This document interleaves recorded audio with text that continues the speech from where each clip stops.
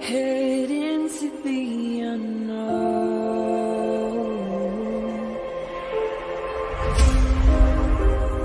down the rabbit hole,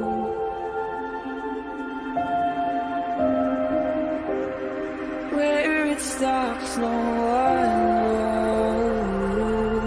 We're going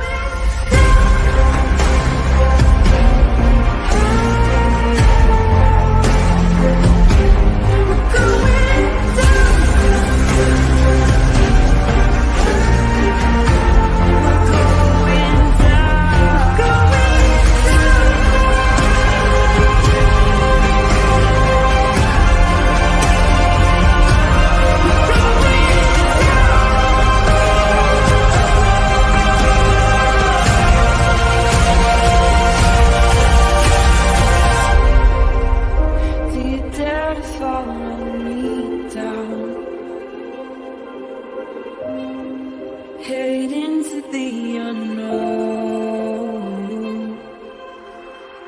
Na, na, na, na, na, na, na.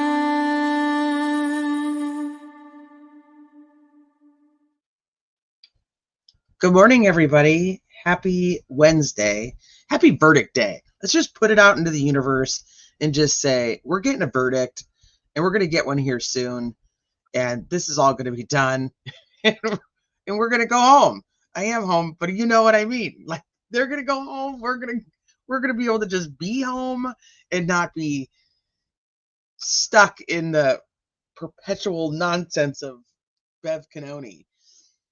So happy verdict day. We're starting out with a positive outlook on life.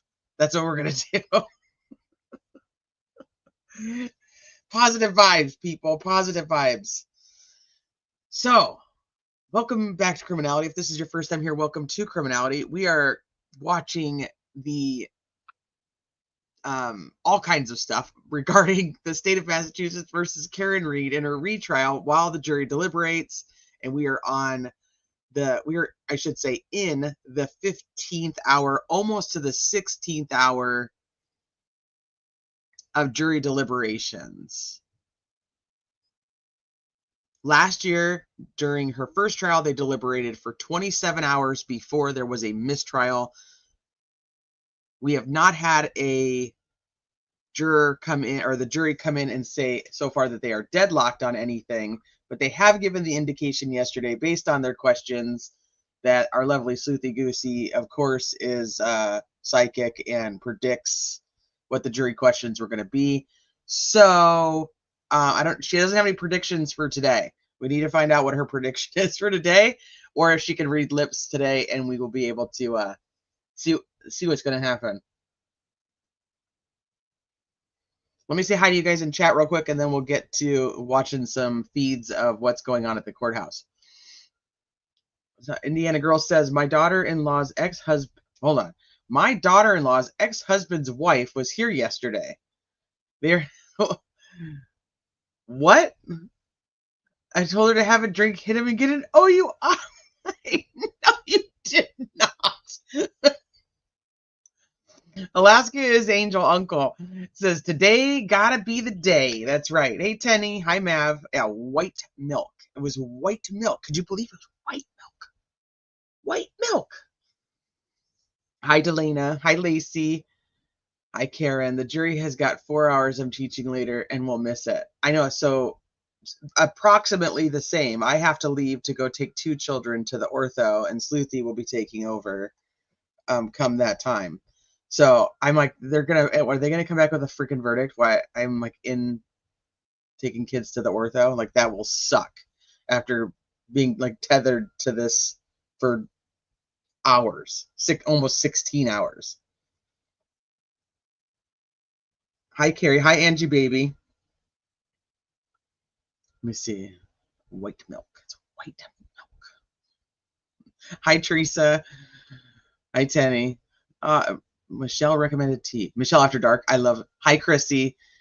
You came over after recommendation from Michelle After Dark. She's one of my faves. She's one of my fave channels, one of my fave peeps. I have her on my recommended list because she's one of my faves. So Thank you for coming over and trusting her. Rexy, did you see my comment? You guys are gonna have to forgive me. I'm a little fucking tired here. So if I sound tired or am making weird mistakes, just please just know I'm just really tired. Rexy, did you already send me an email about this? Because I feel like I starred an email from you, and I'm trying to think if that was just like a dream. Like I was like, I really hope that Rexy emails me. Or if it was reality and you did email me, because I was like, I need to make sure I go back and check and see what this is. Because I'm so behind on emails. If you guys have emailed me, it's so bad. Hi, Ems. Hi, CH. Schmeed. What's up, Schmeeda? Hi, Christy. Hi, Grandma 6. Hi, Bree. Hi, Jennifer. I think I said hi to Karen, but if I didn't, hi, Karen. It's hot. It's hot in here. It's getting hot in here. So take off all your clothes. Hello, Spring. Hi, just Jen. Who did I miss? Hi, Ems. Did I say hi to Ems? Hi, Heels.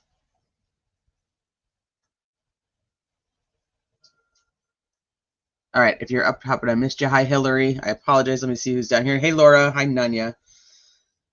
Sleuthie says, I'm dying, but I'm coming. Dude, I feel you. I feel you right now so hard. I really do. Quote of the day. I'm really fucking tired. I did not sleep well. It was so hot here. For whatever reason, it was just hot. And I don't know if we talked about this the other day. I was so uncomfortable. I was like physically ill. I was like, I cannot handle this heat at all.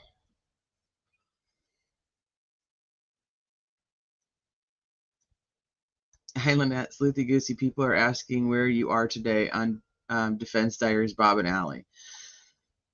So they said something about streaming together. I don't know. I've never done that. I don't even know how to do that. Yeah, it's 6 a.m. Yeah, I've been up. Yeah, my alarm went off at 5:15, and I'm like, and I'm pretty sure the last time I looked at the clock, it was at least 1:30 before I was asleep.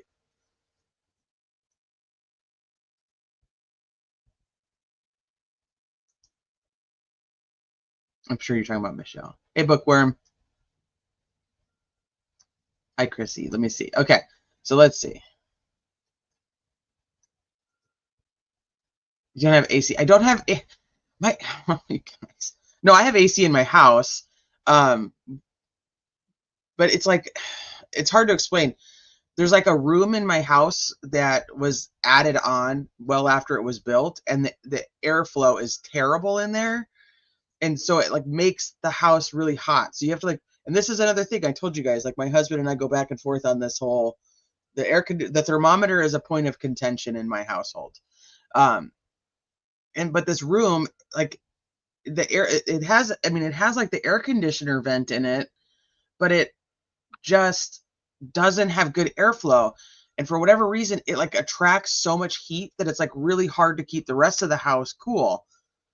I don't know why that is. So if it's right in the middle of like summer during the 5 to maybe 4 to 6, 5 to 7-ish hours, it's like unbearable unless you like drop the air conditioner low to like overcompensate, because then it's still got to take care of the rest of the house, which my husband does not want to do, like, ever. And so sometimes I'll like leave and I'll just like I'm gonna go in my car. You guys, my air conditioner in my fucking car isn't working. So my husband like recharged it or whatever, and it like it's just, I don't know, it's just not working correctly. And I'm like, I cannot function. Maybe, and I was like, last night I was like, at that point, I'm like, maybe I'm actually getting to the fucking age where I'm having hot flashes. Like, that's how I felt. I was like, is this what people feel like? Is this the beginning of something that I don't want to deal with? Because maybe I'm having hot flashes because nobody else was hot like me. I was like, I can't deal with this. It's just like when it's too hot outside. There's like no compensating for it.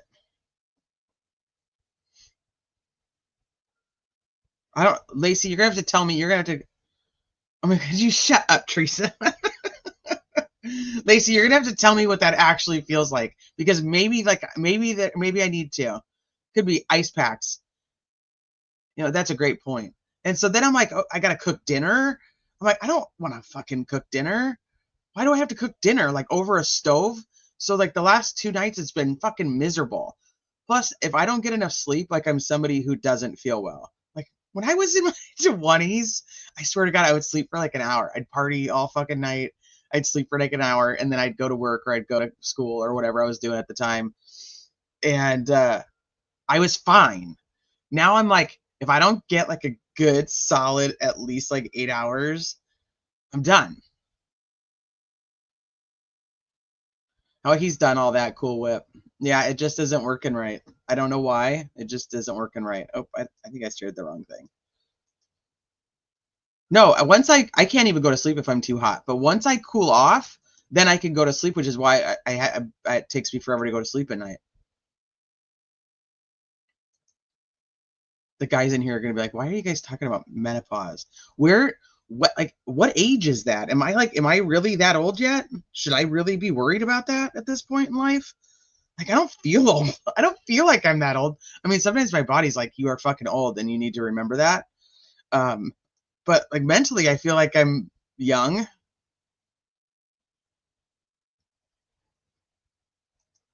Right? I'm young. Hold on, Nicole message me. Let me see.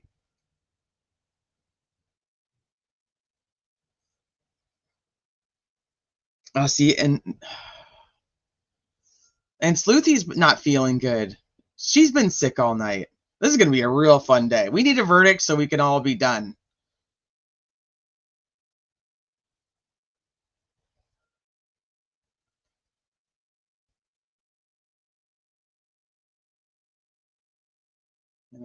Why is it not showing the stream that I want it to show?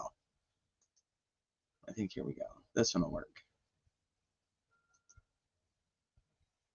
41? Doesn't that seem early? 42? So not last night, but the night before when I was cooking dinner, my husband was like, let me move a fan like directly like in front of you because you look like you are about to like pop a blood vessel. You look so pissed. I was like, I'm not pissed. I'm just fucking hot. 42, 20. But when I was 20, 29, I had injections. Oh, okay. I was like, wait, you didn't start when you were 28, 29. I'm 53 and I was a bit early, but I haven't had a period in over 5 years. Well, I'm not that lucky. Okay.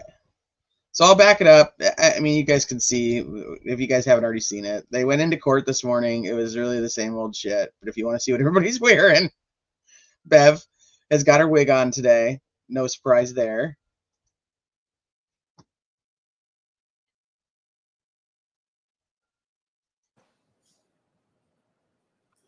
Hear ye, hear ye, hear ye. All persons having anything to do before the You're Honorable 44, Beverly not Canoni, 45. the Justice of the Superior Court, now holding in Dedham within and for the County of Norfolk.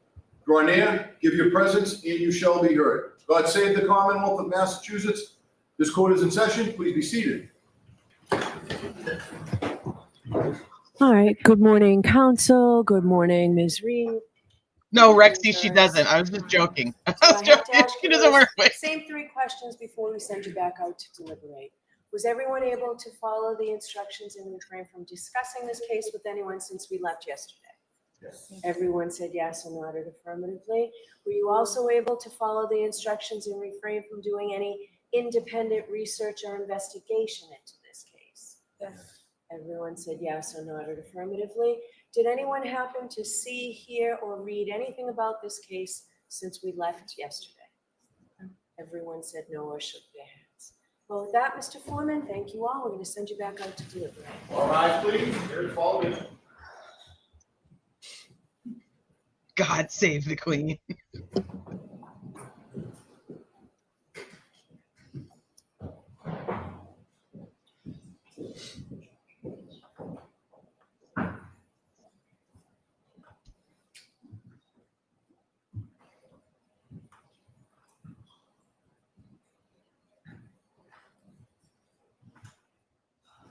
Who would ever pick that as their wig?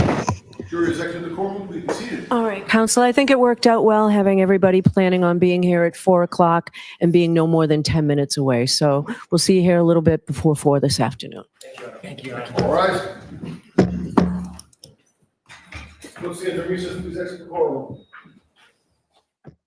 So super simple. Did you do anything bad? No. Okay, go deliberate. Be back at 4. So again, 4 o'clock.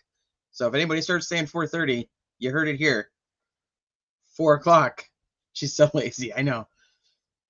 They gave Lolly a notepad today. They were like, okay, people were making fun of you and saying that you didn't have anything to do. So here, we're going to give you a notepad.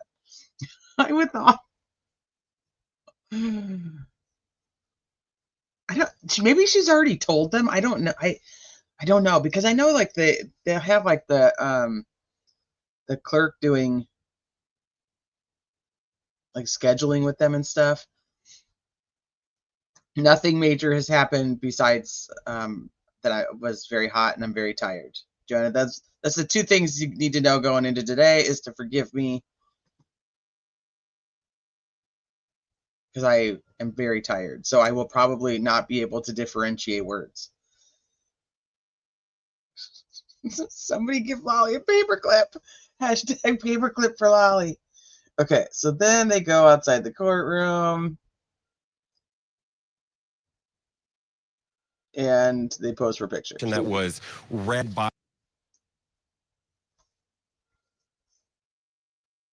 Stephanie Harlow. but it was about question number after the third question that was read by that judge. Captain later in the day, and it was if we find not guilty on 2 charges but cannot agree on the charge. Is it a hung jury on all 3 charges or just 1? And then her reply was that this is theoretical question. We cannot answer that. Happening right now outside the courthouse. We see all of the parties, they are leaving. The O'Keefe family is leaving. Everyone is completely silent in front of the courthouse. You can hear the engines of the vehicles in front. This is just a big change that we've seen during this verdict watch, where we have all of these hundreds of supporters completely in silence, holding what they tell us is sign language for love, and showing that to Karen Reed and this defense team. The defense team on the steps, they're allowing the O'Keefe family their time to get into their vehicles, and then they're heading down the stairs. We see that live happening right here in real time. This defense team, all of the attorneys are still under a gag order. They can't answer questions like what we saw in the first trial. And then also this defendant has been answering questions up until deliberations. She's not answering any case-related questions as they're posed to her, like we saw during the 8 weeks of presentation of evidence. Julie? Right. Matt, curious, are the families brought out through separate entrances? We were talking in our last show segment about how both the O'Keefe family and the Reed family are all under a lot of stress. And our psychology expert on the show was saying there's a lot of fear for everybody for different reasons on both sides today.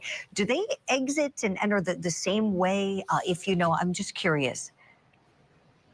Yeah, it's only the judge and the jury members, and there are several trials that happen throughout the course of this case at this courthouse behind me. They use a separate entrance, and I'm not going to get into details about that for security reasons, but the family members of the O'Keefe family, the victim in all of this, John O'Keefe, his family is always escorted with state police. That has always been the case, and they coordinate with the victims' right advocates and the court staff to where the defense team walks out at a different time. And they are also escorted with state police. There's been no interaction that I have seen of the parties. There has been no interaction with this crowd, with the O'Keefe family that I've seen during this trial. So it resembles, I'll say, to what we saw in trial number 1. Julie? I appreciate it so much. Matt Johnson live for us in Dedham, Massachusetts on this case. We'll be speaking soon. Thank you kindly for that early update, Matt. Let me bring in now.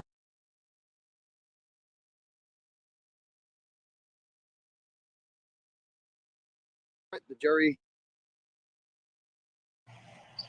Yo. Bust Stop live. What's up, peeps? That's him, not me. How's everyone doing out there? We're here in Dedham, Superior Court. The jury 15 minutes ago. Nice to see. All right, what's up, guys? It's going to cut up like this the whole time. I don't know if we'll be able to watch it. Bust Stop check-in. Can you guys hear me? Hopefully. Hopefully. I can't read any of the comments. All right.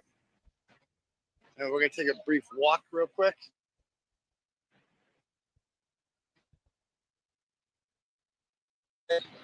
Yeah, that's going to... hopefully it gets better. The Bus Stop live check-in. I'm outside. Is who wearing your favorite blue shirt? Turtle Boy or Vinny? Who are we talking about? Like, did they look?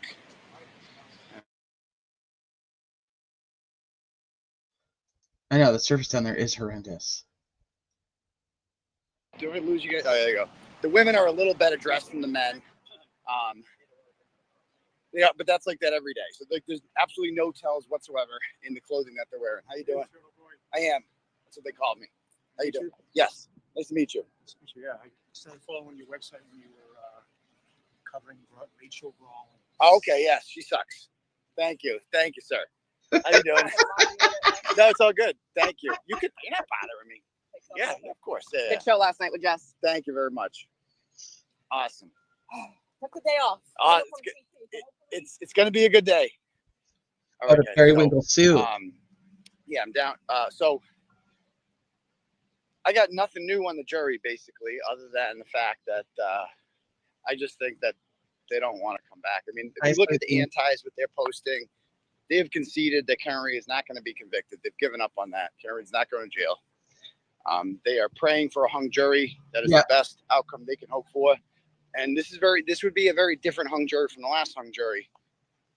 Last hung jury. He's talking about, yeah, I was just actually reading this tweet before we were going live, or right when we went live. I don't remember which one it was. Whatever. I was just reading this tweet. He screenshotted the prosecutor's podcast, or they're saying on Twitter that the best people could hope for is a hung jury at this point, because there must be an FKR person on the jury. So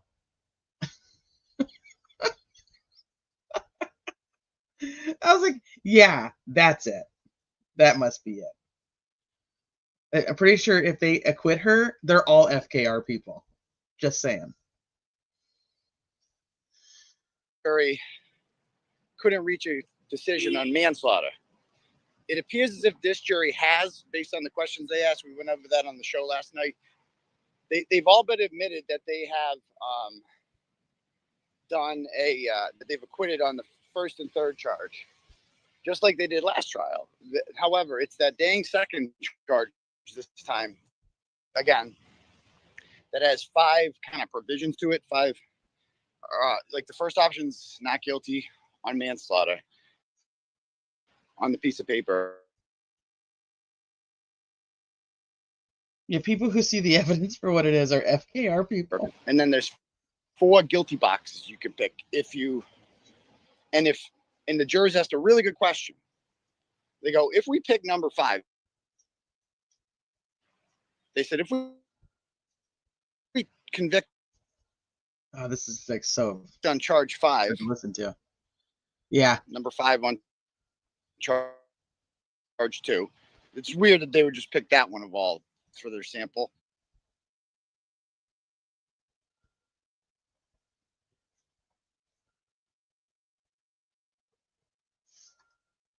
Now he's frozen.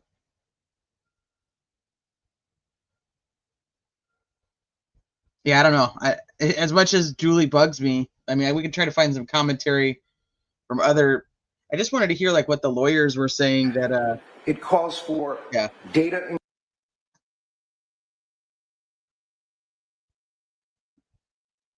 I don't know what. Yes, he definitely. He just cut off. He's just frozen. Cut off. That's annoying. Right. Data including. Like, Why I don't know is how it- he didn't end. Like, I would be ending. I think he did end. No. Oh, I don't know. Well, Data including. weird. Like it cut to Hank. Oh, I Did thought you you see did that? that. No, he did that. That's his video. It calls for data including. That's weird. Yeah, I don't even know what that is. Why is that even on there? I wonder if it was like a. At 4:53 a.m., Karen Reed called Jen McCabe and then How did Karen not see John? I don't think I've watched this one. Have I watched this one? How did Karen see John? How did Karen Reed see John? Oh, was it possible? Did we watch this? This doesn't sound familiar. I don't but know. Is she talking about seeing him in the lawn? I think so. Carrie I mean, Robertson obviously with it's the judge. possible she saw him. Oh, yeah. You know what I mean? How did she see him? She saw him. I mean, Seraph, when he pulled up, he saw him. So people just been out of shape because the people that should have saw him didn't. So weird. I'm so sick. Everything needs to be over so I can like throw up in peace. Yeah. And like last night, I was like, it was like 2:00 in the morning, and I was like, bro, are we serious right now? I actually took a Zofran. Like I try. I usually power through it, and I try not to. Like yesterday, I did not. I try to save them. I don't know what for, because I think they lose like efficacy after a while, and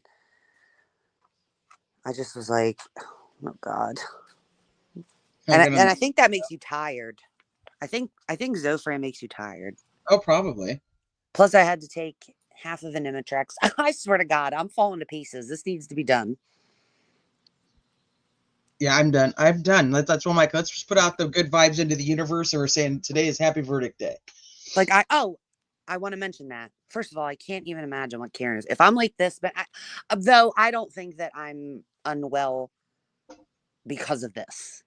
Per se. No, but I'm exhausted because of this. Yeah, like I know why I don't feel well, but I think it's stressful, and I think it's making that worse. I don't think it's making me sick. And so I can't even imagine with Karen, like after all these years, and she is like baseline sick. You know what I mean? But I will say,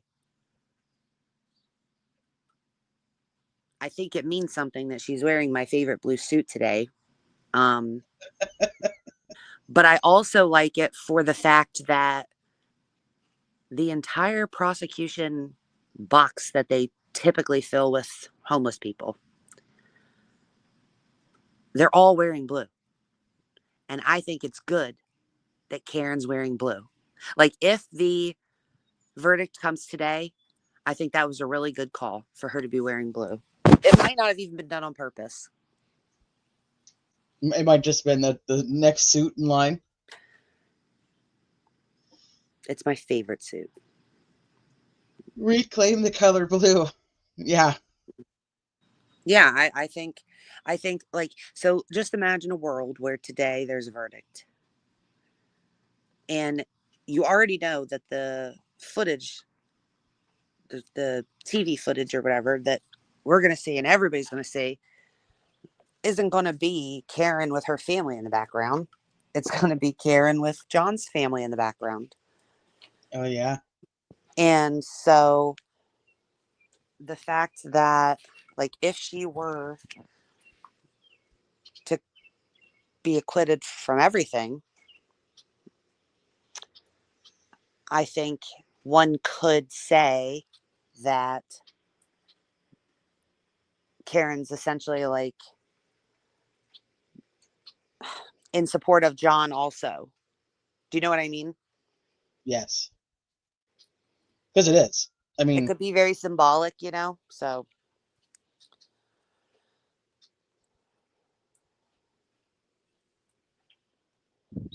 I'm talking all about symbols and shit. Teresa's like asleep, still dark there, and she's got one eye open. I'm sitting in the rain, like, Like shit is just going downhill, man. Like I we don't need know. this to end to have some normalcy. At least we know tomorrow is a day off. Although, is it really a day off if we still have to sit here and think about how they did not come up with a verdict? And we still don't know if there's court on Friday or I deliberations know. on Friday. Like, is anybody gonna find out, like, legit, like, what's happening for Friday? Somebody should probably just ask Beverly, for God's sake. She won't know. She'll be like, 5 o'clock, I'll be at the sidebar. She's like, I'm not going to miss an opportunity for a 5-day weekend. She's like, I'll be having a half day on my own. The only thing that concerns me is that yesterday I was so sure that after those questions, like, because the way I'm thinking about it is they must have gone in order, like, spent all their time deciding what they thought she was, like, they spent all that time figuring out that she's not guilty on all these things or whatever. Well, then they're stuck on count 2. Why are they stuck on count 2? Because they got to go through each of these things. Start here. If you don't say not guilty here, then go to the next one.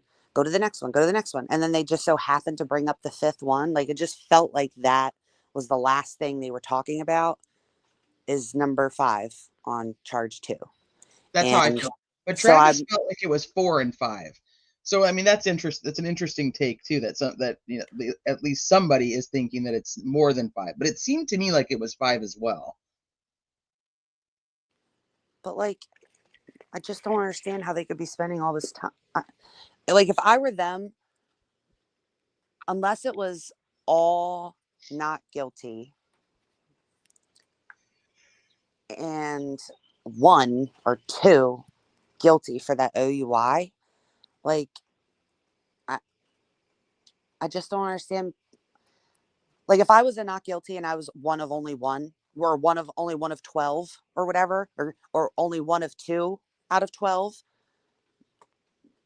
Just don't give enough of a shit about the OUI you to fight. you could sway me to go to that, because if we're especially after the hours or the answers yesterday, Right. like, okay, so we can consider 507. Like, obviously she was driving. I mean, that would not be hard for me.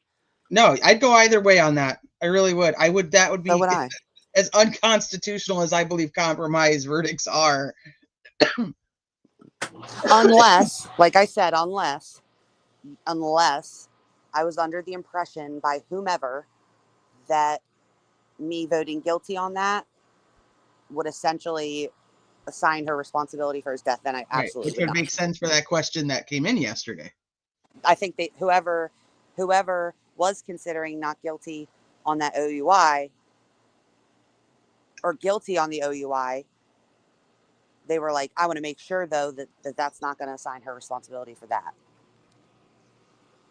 I absolutely think that, because I was thinking the same thing before they ever even asked.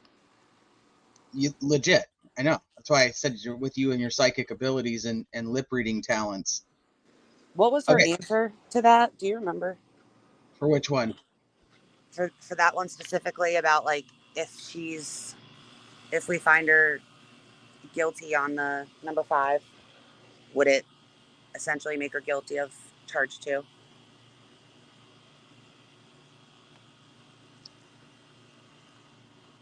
I feel like that was the complicated answer. Yeah, I don't remember. I almost feel like I'm confused. I'm getting switched with, like, what they were talking about in court versus what she actually said. Right. We could always go back and look at it, see exactly what she said. I'm surprised you didn't actually tweet what she said. That's because I was so pissed off that the only thing I said was that I was pissed off that she refused to say, if any. You should go back to your tweets with the questions, and then we'll go back and watch it, and you should type what she said. So then that way we always know what she said. Like what her answers were. Her answer was the new verdict form and reading it to them. That's right. Oh, the new verdict form. Okay. This is not good. This is not good, people. I don't know how we're gonna function today. So people in chat are talking about Idaho real quick. So I want to touch on God. this. There is a hearing today in the state of Idaho versus Brian Koberger, which CH. she She said said if you find her not guilty, check the guilty box. Oh my God. so Brian Koberger has a hearing today, which could result in a possible, which I don't think it will, but it could result in a possible change of when the trial takes place, because the defense has requested for the trial to be delayed pending the Dateline leaks and the investigation into that and some other things. And so they're having the hearing today, but as of right now, that trial is scheduled for August.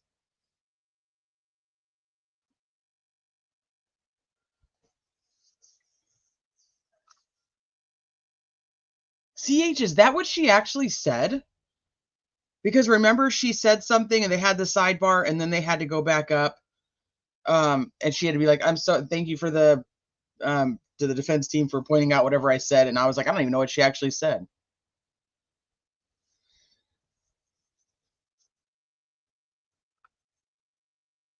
Oh yeah, there is another documentary on the Koberger case that's coming out on July 11th. I ended up making the same decision with the Dateline one that I did with the Karen Reed ones. I ended up not watching it. I was going to watch it and do like a recap for the Dateline one, and I thought, you know what, I'm actually not going to do that. I didn't watch the Idaho one either. And so I probably won't watch the Prime one either. Especially because these are very family focused, and the families, you know, the ones that are vocal that he's guilty. Not that I disagree, but as of right now, he's not guilty. So I think putting out documentaries saying that he's guilty is probably not a very good move. Now, add into that all of the evidence, all of the information, however you want to look at it, that doesn't necessarily need to be public. Being public is what some members of some of the families want. But is that what's actually going to get them justice? I don't think so. So, yeah, I don't know. They've already had to move it far away, like, because of media coverage. It just seems like maybe we should take the hint. And like now people are in trouble after that documentary. Yeah, it's just not worth it. Karen's like, if I'm honest, I think he's guilty. I think he's the right guy. I do. Sleuthie, on the other hand, may have a different opinion, so I'm not speaking for her. I do think he's the right guy. My bigger issue with that case is some of the constitutional issues on whether you're the right person or not. Is it okay to do some of the things they're doing to be able to find somebody guilty? And I don't agree with that either.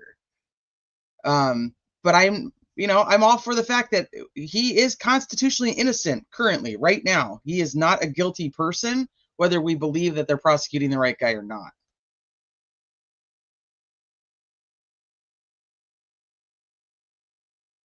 My thing is with this case is that I have a lot of questions, things that don't make sense. And I'm trying to offer, no, I would not say the benefit of the doubt, because I'm not really, because I am concerned with how they handled the investigation, considering they don't handle those like ever. Right. And there's already been some like fuckery that I dislike, because I'm a huge, like, if someone is guilty and it's like obvious, and I'm speaking generally now, if someone's guilty and it's obvious, but the police just fumbled literally the entire thing, I do get angry with the police. Right. rather than like still want them convicted. Like, I think that when you're like, oh, it's okay this time, because like they're obviously Because guilty. they're obviously guilty, so Yeah. it's okay to do whatever you want to do to make it so Yeah. that they are convicted. Yeah, I don't agree with that. Not at all, because it's like, okay, but then where's the line drawn, to the sense that what if someone is not, like, they're the police, like, you don't understand the power that police do have, and I would say just the state in general. And so Here's the thing is, if they are so apparently guilty, you don't need to fuck around to figure that out. You should Yeah. be able to prove it the right way. Well, and if they don't have a level of where I'm like, if they think that it's okay to do A, B, and C, let's use Karen Reed thing, for example. I see people say that, and I do think it's true, that often when people say that someone is framed, I think a lot of times what I think in my head, what I correlate to that is, there might have been a little bit of evidence. The police thought that they were guilty, and so they just padded it a little bit more. And they might have done unscrupulous things to pad it a little bit to ensure a conviction, right? Yep. So not necessarily, oh, I'm just going to like close my eyes and like start clicking around on Facebook and just find a random ass person to frame. Like, I don't think it's like that. And so my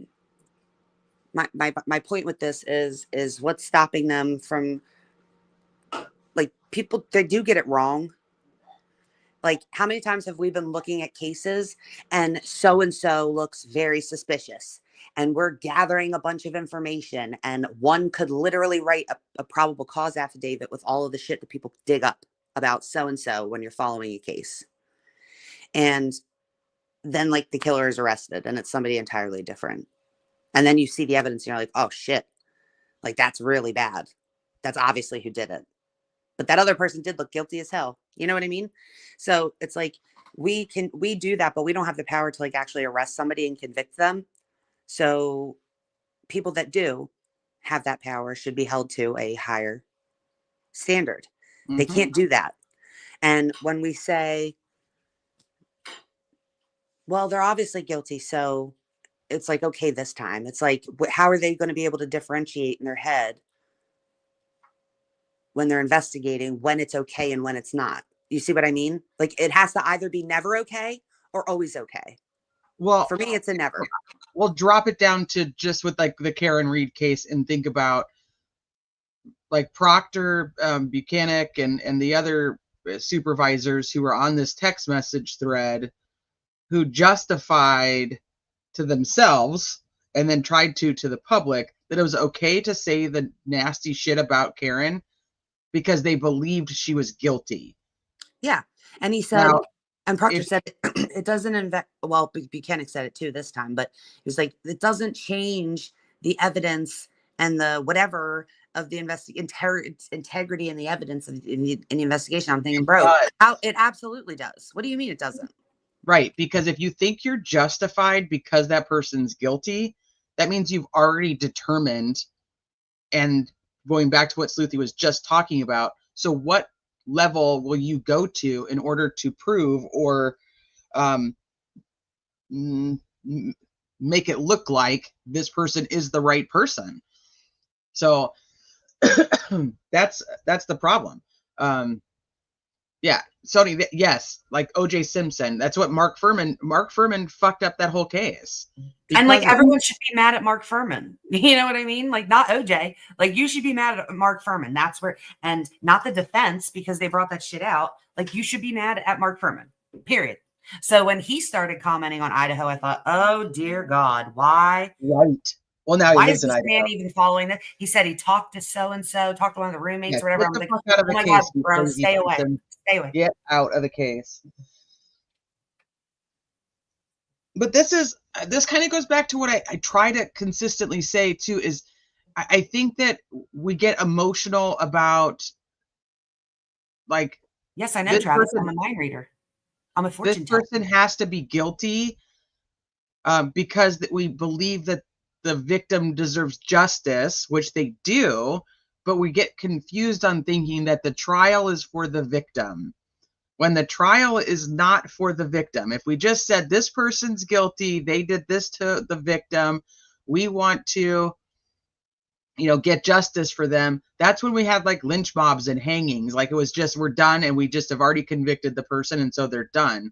But if we pay attention to the fact that the trial is actually for the defendant to protect their constitutional rights and to make sure that the police aren't padding or doing things unconstitutional, and it's not actually for the victim, the trial isn't for the victim, it's for the defendant, then I think we care more about what the cops are doing in order to get there, if that makes sense. But if you think it's for the victim, if you think the trial is for the victim, then you don't care whether the person is actually innocent or guilty. You just care about closure for the victim or the victim's families at that point, when that's not the case. And I think that's when people stop caring about, that's when it becomes okay. Like the same as like the cops who think it's okay to just add a little bit extra, or to only focus on, even not even adding anything, to only focus, to have tunnel vision on one person and one person only in order to get the conviction. So I think if people just remember that we're actually here, this trial is for Karen Read. That doesn't mean that there's not a victim or a deceased person or a loved one that was not lost. Like, that's what it still means, all of that, but it is to protect her constitutional rights. That's what the trial is for. Think about it this way. We'll just use John O'Keefe. Why am I echoing? No idea. Now I'm not. Okay. So John O'Keefe died. If Karen Read is found guilty, his family still doesn't have him because he's still dead. If she's found not guilty, his family still doesn't have him because he's dead. I don't know where this idea that like convicting someone brings closure. Like, it doesn't bring any closure. It might make you feel like vindicated, maybe because you've punished someone, but Yeah.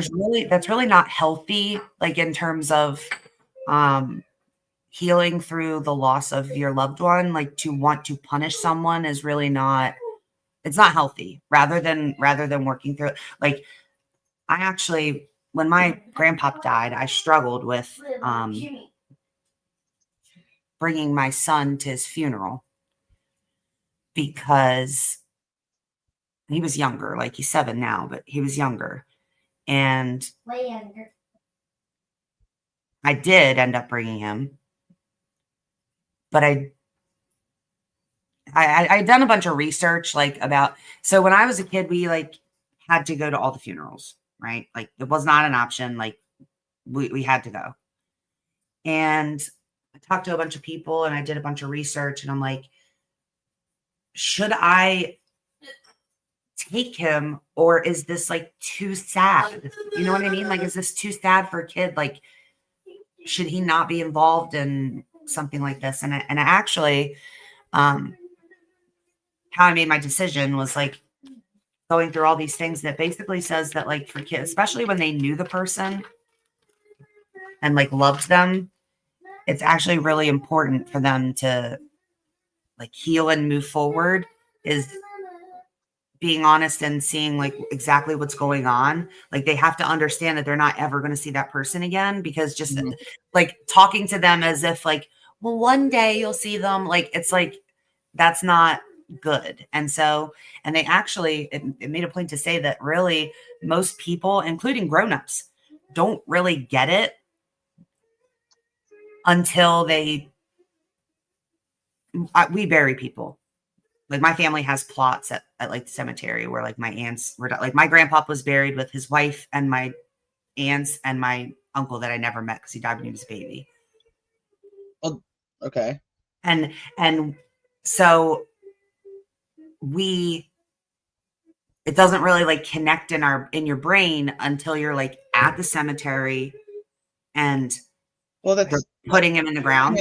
Is the funeral for the deceased or is the funeral for the living? Good. The funeral's not for the deceased person. Well, no, that's my point here is that what I'm saying is like when we're talking about closure, that's a step towards closure and it's more healthy versus I'm going to show up every day and spend all my time thinking and talking about what a horrible person. Like one is healing and moving towards closure. The other is just like moving towards vindication and resentment. And it's just not like, I really personally don't think that trials are for the victims or their families. That's exactly, I agree. Like where a funeral is for like the family. Like this is not like in Idaho when Ethan's, first of all, I don't know why. I say it every time. Like, I don't know why. Just looking at Ethan's mom makes me cry. Every time she speaks, I cry. Her. Really? Out of all of them, I don't know what it is about her. Oh, see, that's how I am about Maddie's dad. See, it's weird. I don't feel that way about Maddie's dad. Oh, man, I totally feel that way about Maddie's dad. I don't get all choked up at Kaylee's parent. I don't know what it is. I don't get choked up. I think at the beginning I got choked up with everybody's parents just because it was so horrendous. But if I even see old clips of Maddie's dad, like I get emotional. See, that's so strange. Like, and like, what is the connection? Who knows? Like, what is my brain connecting that's making me that way? But when she said that she like didn't think she was going to even go to I was like, bro, that's probably for the best for everybody not to go to the trial and all the hearings. That's probably best for everyone. See, well, I disagree with that. You think that they should go to the trial and the hearings? Uh-huh. What for? Well, I think they need to be there to show that they're there in support of what's happening. If they think he's the right guy. So you mean more for like educational purposes so that they feel comfortable with it? Like with a conviction or?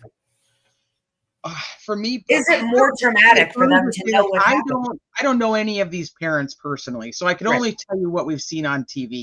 You know what I mean? So like, I hate talking like I know any of them. I don't. I've never spoke to any of them.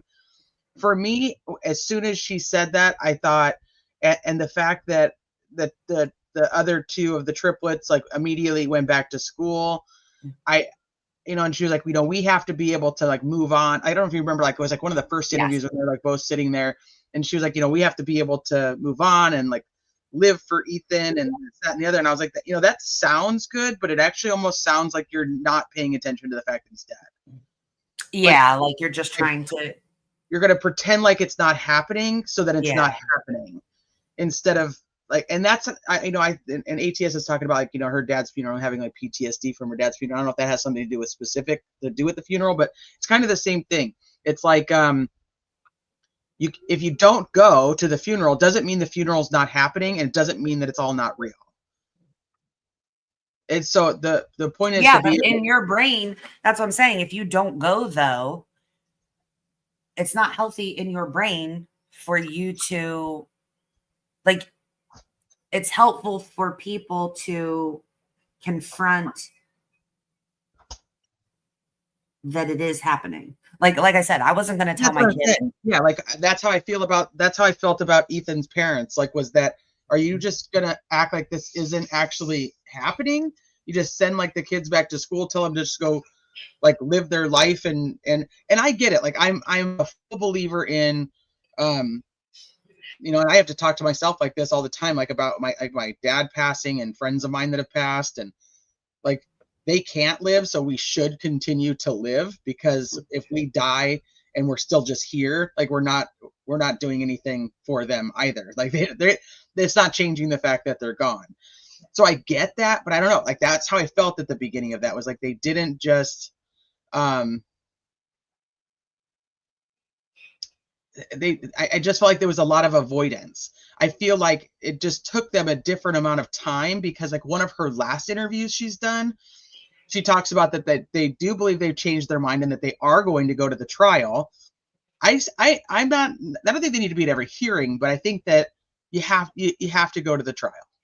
And that Well, let doesn't me mean ask you this. What showing if, vaccine photos or anything like that, but I do think that you have to go. I teach my kids that there's want tos in life and there's have tos in life.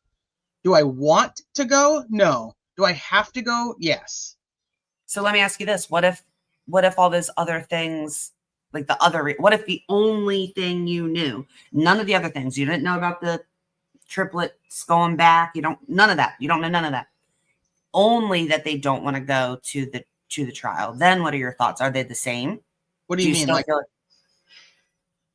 say that do you again? still feel like they're trying to, if you didn't know all the other stuff that makes you feel, and I can understand 100% why you would look at it that way, that feeling of like trying to avoid acknowledging what has actually happened, because we're just going to like move forward and pretend like it didn't happen, I guess. Right. If you didn't know there's other things, like about them going back to school so fast, and say the only thing you knew of his parent, let's use any of the parents.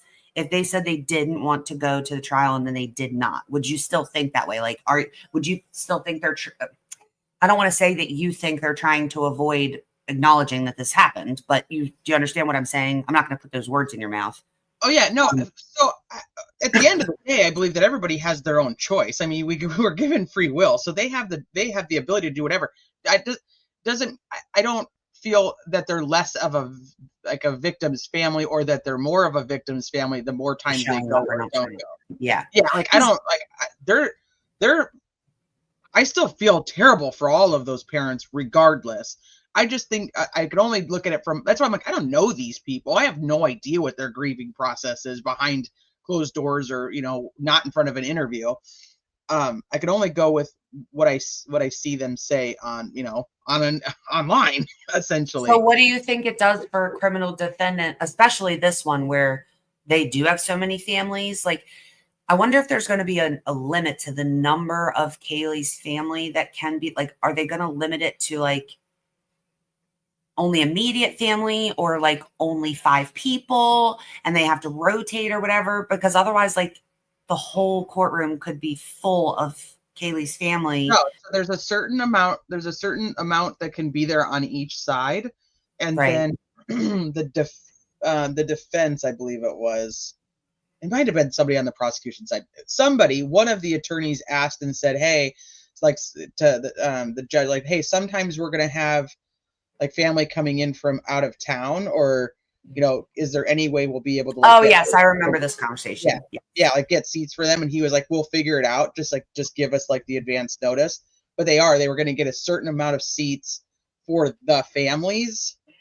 I don't know if it was going to be like 4 seats for Kaylee's, 4 seats for, I mean, there's 4 victims, so it can really get out of control, because like there's 4 victims. They all have families, obviously. And I don't know how big the courtroom is, but like, so the reason that I'm asking this, and we're basically proving my point to a degree, but what do you think that it does for a criminal defendant? Let's say this one in particular. What does it do for him when you have a bunch of victim family members that are understandably emotional and perhaps out for vindication? I mean, I think it's clear some of them are. Are we in agreement with that? Like, some of them are clearly out for vindication. Okay. And they have huge resentments towards him, and they haven't heard the evidence yet. So you just know that nothing they hear is going to make them think that he might not be the person, right? Like, all the things that they hear is going, whether it's good or bad for him, even if it's good for him, it's going to be like, well, he's guilty. They already think that. They're already like calling for him to be shot. So like, let's be for real. is that helpful to a criminal defendant when you are like, can I say something without everybody getting all bent out of shape? I don't know about that, but you can sure try. I'm going to say something, and I mean, take it for what it is. I'm not trying to be disrespectful, but I'm going to be honest about what I see.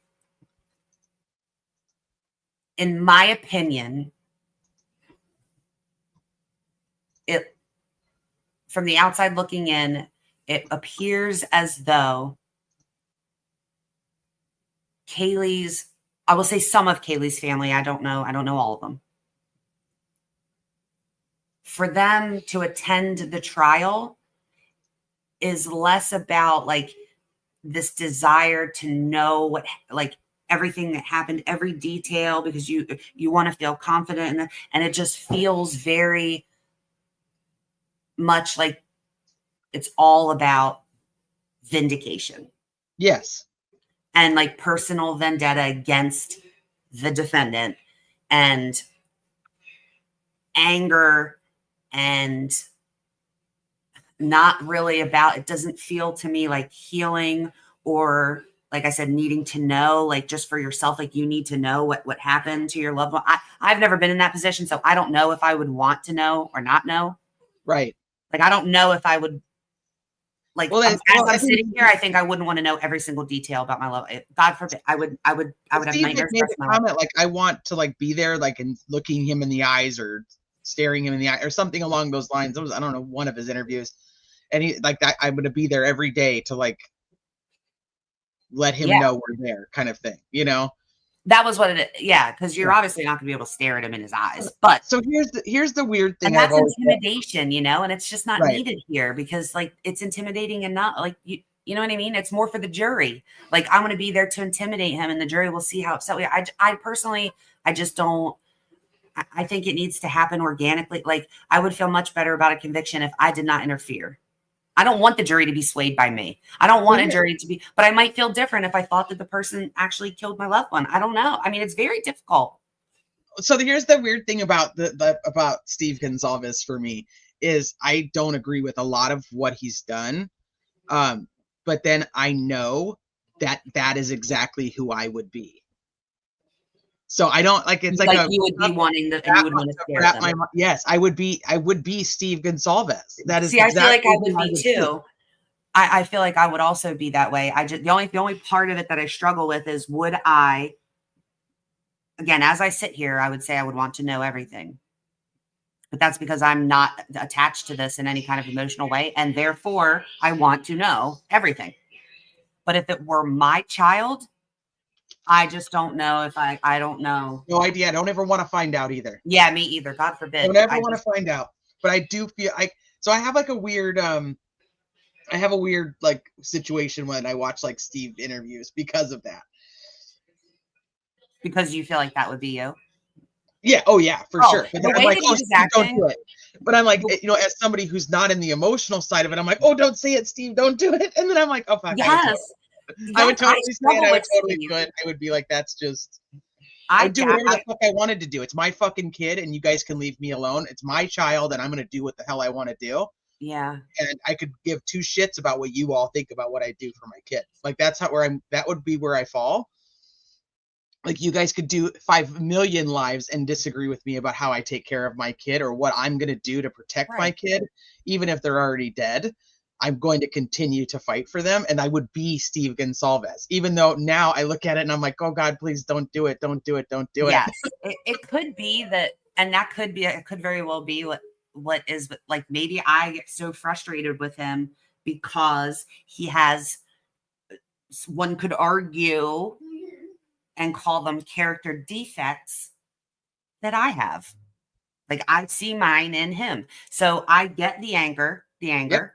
Mm-hmm. But then I also get the, like, before Kohberger was ever arrested, I was 100% with Steve. I'm like, bro, let the information out. What are we doing? Are you guys doing anything? What is happening? I felt his frustration. I agreed with him.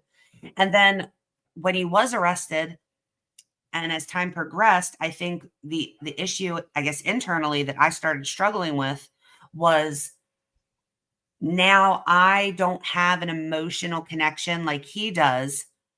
And so I'm able to consider the defendant's rights too. And so I struggle between, I get why he does certain things, but then I'm like, you need to let him have a fair trial. But I think that the part that gets me frustrated about that is, and I have no suggestions on how to explain this to him to get him to actually understand. And maybe he already understands and he just doesn't give a damn.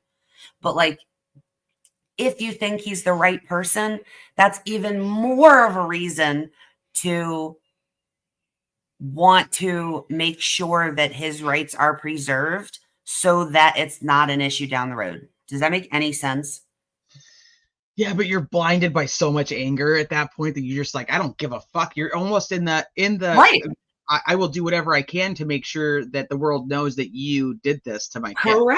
Correct. Yeah. And that's why I said, because he has that emotional, I mean, it's his child. I mean, listen, there is no end of any planet that I would not go to for my child. I had a dream the other night. I won't and can't even talk about it. Okay. I'm getting like choked up just thinking about it. Where like, I went into my kid's bedroom. Like when I say I woke up and I thought I was going to literally have a heart attack, my heart has never beat that fast ever in my life. And me and him been through some shit, like when he was a baby. And this dream scared me so much. Like I had already formulated this plan in my head. You know what I mean? Like if I just know that people say like, oh, I could never kill anybody. And I feel like on a regular day, I couldn't. And under so many circumstances, I couldn't actually. I could be really angry and want to, but I would never, like, whatever in my brain would be like, no, don't. But when it comes to my son, there's absolutely nothing that would stop me. Nothing. Like, people that take other people's lives for their children, like, I 100% get it. So I understand his anger. I just don't want him to later regret. I don't want there to be anything that happens as a result of that he eventually regrets. But it could never happen, and it's pointless for me to worry about it. Or it could, and nobody could have stopped him anyway, because like you said, he's just blinded by, oh wait, is today the 18th? Mm-hmm. Oh, good job. You marked it off. Good job. How many more days?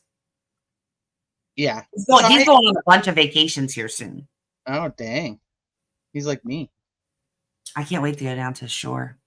6. Okay, perfect. Now go eat your pancakes. I don't know why you're piddling around. Like, go eat your food so you can. I'm already full. You're full? This kid is either a complete bottomless pit. And when I say that, I literally mean he'll go all day and there will not ever not be something in his hands, in his mouth. All the snacks. That's my tiny human. That kid eats constantly. I'm like, never stops eating. Never stops eating. Let me make you real food. Let me make you real food. Stop eating all the things. Let me make you something that's going to fill your belly. Let me make you some spaghetti. That'll fill your belly. Doesn't matter. All the things. Yeah, I make him spaghetti. He's still going to want something immediately right afterward. It's so insane. He'll literally be eating and ask me if he can have something else after he's done. I'm like, you haven't even digested yet. How do you know you're still going to be hungry? And then I feel bad making him wait.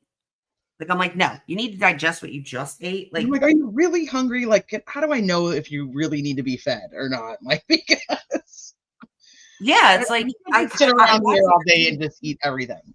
And you're not even a teenage boy yet. Like, come on. He's 7. Yeah. People I know who have lost a child have to make a conscious decision to live again. Usually it is for their other children. Yeah, see, I don't have any other children. I'd have absolutely no reason. I'd have nothing to lose. I'm dangerous that way in terms of like, if something happens to my kid, I literally have nothing to lose. I could care less about leaving my mother for the rest of my life. I could care less. I love your mom. I know, but nah, again, my kids override everything. So I would, that would be the only way to survive, is to know that you have the other kids who still need a parent. Absolutely. But without that, If you don't have no other kids, I don't know if I would. I don't know if I could. they say that, and this is why I think my grandpa like begged God to kill him for like 15 years. Like it went on forever, bro. When my aunts died, so you have to think, my grandpa, so my mom's one of 7, she's the youngest. Bub, can you turn that down, please? She's the youngest. She was 4 when my grandmom died. And so at that point, he had 7 kids. She died. He raised all 7 kids by himself. Then they get older. Oh, before my mom is born, they lost a baby. So my grandpa lost a baby, then lost his wife. Then 2 of my aunts died within a couple months of each other. One had been sick, but not necessarily dying. The other one just died out of nowhere. So at that point, 4 kids or 3 kids and a wife, my grandpa was like, I'm ready to go. Even though he had other kids, he's like, I'm ready to go. My brothers have all died. My parents died. All my friends died. My cousins died. Everybody's gone. Now my kids are dying. Like, I don't want to keep living. And I think part of it was he didn't want to keep living and more kids die before him. Yeah, that's tough. Yeah. And they didn't. No more died, thankfully. But he hung on forever. And not because he wanted to. You know, they say, like, if you have, like, a will to live, like, you will. And if you don't, you won't. That's bullshit. Did not have a will to live. He was just like, God darn it. He was like, after that, he was like, don't buy me any more Christmas cards, birthday cards, presents. Don't send me nothing. I don't want any parties. Of course, we still did, though. His favorite thing was scratch offs. So he stopped doing cards. And like for his birthday and stuff or any holidays, we would go buy like a ton of scratch offs. And he'd literally sit at the table. I could picture him right now as we speak, sitting there with a knife, scratching off all these scratch offs. Like he enjoyed the actual process of it. And then like the tapping of it to get all the whatever that stuff is that covers it on the table, and then sweeping it up and then like looking at it. I could literally picture him, and he would take that, but everything else, no. But like he didn't have a will. But yeah, like still lived anyway. He had to do it anyway. So who just said something, and I just watched this like video. It was like one of the like a short or something that was on this, and it says that like out of your siblings, like think about the fact that like one of you will go first, and it was like a whole thing that was like way longer than that, but it was like one of you will go to like all of your siblings' funerals, and one of you that same one of you will have nobody at yours. And I was like, shit. Wait, like what was this? This is like a video, like, you know, it's just talking like, you know, about death and whatever. And it was like, like your siblings, like there's one of you in the sibling group who's going to go to all the other siblings' funerals. And that same one of you is going to have none of your siblings at yours because they're all dead. And so you're going to be the last one. You're going to have to endure going to every one of theirs, and you're going to have to endure not having one of theirs at not even having one of them at yours. See, that's so sad, man. I mean, it was really fucking sad. And I was like, why am I looking at this? Because I know. You're like, don't even read this. It's going to make you sad. And like, you do it anyway. It's ridiculous. Yeah. I don't know. There's this guy, and I don't know how it even came up in my algorithm. And then I want to not talk about sad stuff. And we also have the new verdict slip. So I want to look at that. But I got to tell you so there's this guy, and you guys may have seen him. I don't even know how it came across, but he was like doing an interview, and where was this at? I don't remember where it was now, but his whole family, it was like his wife, his 3 kids, one of them survived. His brother and his nephew were in this car crash, and like he wasn't in the car, and so he got the call that there was this pileup on the highway, and Oh that no. there was a car with 6 people in it that was registered to him, and that all the people in the car were deceased except for one. And it was like his 3-year-old son that survived, but his other 2 children and his wife died. I literally can't. Dude, I bet like, and then like here I am, like it's so sad. I'm like, it just popped up in this damn interview. Now you all Sorry. have to be sad too, exactly. So you guys all need to be sad, then we can move on. Sorry. Like so I was like, holy crap, like what, this poor guy. And I'm like, let me find, I'm so sad about his story. When I listened to his interview, I'm like, let's Google some more information about what happened so I could be even fucking sadder about it. I don't know. It's like, what is that called? A masochist? I don't even know. I was like, what am I doing? I have no idea. I'm But down this rabbit hole of like how old the kids were, and like why the brother. I'm like, why is the brother and the nephew in the same car? And I'm like, what is like? So like I had to do all this like research, and I'm like, why am I doing this? And then I'm like watching all these other interviews of this dude.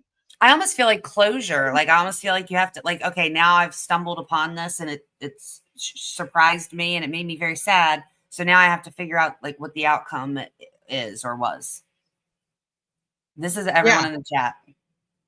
I know, they're like, okay, we're done. We're done. You guys could unicorn Mav, unicorn.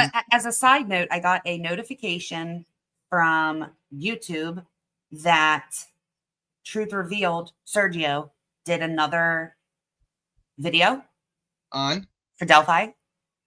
Okay. Also, hold on. Oh, you do have the verdict thing. There was something else. There was another thing. Oh, also, I think this is a lot of word. This is really wordy. Couldn't they just do the boxes like we had that other random thing that was floating around the internet that we found? Like, why didn't they just use that? I don't know. Let's read through it. This is really wordy. So we looked at the original one. This is the original one, and this is only for offense number 2, count number 2. The manslaughter while operating a motor vehicle under the influence of liquor. This is the only one of the 3 charges that has lesser included. So the other 2 are pretty black and white on their face. So I just want to say that. And so this is the original one. Then yesterday they went in and changed it. So this is the new one. So here it is, in the above entitled case, blah, blah, blah. So number 1, not guilty of the offense charged or any lesser included offense. So then in parentheses is added, if you find the defendant not guilty of the offense charged or any lesser included offense, stop and sign the verdict slip. It should be like, or continue to number 2 or whatever, but whatever. So number 2, guilty of offenses charged, manslaughter, blah, blah, blah. I'm not going to go through all of those. I'm just going to go through the added.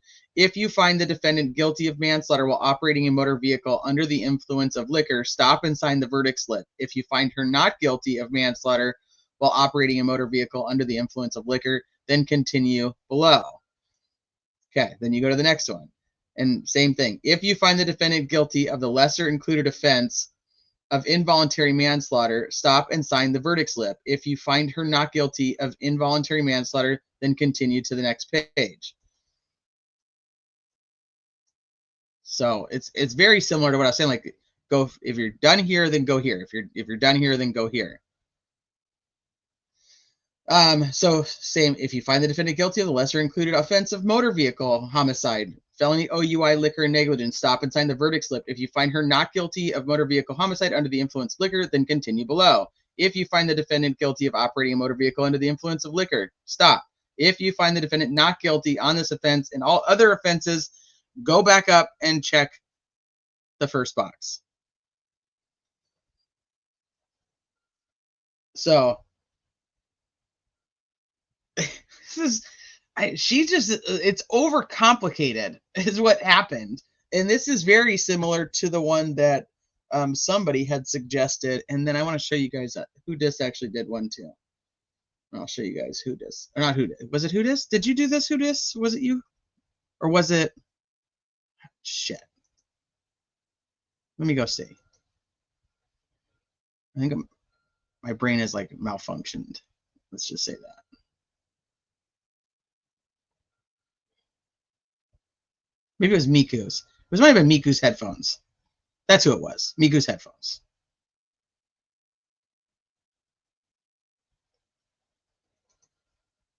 Let me grab it real quick. So like this one is much easier. It's like, okay, if you're here, stop. If not, continue below. Like this is much simpler, but that's not how she wanted to do it. But I don't know. And then let me show you. It was Miku's headphones who redid it. See if I can get that one to pop up. Yeah, this one's super easy. This is the only one that makes sense if you're going to do the not guilty, guilty check boxes for each one, because you can't just put it on there blindly and be like, not like kind of how like Yanetti's version was guilty, not guilty. Well, then it makes it seem like those are all separate charges and you're finding her guilty or not guilty on each one. And at the end of the day, like, could you find her guilty on like count 2.3 and 2.4? You can't do it. It wouldn't work that way. So if you want to do not guilty, guilty for each one, this is the only way to really be able to do it. The dog disagrees, apparently. What am I not open under? I'm not signed into something. This is the one that Miku's headphones did. Let me see. If you marked guilty above, stop. Do not proceed to the lesser offenses. If you marked not guilty, continue to the lesser included offense below. Yeah, this would have been very simple too. It's like just a very simple explanation of where to go. So if you're going to do a not guilty or guilty of those two, you have to have an explanation on if you find this one guilty, stop what you're doing and don't mark anymore. Which Yanetti's didn't really have that.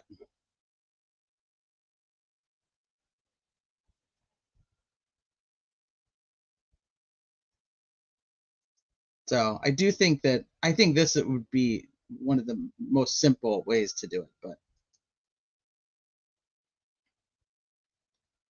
she didn't put like continue below on the other page. Nope.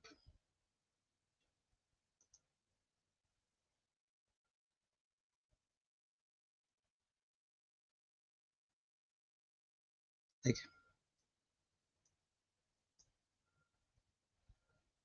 then continue below, then continue to the next page, then continue below. I don't know. Well, hopefully, I mean, this version is still better than her first version. That's all I'll say. At least it says stop and sign the verdict slip. Apparently, if they fuck around and write on the verdict slip, she can declare a mistrial.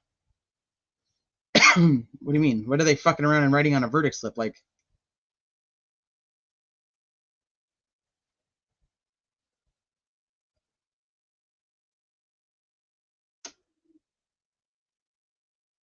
if they just like start writing notes on there? I mean, what are they writing on there? They should only be. Oh, you mean like if they actually started writing not guilty, like people were saying that, can they just pen it in? Yeah, I got you. Okay, that makes sense. Okay. Yeah, they can't just start making up stuff on the verdict slip. I got what you're saying. Yeah. They can't just like start marking shit out. They're like, nope, not this one. Nope, not that one. That makes sense. Gabby, I didn't hear the answer. What did Richard ask? Let me see. Because the OUI is under the manslaughter charge, they were confused about that. So the first three questions were answered to the jury. Question number 4 was written and sent back there. They can't write in their vote. I'm like, we believe Brian Higgins should be indicted. Thank you, Rexy. Yeah, I'm going to stop using them. I just am so over them as a vendor.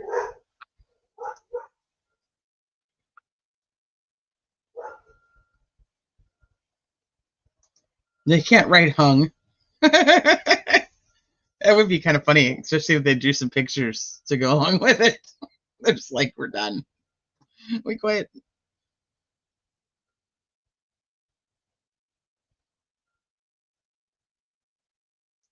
Well, I think it kind of answers their question because it's telling you if you find the defendant like not guilty of this one, move to the next one. So that would kind of tell them like this one is not guilty. I think it's the best explanation for that. They can write wrong next to the defendant is guilty. They're just wrong. She is. Let's go. Okay, let's flip over there real quick. Let's see what's going on. Let me get out of this.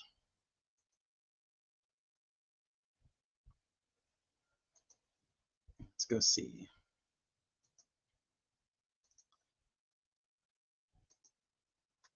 Where do you see her at? Just is it just like on Twitter?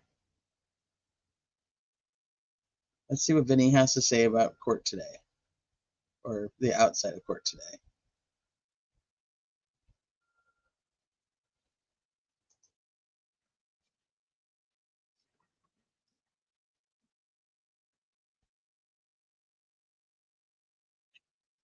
Okay, I think that. And she's talking to Vinny. Okay. Well, I'm gonna play Vinny right now, so we'll see if we'll see what we see. All of them together, it is possible, it is plausible that the disagreement is on the least of video clips evidence. Well, that could apply to everything, but Court TV lead anchor Vinny Politan, who's standing there outside of the courthouse. Vinny, wonderful to see you. Tell us what you're seeing and hearing where you are, please. Absolutely. So right now, there's a couple things happening, right? The deliberations resumed. High anticipation that today is the day by folks I spoke to on the way in here. This hour, though, right now, the crowd's a little thin, weather related.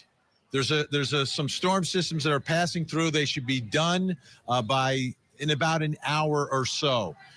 So the crowd's a little thin. People are covered. They're hunkering down. Some have gone back to their cars. But before that, when you had the arrivals of Karen Reed and the defense team, I was able to walk through the crowd. High level of anticipation that today's the day. And it's for a couple of reasons. Number one, and from my perspective, number one, the notes that were sent out yesterday, it seems that they've made some progress, if you believe what they wrote. Number two, there's no court tomorrow. So, Julie, you know about the Friday factor. I'm putting a little dose of the Friday factor on a Wednesday because this jury's not coming back tomorrow. They have tomorrow off for Juneteenth. It's a holiday. So I think that speeds things up a little bit as well. So you've got all that in play right now. And I think because we heard from the jury, if we hadn't heard a word from them, I think everyone would be kind of like, well, what's going on in there? But we did get some sort of an idea from the questions that they sent out. So everyone's trying to read into them, analyze them. But I think it also demonstrated to us that they are making some level of progress. Third factor is the way the day ended yesterday. The jury wanted to leave early. Why did they want to leave early? Was it because they had come to an agreement and wanted to sleep on it? We've seen that. So some folks are wondering if that's the case. I think she made them all backtrack. I think she that confused them. is that a jury. It's been a long day. I think so too. That's exactly what I think. I think that I think all the progress. Yeah, and they were like, shit, we don't know. Let's just go home, get a good night's rest, start fresh tomorrow, see what we come up with. Go home, think on it, sleep on it. Yeah, I think she made it worse. I think all the progress they made, I think they might have got confused. It's fucking ridiculous. I asked the chat someone asked you too. Carol Erskine, the retired judge in Massachusetts, I think she's like writing a book about Harmony Montgomery and stuff. She was following that. Do you follow her? Have you seen her Twitter post about this? No. What is she saying? She actually, well, she writes a lot of stuff.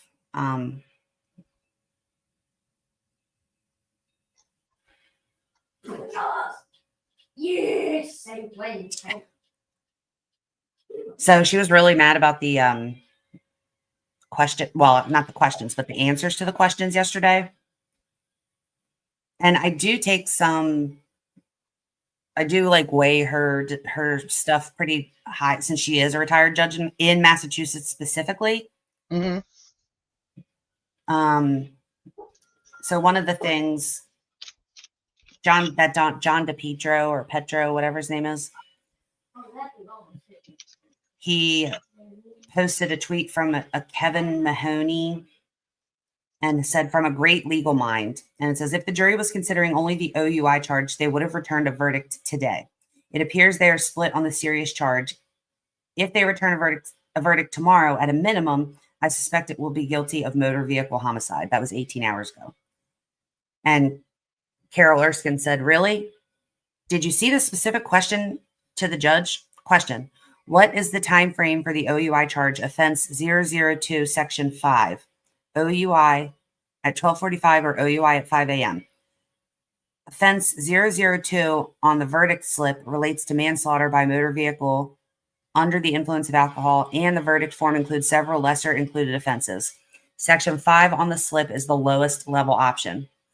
Guilty of operating under the influence of liquor. The fact that they are asking about the time frame relates to evidence of the BAC when taken in the morning, which I agree, I said that. Mm-hmm.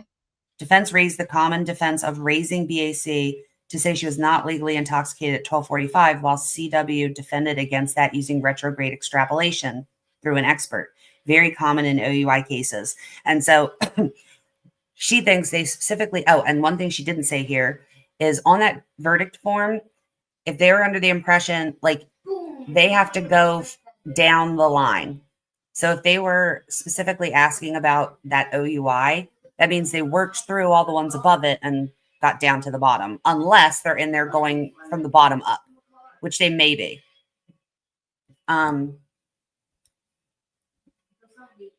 But hold on. Why would they be doing that? She had some opinions about her answering. So Aiden said the jury is, this is all old, guys. Says the jury is asking the question Ronnie wanted to ask about acquitting on 2 charges and hanging on a 3rd. She is refusing to answer the question. She loves the chaos and wants a 3rd trial. And someone tagged her and said she replied to someone earlier saying Bev is embarrassing herself and she should have answered the question. The law allows her to answer it. And Carol said there is no law that says she cannot answer it. It's her discretion once again, and she decided it was, quote, premature only after the defense pressed her to say something more than, quote, I cannot answer it. Oh, yeah, and then argued with them that you didn't even want me to, you just wanted me to let it go anyway. You didn't want me to say anything. So, too bad, so sad.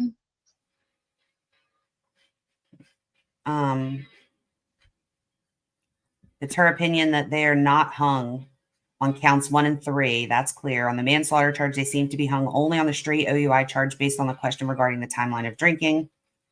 I think if they're currently hung on the OUI, they might just find not guilty on all counts since this is a minor offense. Not sure if you agree, but it's possible. But I'm looking for where when she specifically, that comment about her embarrassing, about Bev basically embarrassing herself.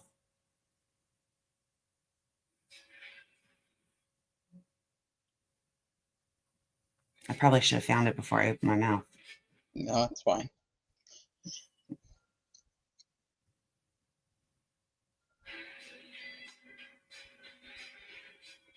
Oh, see, she's talking about Sandra Birchmore too. She talks a lot about Sandra Birchmore. Yeah. I think that's actually why I know her, that, and well, outside of Harmony Montgomery, I know her from this guy. I don't know if I've actually seen her talk about Karen Reed's case. I probably have, and it's not ringing a bell right now.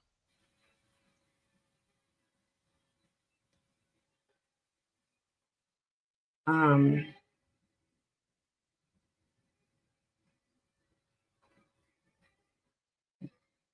oh, it's interesting though, because Coffendoffer 4 days ago posted a video of a screen recording. She doesn't even like actually screen record. She like uses a different device to record that device. And it's the lady with the like teal, I don't know what color that is, teal glasses or whatever. I think Vinny made a comment about her yesterday as someone that like speaks with Karen Reed. And 4 days ago, Coffendoffer, I'm not even gonna listen to this video because I just don't care. She said soon. It's that lady talking, and she says, soon, Coffendoffer says, soon Karen Reed's fate will be decided. Soon the O'Keefe family will receive justice or be denied justice. Bullshit. Personally, this has been the worst shit show of a case I have ever seen. The trolls and Free Karen Reed supporters were literally insufferable. No one would believe how these people have acted unless they saw it unfold as we have. I have covered true crime and been an advocate since Gabby Petito's murder. I have covered dozens of cases before Reed, during Reed, and will continue long after Reed is committed to prison or is scamming the public on a world tour, flaunting, beating the rap. But what happens to those who are part of the FKR cult? Hopefully they fade away no matter the outcome, and if not, there's always the block button and a smiley face. And it's this woman talking. And actually, Carol Erskine said, yes, Massachusetts finest. Saw this a few days ago. Classless.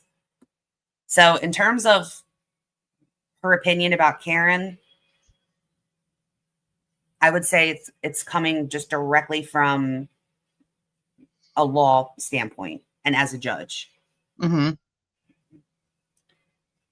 Her opinion on the closing, she said, I think Hank Brennan did an excellent job, as is not a surprise. He's a highly skilled attorney. I leave it to the jury as I did when I was a judge. Reasonable doubt is a very high standard. You never know what the jury will do. The case was strong on both sides. I never could predict what jurors would do. I think that's the one thing that no matter what side of any trial you're on, is everybody agrees, no idea what the jury's going to do. Yeah. And then John DePetro said that this is nothing short of an unmitigated disaster of Alan Jackson's closing. And Carol, her opinion, her response to the tweet was, whether she's found guilty or not guilty, this was a brilliant closing, and to believe otherwise is simply a delusion.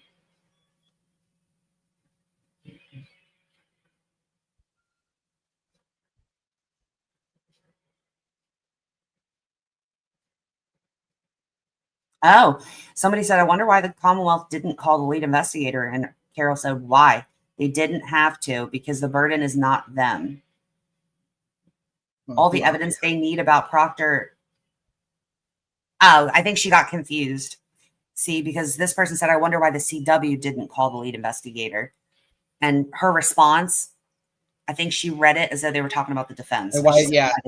Because she said all the evidence they need about Proctor is in, and the CW did not call its own witness. So I think she was confused.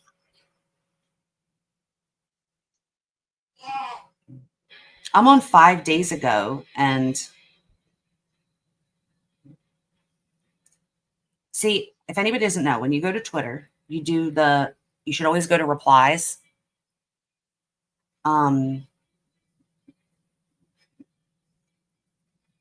So you can see everything they've said. And if they are very active and they've like responded to a lot of people, they need the transcripts. That's not you. That was to Trav. Oh. I got so confused. Say because a lot of people on YouTube and Twitter and stuff right now aren't understanding that she already explained to the jury that they had to fill out each form individually for the charges. Like we talked about this yesterday, that really Jackson could have told her, but really she should have already known, since she's the one who actually read the instructions, and she says they're standardized, that the answer to the question about about if you are hung on one, are you hung on all, is actually answered in their jury instructions. So instead of saying like I can't answer it, it's hypothetical, she could have been like, the answer to your questions are answered in Oh, I jury. found it. Please reread them. So I And did so find it. a lot of people on the internet right now are saying that she didn't tell them that. Well, we went through the transcript of her jury instructions from this trial, and she does tell them that it's individual. So she has told them, and she could have just answered the question very simply, please refer to your jury instructions for the answer to your question. She probably doesn't know what the instructions say because she forgot. Right, but if they're so standardized, she's read them how many times? Well, I think the sections are standardized. And then they like grab each section and apply it to this, whatever case they're actively looking at. But she says, somebody said, Matt also stated that the phrasing of the jury questions raises serious questions about if the jury has been compromised. Sadly, I agree. Which is like, what? And then Carol said, compromised how?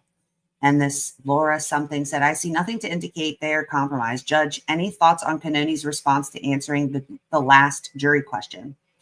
And Carol said, I agree with every court TV host today and reporters on the scene who are lawyers that her answer was absurd. She embarrassed herself on a national stage as so many are shaking their heads. There was no reason that she could not tell the jury there can be a partial verdict. The rules allow it. And then someone said, question, Judge, assuming that this, again, ends in a mistrial, does the defense have any recourse regarding this? And she said, no, it's judicial discretion. Questions about the facts of the case cannot be answered, but this was about the legal procedure. So as you heard, she said it was premature because there was no actual verdict yet. So she thinks Canoni embarrassed herself and that the rules allow it for her to answer that question.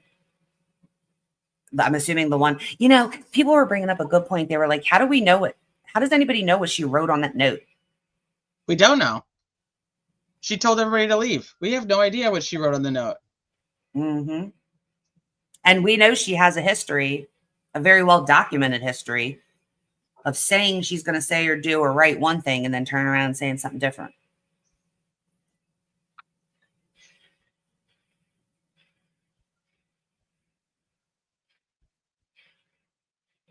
Oh my God, Jackie's outfit is hideous. Hideous. Absolutely hideous. I'm contemplating playing Bob. Bettero's over on Bob. Oh, Better is on Bob's. Yeah, so it's on civil law. I like on civil law. In fact, you should have. Oh, and Glare. So technically, wow. Technically correct is the best kind of correct. Yeah. As long as you find not guilty on any of them, you can check box 1. And that goes into what, Mark, your earlier thing. Like, I'm gonna, petition for nullifying here, but no, it's not even nullifying. I'm Right. just following the instruction literally. I'm just following it literally. As long as I find not guilty on any of them, I can check box 1. I am technically correct, and I can all move on with my life. It's great. Wait, you need to rewind a minute so I can understand what they're saying. Unconstitutional. Yeah. I mean, it's so. You would all agree and understand they acquitted on manslaughter and they acquitted on these, and that's the way it goes. That's the way it should be. And to start over and get another crack at manslaughter when this jury is saying, we honest to God acquitted her, but we don't know how to check the slip because there's no place for it. This is the same freaking thing that happened the last time. Exactly. And had retried for murder when she was acquitted. Well, but it sounds like that's the way Massachusetts law wants it to be. That if you can't come to a unanimous verdict on the charged offense or the lesser in a same count, that they want them all on the table. But the problem is there's a pesky thing called the U.S. Constitution, which is more important than the Massachusetts Declaration of Rights. So they don't even call it the Constitution because that's too complicated, too simple, whatever it is. I mean, how can anyone with a straight face say it would be just, even under Massachusetts law, from the puritanical days, whatever, that if they, honest to God, try to acquit and want to acquit and are saying we did acquit, but we can't decide a freaking misdemeanor that was added at the last second, that they should get a mulligan for the whole manslaughter charge. Right. It's insanity. Well, I mean, It's just look at, crazy. it's crazy. Just look at the law that Ken Mello weaponized. I know Mark can't weigh in much on this, but look at the law that Ken Mello weaponized against not just Turtle Boy, but multiple people. That law itself is unconstitutional. Yeah. I mean, it's so broad, and it's basically a law that explains you can be arrested for things that you have a right to do. We're It's talking about crazy. camera. Like I'm reading, when I read it, I'm like, I can't believe this is a law. Right. But like, and to your point, Will, like Mark is knee deep in it with Tim. And like, I mean, I'm assuming that they have challenged the constitutionality of that particular statute. It's some lawyer in Massachusetts has been, this thing is fucked. This is completely unconstitutional. We did. It was not, I mean, there were several counts dismissed, not on constitutional grounds, but the reality is, I mean, we all understand this. Usually when a statute that's been around forever and is used all the time as a weapon to silence and whatnot, and you're making First Amendment arguments, usually on its face. It's not going to be a trial court normally that's going to take a hatchet to it. And, you know, ultimately it's interesting because, you know, it is a First Amendment thing. So who knows what a federal court would think. The other problem with that statute is, and why, you know, it is hard to have it chucked out, is because, you know, there is a state interest in, obviously, you know, witnesses not being improperly influenced, and everybody agrees that that's a fair thing. But when it starts being used for people expressing speech through rubber duckies, or opining that somebody is guilty of a crime, or even if somebody says something that's offensive that you believe is unfair and not supported by fact, there are remedies. You can sue people for defamation. If you believe. Doesn't translate to witness intimidation just because it hurts your feelings. Would you mind pulling up the verdict slip again and Yeah, showing I was option, gonna say option number one? Because I have another way to solve this problem. And it's technically correct is the best kind of correct. So if you go back up to item number one, please. Yep. All right. I love the way this is written, because there's another way to read this that you can solve this problem. If you read number one literally, it says not guilty of the offense charged or any lesser included offense. It doesn't say every. It doesn't say every. So technically, technically correct is the best kind of correct. Yeah. As long as you find not guilty on any of them, you can check box one. And that goes into what Mark, your earlier thing, like Okay, so that makes sense now. So he's saying, because the wording on here is, if you find the defendant not guilty of the offense charged or any lesser included offense, stop and sign the verdict slip. So any of the lesser included could be 3, 4, or 5. If I find her not guilty on any of those, which you'd have to find her not guilty on at least 2 of them, if you've gotten to the lesser includeds. So then he's saying, like, as a technicality, if you find her not guilty there, well, then you can actually sign number 1 and say done, because we did find her not guilty of the offenses charged. Also, we did find her not guilty of any of the lesser included charges. It's you know, like yesterday we talked about, it's just how people speak.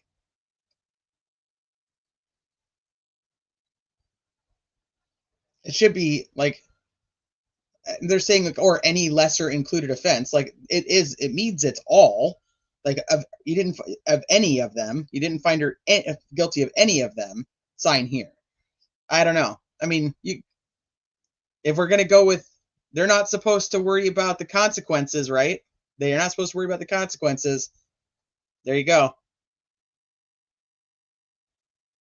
Travis says, right now the jury is on a path to destruction and defense needs to get it back on track. Defense suggested that language, right, Teresa?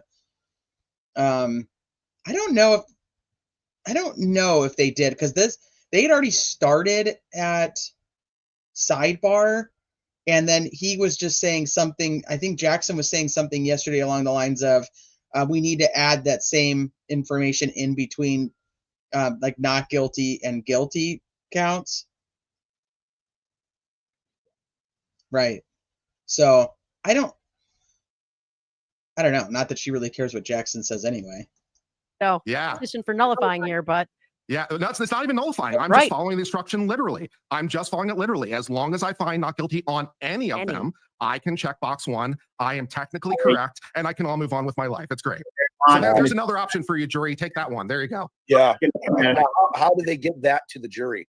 Yeah. Well, put me in, coach. Put me in. I'm ready to go. Shit, man. Yeah, it's like that would have been something that would have been nice to have heard one of the defense Well, they couldn't team. make that argument. Really, he's just saying the jurors can lay their hats on it because technically, literally, it's accurate. But no, it's not an actual argument. I think it is. No, because then the judge would have fixed it and said to each. Yeah, I suppose. Yeah, that's interesting, man. Not guilty. Yep. You're giving jurors so much credit for something that they're not going to pick up. That's I know. I'm just here to help to the extent I can. So that's all I have to say about that. I mean, you're technically right. There's no question. I mean, Right. the jury, in essence, is asking these questions to the judge, and she's not answering it that way. I mean, she's not answering even hypotheticals, because that's the other interesting thing is they haven't said we have verdicts on the other two counts. They're saying, what if we do? And her attitude is, well, that's not really a statement, so I'm just going to ignore it, which is what she did. She just literally. Right. I didn't even take it as a theoretical because they didn't say what if, they said if, which doesn't have to be theoretical. All right. I think it could have been theoretical in the sense that we've got a decision on 1, we've got a decision on 3, and we have an if we're going to stay hung on 2 until you answer us on what happens with 1 and 3. Well, I mean, there's a difference between what if and if. I mean, we're all lawyers and lawyer on TV, so it's like, but words matter. In terms of her deciding that it was a theoretical really bugged the shit out of me, because I think that a layperson, that's how they'd write it. So if we've come up with verdicts on 1 and 3 or 2 of the counts, then this is our question. What happens then? Or how about do what, in our experience, judges usually do when they get a note from a jury if the judge doesn't understand it? Clarify it. The way this would happen in New York is to say, I don't know what you're telling me, and it's unclear from your note whether you are saying this or that. And then what a judge here would do is not have a colloquy with them, send them back and say, either re-clarify your note or that's it. And then what they would do is they would bang on the door 10 minutes later and say, we do or don't, and then the judge can answer it. But like this kind of cat and mouse game about, I don't understand what you're saying, but I'm not even going to pretend to ask you to define what you're saying. I'm just going to ignore it. What good does that do? Now, they didn't come up with another note after several hours, so maybe they're satisfied with the general answer she gave. I don't know. But Kurt, what's the verdict watch at now? 16 hours? 16 hours, 37 minutes, baby.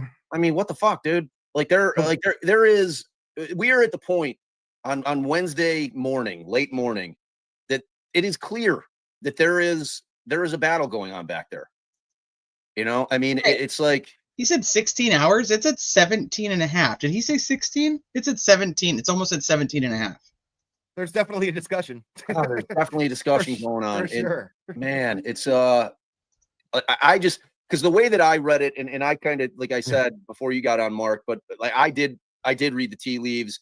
I'm thinking that they were, and it was really the thing that I used as kind of my trigger in terms of feeling comfortable enough to read the tea leaves was the fact that they asked about the clips and whether or not those were evidence. When I thought about the clips that Brennan employed in his case, the only one that made any sense in terms of them, because I wasn't taking it as a theoretical, I was taking it as we have reached a verdict on 2 of the counts, which is a big assumption. I took it that way too. Right, but like the only one that fit in terms of what was left over of clips, because that meant to me that 1 was gone and 3 was gone, which meant that they decided that it wasn't a collision, right? And that the only clip that fit was the clip of Karen talking about how much she had drank, like that the longest clip that he played, where she's going, it was the weakest drink I had ever had. And I put that shit. And then that's what got me feeling like, all right, they're doing battle on the OUI.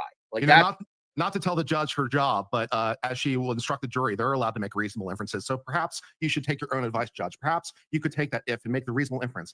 Maybe this is suggesting perhaps that this is in fact the situation. Maybe I should draw that perhaps reasonable inference, and maybe I should do something with it. That might be nice. Or you can teach the jury the law. That would be also good. Just do it. What I can't understand is why, and again, I think every judge normally would do this, would say, I don't understand your question. I don't know if you're telling me something finally or not, and therefore I have no choice but to send you back and ask you to. I've seen that happen before. It sucks. And if she doesn't want to assume, I get it. The other side's going to complain and say, what are you doing? But why not just say, I don't understand what you're asking me, instead of saying, well, there is the word if, or it does appear this. Even though, look, I think we all interpreted the note the same way. They're telling you we're twisted into a knot with something to do with the second count somewhere down the food chain. It's obvious. Why would they twist it into a knot? I mean, the form was so clear. And why not resort, Mark? Why not resort to just the jury instructions? Because the jury instructions answered that question and said you can look at them all individually. Da da da da da. And I thought the same with the question about the clips. Hit to the point of, if any, that Alan Jackson asked for. Isn't there a jury instruction that says for witness statements you can believe all or none or some?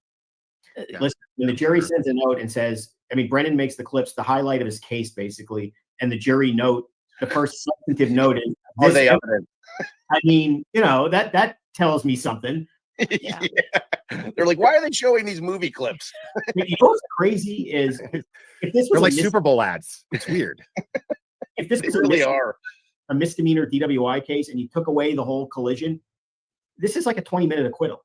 If it's literally just on proof of driving while intoxicated, either over the 0.08 limit, because that's kind of, you know, fakak the science on this one, and what they call common law, OUI, DWI, based upon her apparent willingness or ability to handle her alcohol, apparently. I mean, she's driving like a champ and has no indication. That could raise other questions in the mind of the jury, maybe. But the evidence, she was operating in a reasonably prudent way. So this would be Waze, you got her friend, you've got the people driving behind her. You're doing that on a bench trial, and you're getting an NG on it all day. I was saying the same thing. If there's no John O'Keefe dead on the lawn of 34 Fairview and it's just a standalone OUI, yeah, you're kicking this thing in a half an hour on a bench and that's it. You're done. There's no way a judge can convict her on it because they just didn't have the evidence for it. Yeah. Well, and the only real indications of Karen Reed being drunk are her statements. Are her statements, right? Which I albeit very powerful, sure. Also, you know, her purchasing drinks at the Waterfall and CF McCarthy's, sure. But really, the angry voicemails, like at 5 a.m.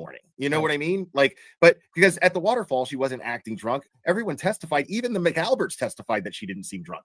Yeah. So, I mean, you know what I mean? If I'm arguing at the bench and, like, you know, and this is going into Kurt's like alternative universe again, in terms of, like, in that case, you're not hearing angry voicemails. She's not doing interviews because it's just a standalone OUI, and it's just like every other OUI that we handle in that world. But if there is a world in which they're like, wait, man, we really want to get her on this OUI, we're gonna subpoena her phone records, we're gonna listen to her voicemails and all this other shit.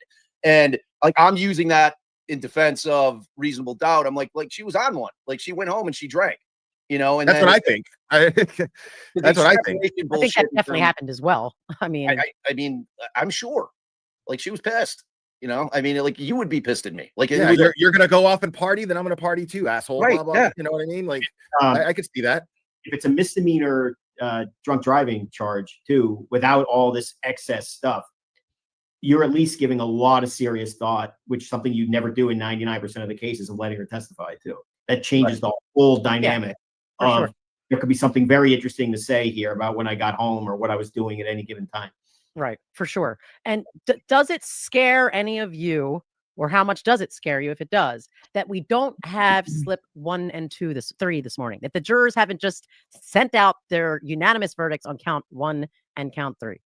I don't think they understand. I think that was part of their note yesterday was, I agree with all of you. We have essentially put those to the side in the not guilty column, but we don't know what we're supposed to do with this other one. So can we tell you? I think that's what they were asking for guidance yesterday, and they got no answer. So I don't think they know. So I assume at some point this will come to a head if they can't agree on whatever's going on with count 2. But I don't think it should worry people, in the sense they've made it seemingly clear they're not paying much attention to the 2 counts that a year ago she was acquitted on as well. This is live right now. Same problem with informing the This is live right now. We're just about 4 minutes behind. Court. And Kurt and Mark, do you think, in light of that, and Alan bristled up a bit in terms of like some pushback as to that issue, in light of what happened the first time, in light of the fact that she didn't employ 27B to inquire as to whether or not they were wrong on all counts, that's a reality. Like, that is something that exists in the world, that happened. It's why we're here. Again, it's why they were able to try her on murder 2 again. When we all know, I feel very comfortable in terms of what I've heard from various jurors, that all 12 were NG on the murder 2, right? So it's like that, you know, that double jeopardy thing is a kind of a fucking big deal for me. And, you know, but like, do you guys feel that Alan bristled up enough on that issue in terms of like really trying to, because I mean, he made a record, right? And he wanted it on the record. He's like, I'm making a record on this. I hear what you're saying, Judge, but like, You have 1 minute. right, I'm just sitting here, right? I'm like, fucking timelines. So, because I know what Allie and I would be doing, like in that situation, like we would be on the verge of being held in contempt type shit, because in light of what had happened, did Alan bristle up enough? Do you guys think that he did? I don't know. Like I felt like I would have really been losing my shit in there. I think he did what he could personally. And I'm glad you brought that up, because Bev just gives me the willies. That's my only real worry in this whole thing, is she is so unpredictable but consistent in doing things in a venomous nature. The way that she blew Alan Jackson off wasn't just dismissive, it was venomous. And there's something behind that. I don't care what anybody says. In my opinion, there's a motive there that we're not seeing, that we're not aware of, but it's more than I don't like this guy. It's the motive.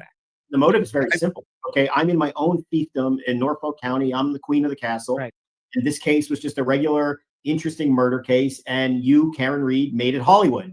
And you literally, from her perspective, brought in Hollywood. And what happened? Here come the lights. Here come the attention. Now everyone's paying attention. And you try to kick me off the case, right? You're holding up poster boards of all these things and whatnot. And she doesn't like it. I mean, I think that's just normal human nature. I don't think it's appropriate, but it's obvious. The jury comes back and 3 years says, later. right, 3 years later, with the jury, comes back and says, I didn't buy it. You're the only one that bought it, Your Honor. I mean, essentially, you'd think she'd kind of, take it down a notch after that. He has accused him of lying to the court. She's accused him of suppressing evidence over the ARCA stuff, accused him of being late yesterday, accused him a few weeks ago.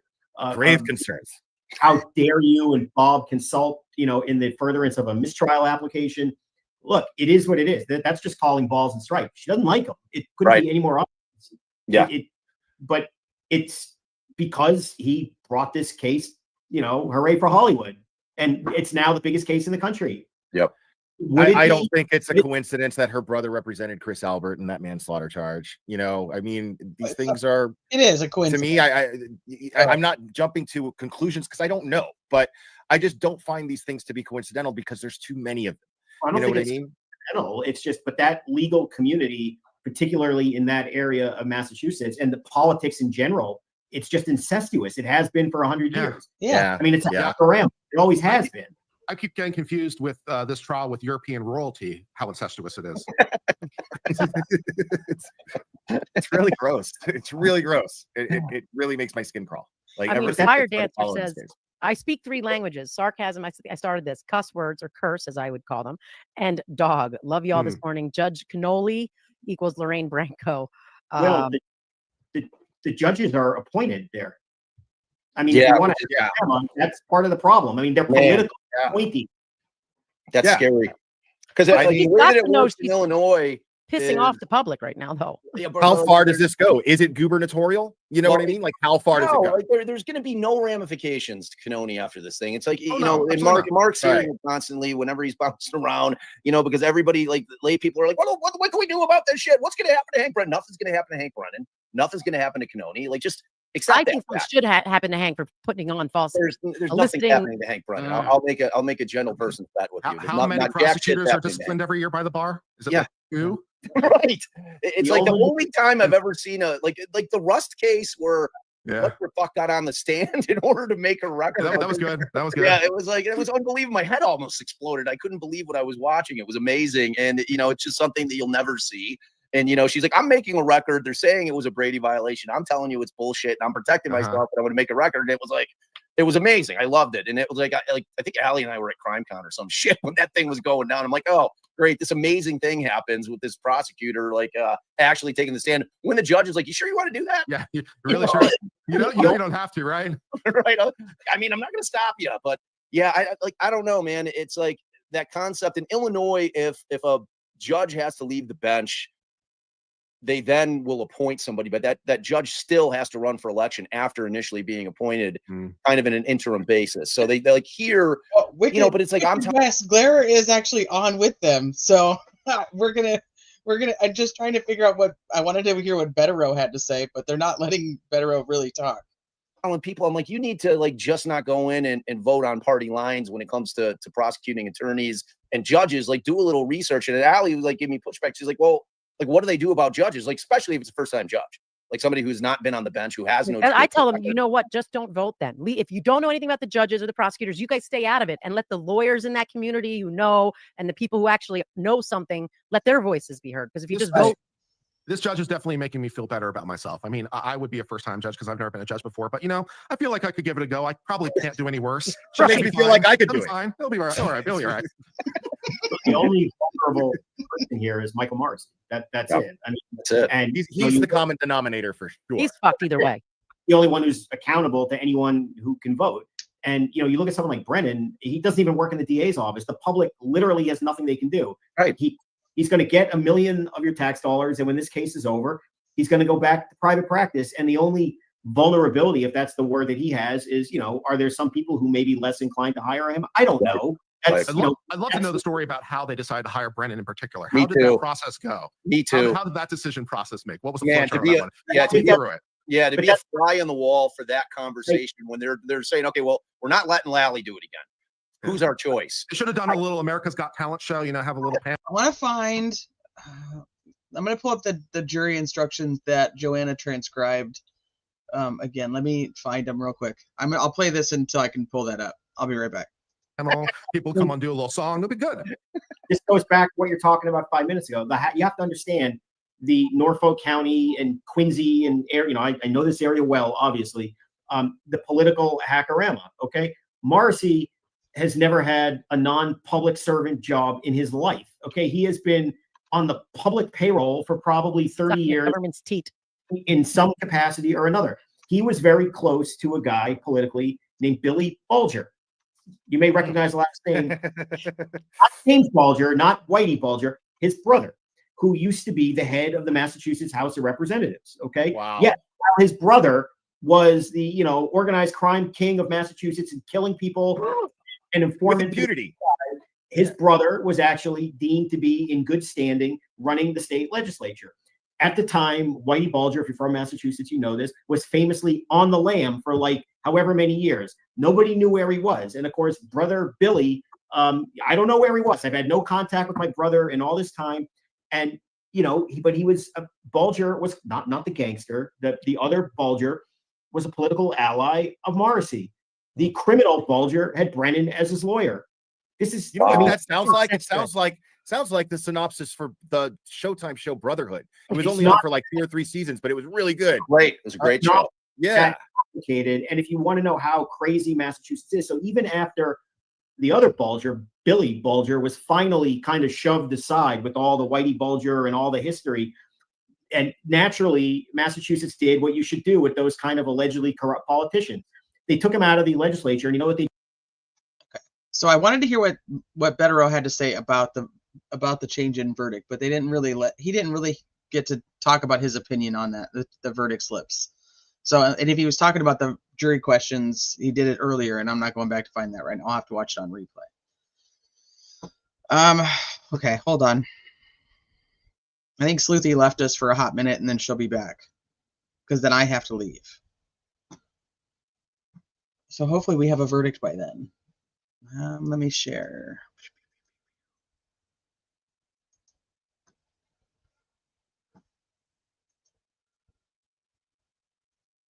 Hey, crazy Aunt Liz.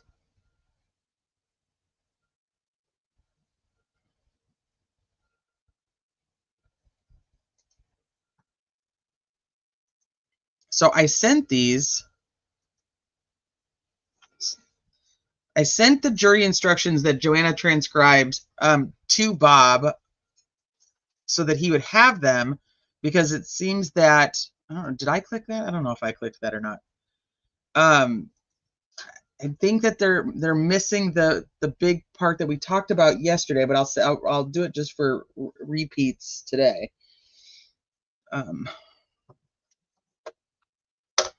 One second.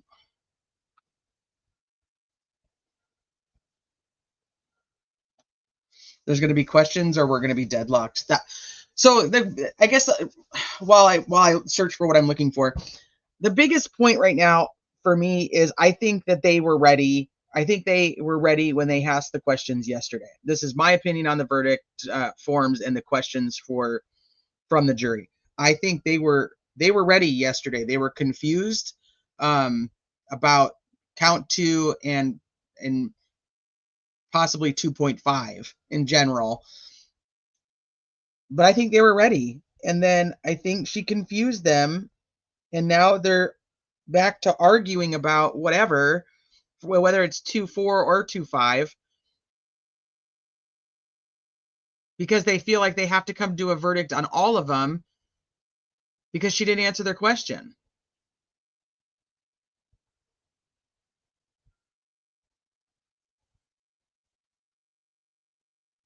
So now what Travis is saying is like, we're either going to be deadlocked. And as soon as that happened, though, I think most of us in chat were just saying like she's literally setting it up for another mistrial because they don't understand that they can do each one. But it's in their jury instructions. So that's what I'm getting at and trying to. Hi, Fiend. You want to come up? I'll drop you a link. Let me grab it. I'm going to find this part that I wanted to show you guys, though.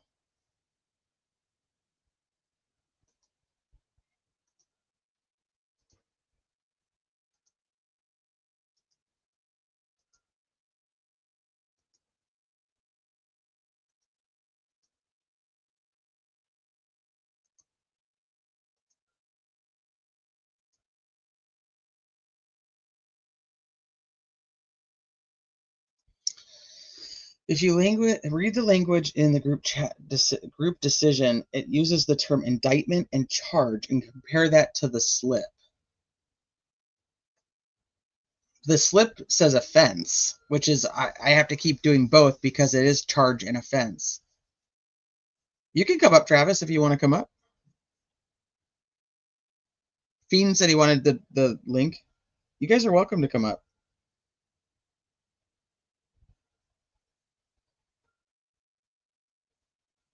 And there's a part that I want to find, though, for you guys.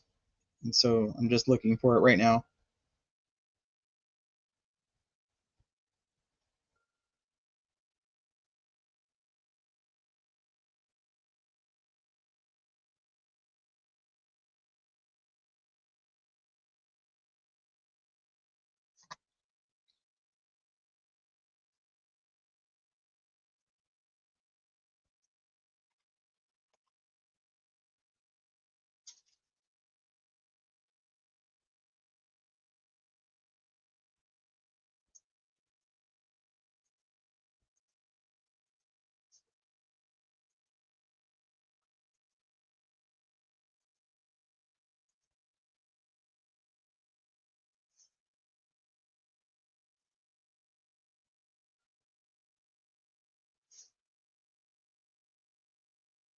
Okay, so this was the one that we were reading yesterday, but I wanted the other part that insert the price right. Come on down. So you will receive one verdict slip for each indictment. When all 12 jurors agree on the verdict for a particular indictment, the foreperson should check off that verdict and then sign and date the slip in ink. For each charge, if you all agree that the Commonwealth has proved every element to the charge beyond a reasonable doubt, then you should find Ms. Reed guilty of that charge. On the other hand, if you all agree that the Commonwealth did not prove one or more elements of a particular charge beyond a reasonable doubt, then your verdict must be not guilty on that charge. And let me pull this part up.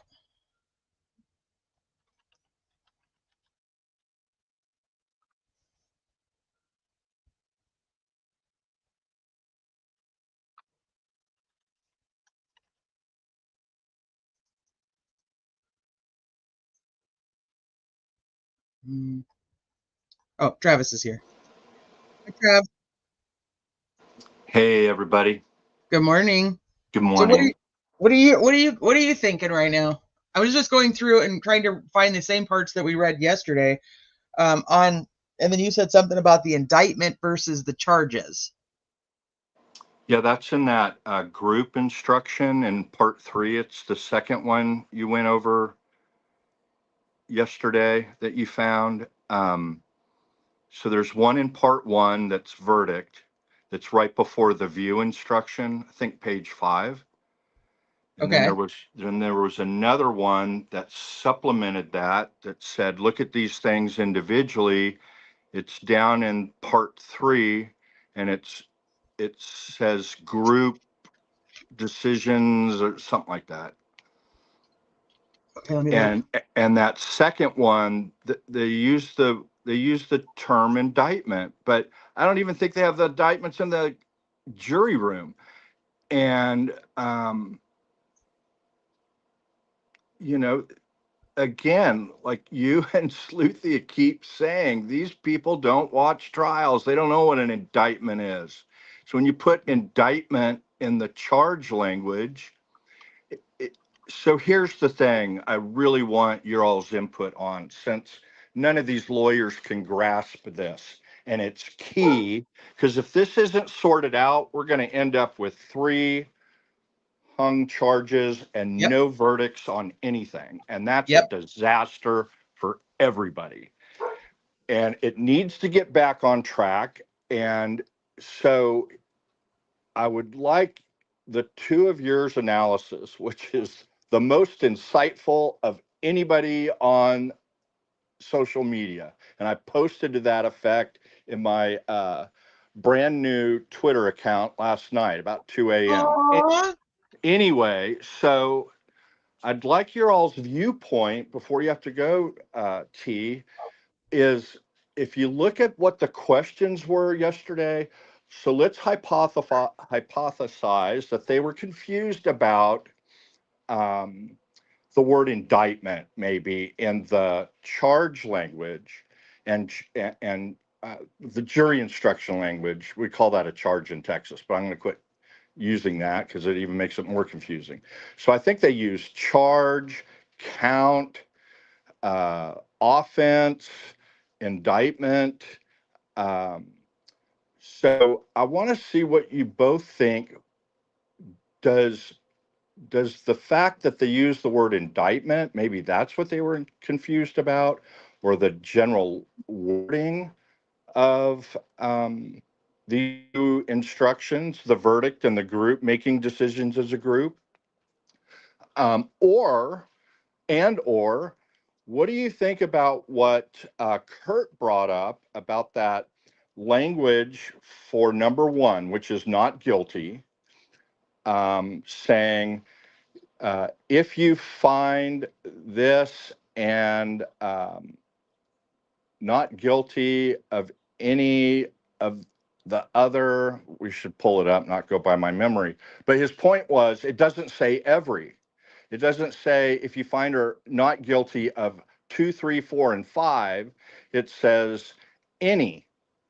And so technically, if you said she's not guilty on 2 and 3, but we don't know on 4 and 5, the wording of the instruction, the wording of the slip allows them to check the not guilty box. He's absolutely right on that.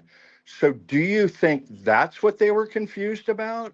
That somebody knows the English language, knows how to read it, and on its face, it says exactly do that. And they were trying to sort that out, but just didn't know how to word their question.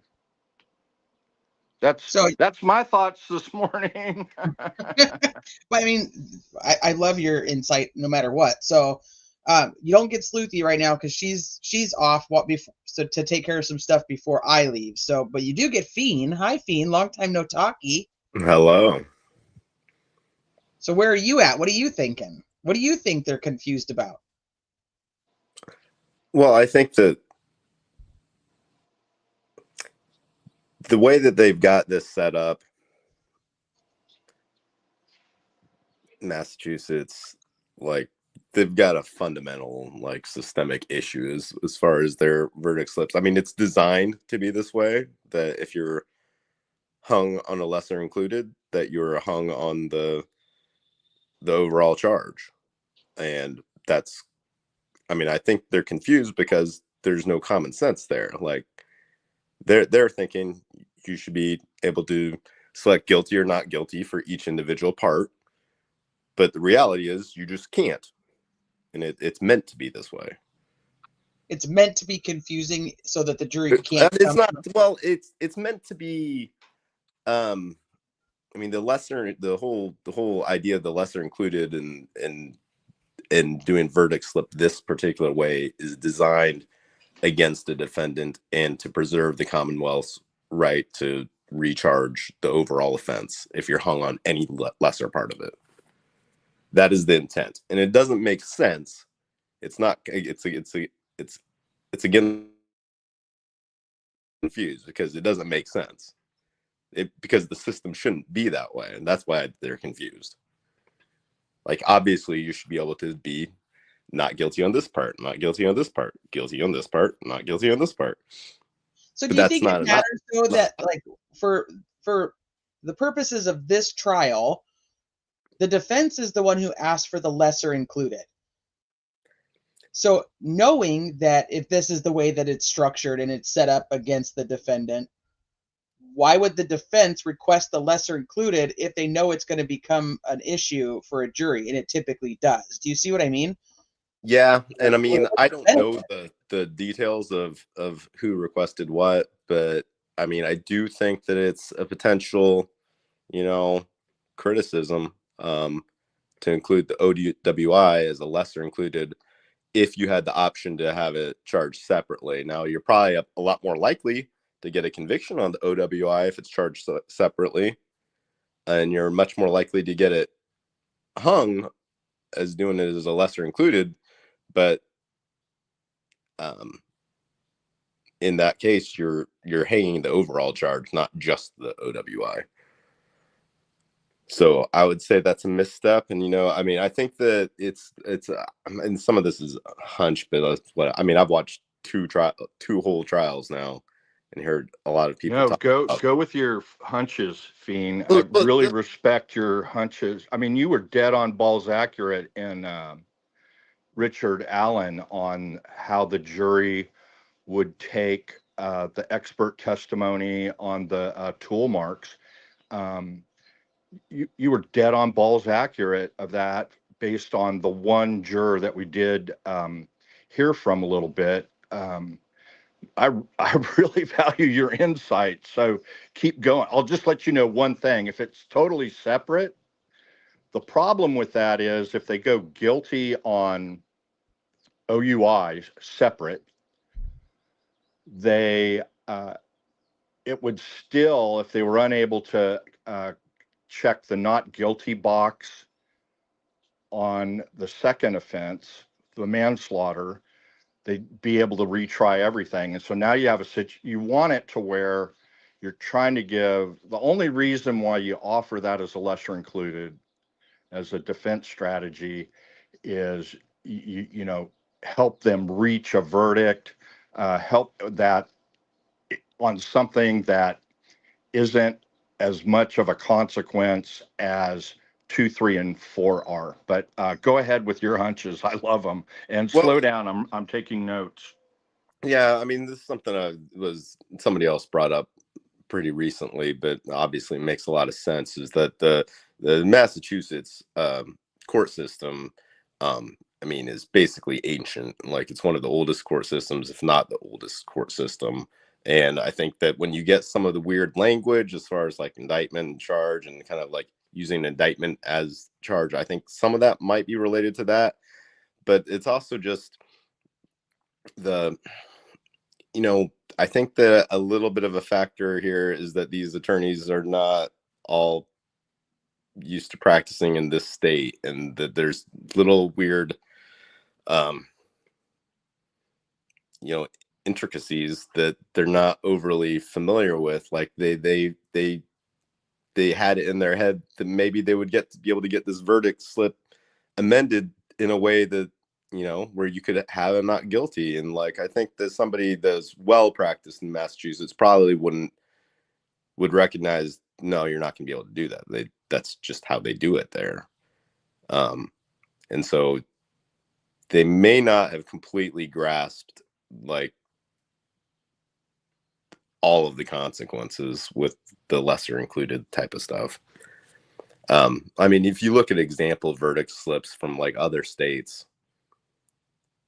I mean, they've got a guilty and a not guilty box for each part, and that's what makes sense.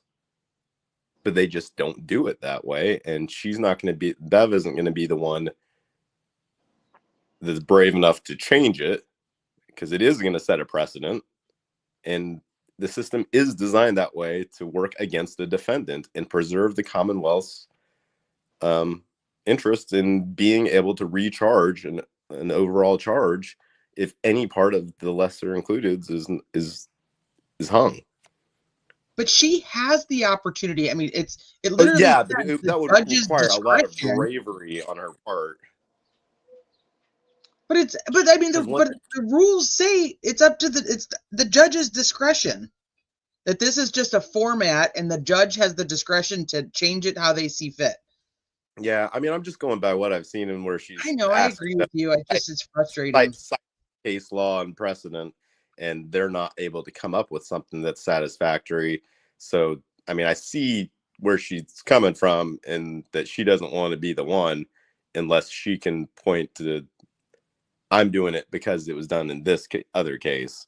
And if they can't show her that case, then why she shouldn't be the one to do anything novel. She should just stick with what's standard. Let me see if we can go at this from a little bit different angle. So we've got a little insight during the first three questions and the conferences. We got some insight that the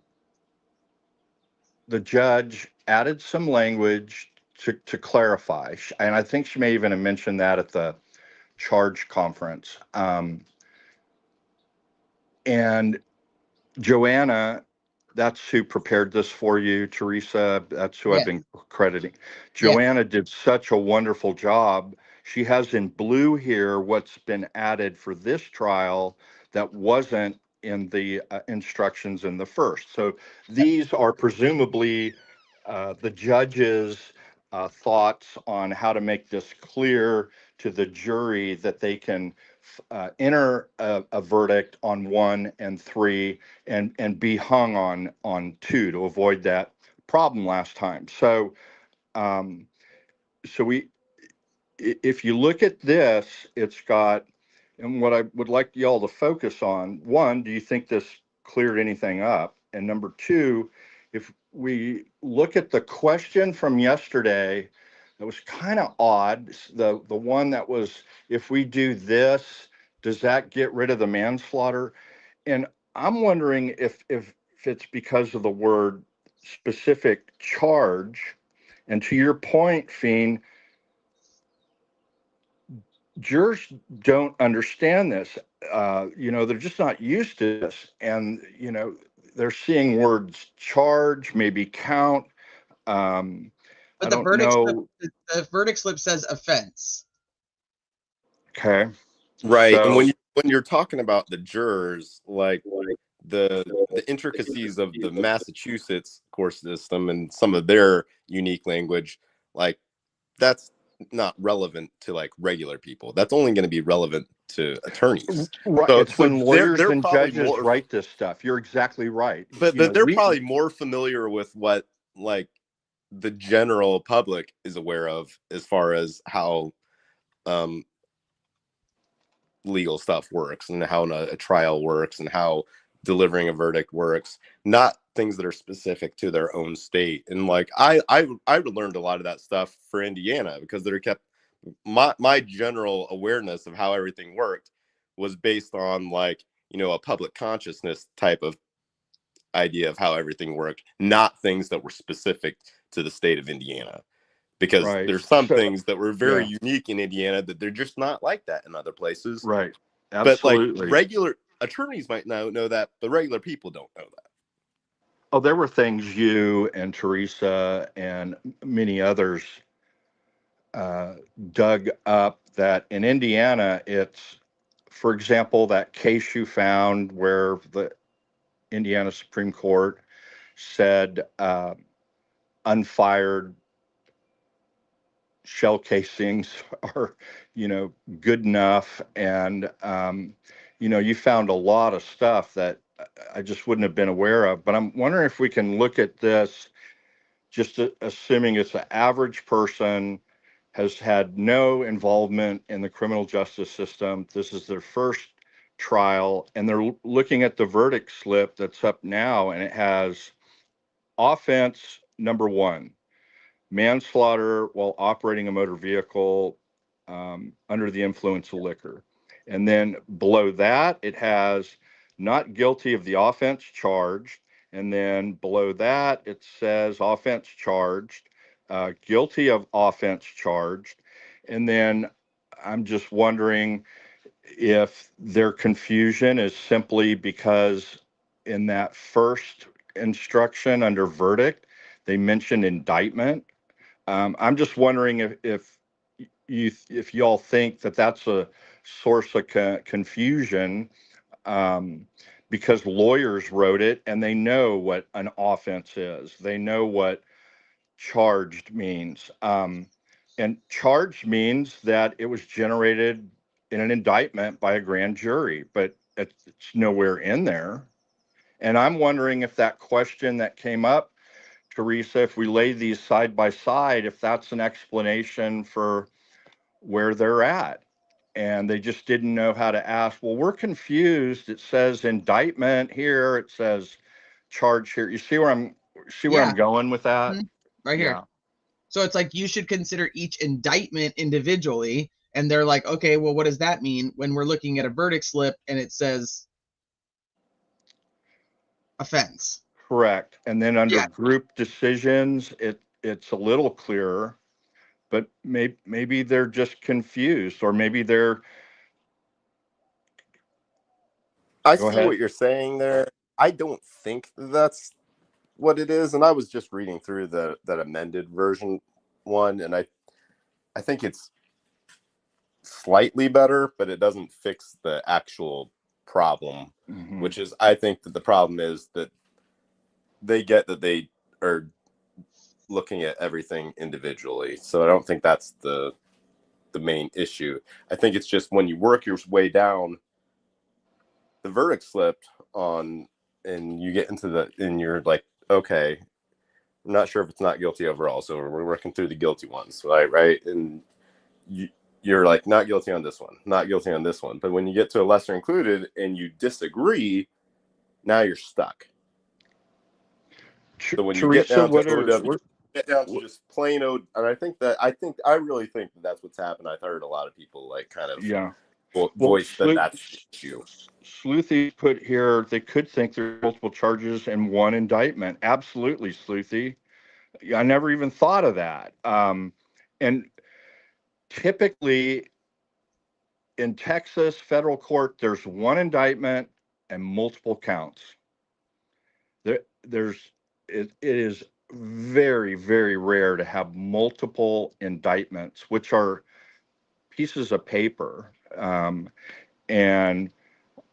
My gosh, if that's the case, I think that could easily be the source. Can we go back to that first one, Teresa, verdict, and all of that language that this one, the first so one. I get what you're saying as far as differentiating those, but I guess my question is, and just because I'm not wrapping my head around, is why would it matter to them,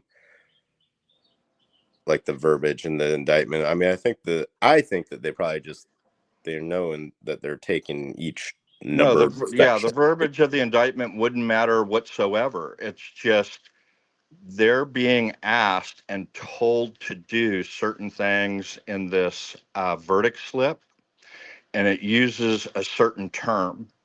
But then the instructions, which go part and parcel with this, use a completely different term, indictment. So are they confused about that indictment means the charge, or? Gotcha. I mean, I think that they've got these, 3 separate verdict slips, and they know that they're supposed to, tackle each one. Okay. And I think that they've probably, like, most likely they don't have a problem with 2 of them, and then there's a third one, and you work your way down the form, and the consensus in the room is like you're split. But then what do you do? Yeah. So who just posted the question? Why can't they give a separate slip for each indictment / charge? They did. And Well, so, Keith, that's a great Keith is getting question. that part of it. Yeah, Keith, I think what he's meaning is why can't they give a separate slip for each lesser included? And right. I mean, it is easy to get confused over, well, lesser included charge. So that could explain three. Can we look at that instruction verdict where there's a whole paragraph, a new language? Again, Joanna, if you're out there, thank you so much on this. You're the only one who's done this, because apparently the charge as given, which is usually filed right after it's read, isn't available in this case, or nobody bothered to think it was important, and to try and figure out and guess what a jury's doing without knowing what they were told, and not having to go back and listen to the judge, find where she read on this or that. You're just able to go to this document. It's so helpful. No, in the part one, it's verdict. It's page 5, I believe, Teresa. That's what I need to look up. Verdict slip is what it was. Yep. Yeah, page 5, way up above. I think you're on page. I got you. Okay, I'm sorry. You're okay. Okay, this one. Yes, look at all of that whole paragraph. And I'll be right back. Can you guys be okay for a hot minute? The two of you. Yeah. So my understanding is he's probably going on another channel. So I'm not actually. I got to go take care of a tiny human. So she added this language again. What she said was, I have some language. It'll make this clearer. Take a look at this. And then this is what we ended up with. For each indictment, you must decide whether the Commonwealth has proved beyond a reasonable doubt that the defendant is guilty of that specific charge. So if they don't have the indictments back with them, that's to me is a major source of possible confusion. Your decision as to each charge must be unanimous, meaning that all 12 must agree. You will receive one slip, this is to your point, Fiend, for each indictment. Okay, they've got those. So there's 3 of them. So yeah, it's not too far a leap. I agree with you that they would be able to understand from that, make a logical conclusion. When all 12 jurors agree on the verdict for a particular indictment, why indictment? Why not charge or offense? That's the word in the slip, offense 1, 2, and 3. The foreperson should check off the verdict and then sign and date the slip in ink. This is trying to prevent the problem we had last time with 3 unsigned verdicts. For each charge, if you all agree Commonwealth has proved every element to the charge beyond a reasonable doubt, then you should find Ms. Reed guilty of that charge. She should have added or a lesser included offense. On the other hand, if you agree that the Commonwealth did not prove one or more elements of a particular charge or lesser included offense beyond a reasonable doubt, then your verdict must be not guilty on that charge. So, Fiend, I mean, do you think that clarified things to avoid the specific problem of them not reaching a decision on any of them? Do you think it's neutral? It doesn't help, doesn't hurt? I don't think there is a fix to the problem other than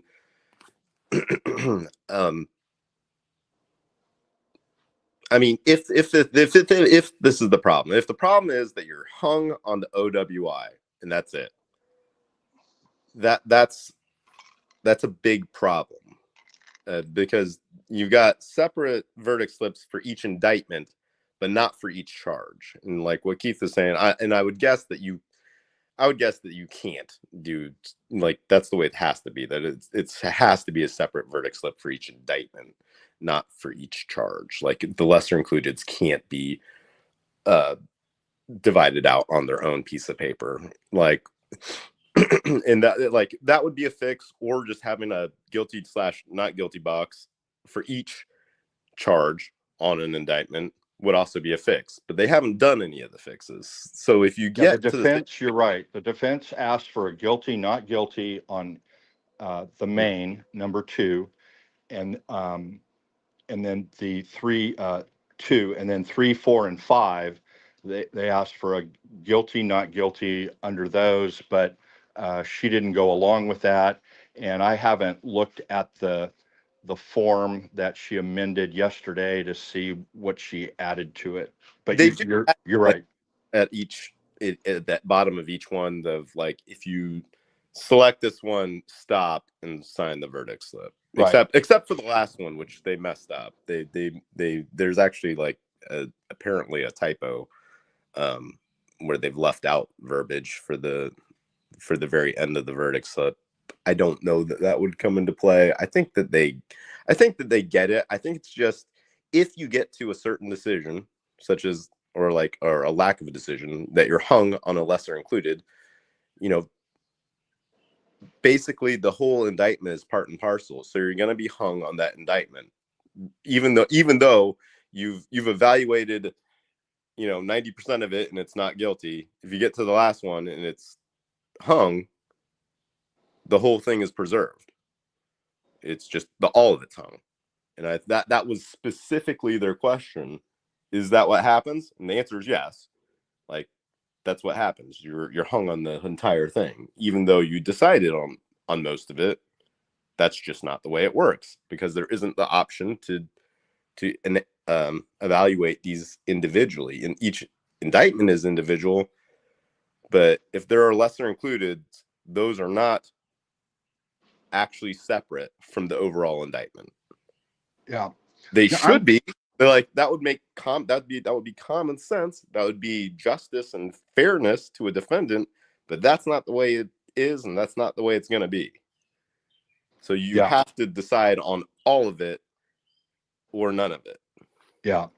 I wasn't aware of that typo or whatnot. And unfortunately, I don't have the ability to change back to the current verdict slip. But well, most of them say, hey, stop and sign the verdict slip. And that's how we do them in Texas. And the last one just says stop, period. It doesn't say stop and sign the verdict slip. Like, oh, geez, no, you want in there, okay, you're done. So it's kind of like, I think it's obvious enough, like, how it should work. I really think that the problem is only related to you're a very bright guy with a lot of intuition, and can get up to speed on very, very technical things. You're giving a jury, no disrespect to them, but you're giving them a lot more credit what happens in the real world. And just because it's all new, and then unlike you and me, Sleuthie, others, we have the ability to go out and not go in to different sources and research. They don't. So it's,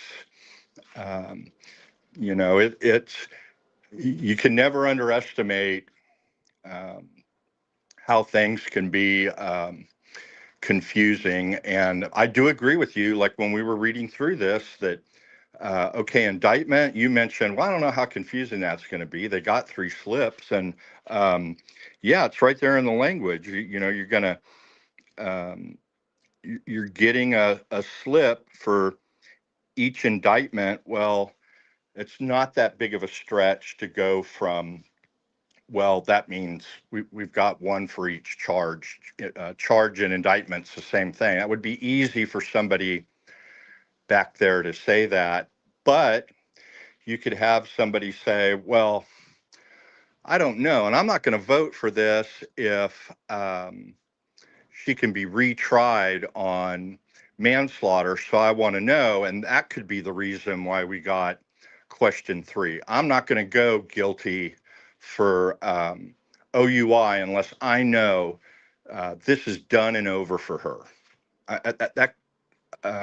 That could be easily the issue. And then the other thing too is a lot of times these questions are presented when they reach a stalling point, one side versus the other, or there may even be 3, could be 4 saying checkbox number 1, not guilty. 4 are no, I think 4 is still in play, motor vehicle homicide by negligence under the influence of alcohol, and 4 could be DWI. They're just batting this back and forth, and one side is like, well, no, this is what the effect of. I'm telling you, well, you can't point to a source. You can't get on social media and say, well, let's see what Sleuthie and Teresa think. It's, well, this says we can ask the judge a question. Let's ask. And if she says it's done and over, I'm good with it. You can have my vote for number 5. What are your thoughts on that? It's hard to dig into their minds, but what do you think they're speculating about with these questions? Well, I mean, I think you get into a lot of the kind of the essential like stuff as far as like a jury making a decision. I mean, the way this is set up, because they've made the decisions very dynamic and complex, like there's different parts of it, like it just makes the whole process more complicated. Like it's hard to get 12 people to agree on any one item, but when you add like layers within included lesser includeds, now you're making it a lot more difficult to get a consensus across the board. And you're talking about like obviously it's something that happens because we do get unanimous verdicts, that people do somewhat compromise, even though it's technically against the instructions that you shouldn't compromise, what you actually think, and do negotiations. Well, I'll agree to the OWI, even though I don't really think she's guilty of the OWI. If you're actually following the instructions, if you don't think she's guilty of the OWI, there's no way that you should ever vote for it. Like you just shouldn't. That is not what you're instructed to do, very explicitly. You should not compromise what you actually believe on that. Will they do it? Will they have enough sense to do it? Will they like compromise their morals and go against the instructions to do that? I mean, you're getting into a very complicated territory when you're talking about 12 individuals that all think and act differently and have come from different backgrounds. Like, I don't know what they'll do. I would think that with what I know, would I compromise to just say, look, I mean, I get how this works. Like, if we don't return on this manslaughter slip at all, like, that's a problem. Like, would I agree with the OWI if that's would get the job done? Probably. Should I? Like, no.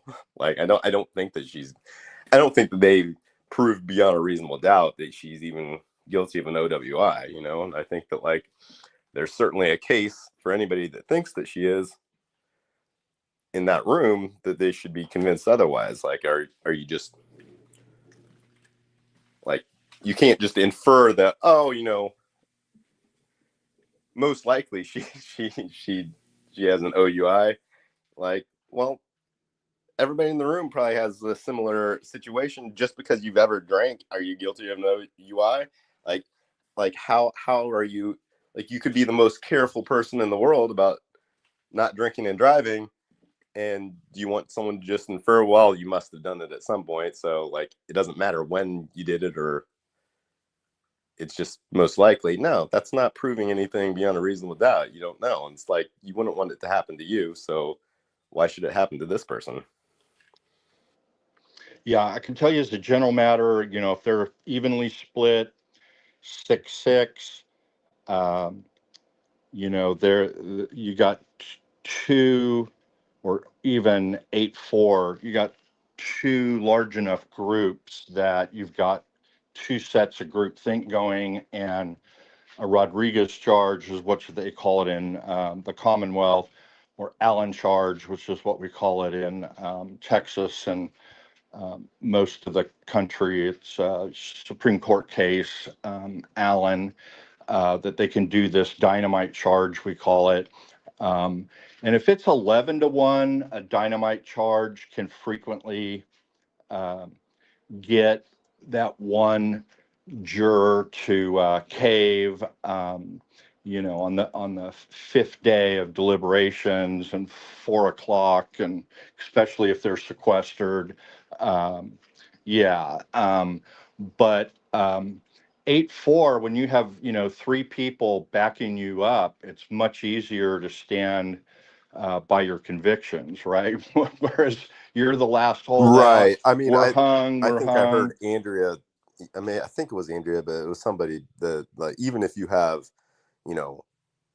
2, like, if you've got a buddy in there that agrees with you, like, it's just like that changes the dynamic just massively. Like, one person can usually be won over, but as soon as you like have any numbers, even if it's just 2 people, like, it gets much harder. And yeah, the more evenly you're split, the more likely it is that you aren't going to come to a unanimous decision, because you've got 2 different groups that have enough people that even winning 1 or 2 of them over is not enough. Like, right. And during verdict watches, I was trying to get Angie's. I always ask her in chat, or on live, if we're live,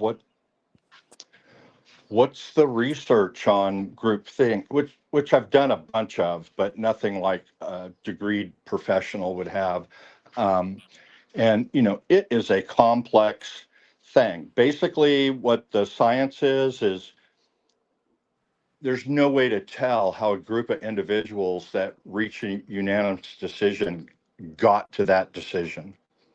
You can record it and go back and analyze and study it, but the twists and turns that they can make, it's just a function of the individual parts and then the combination of those parts. It's a very, very complex thing. Sleuthie, are you back?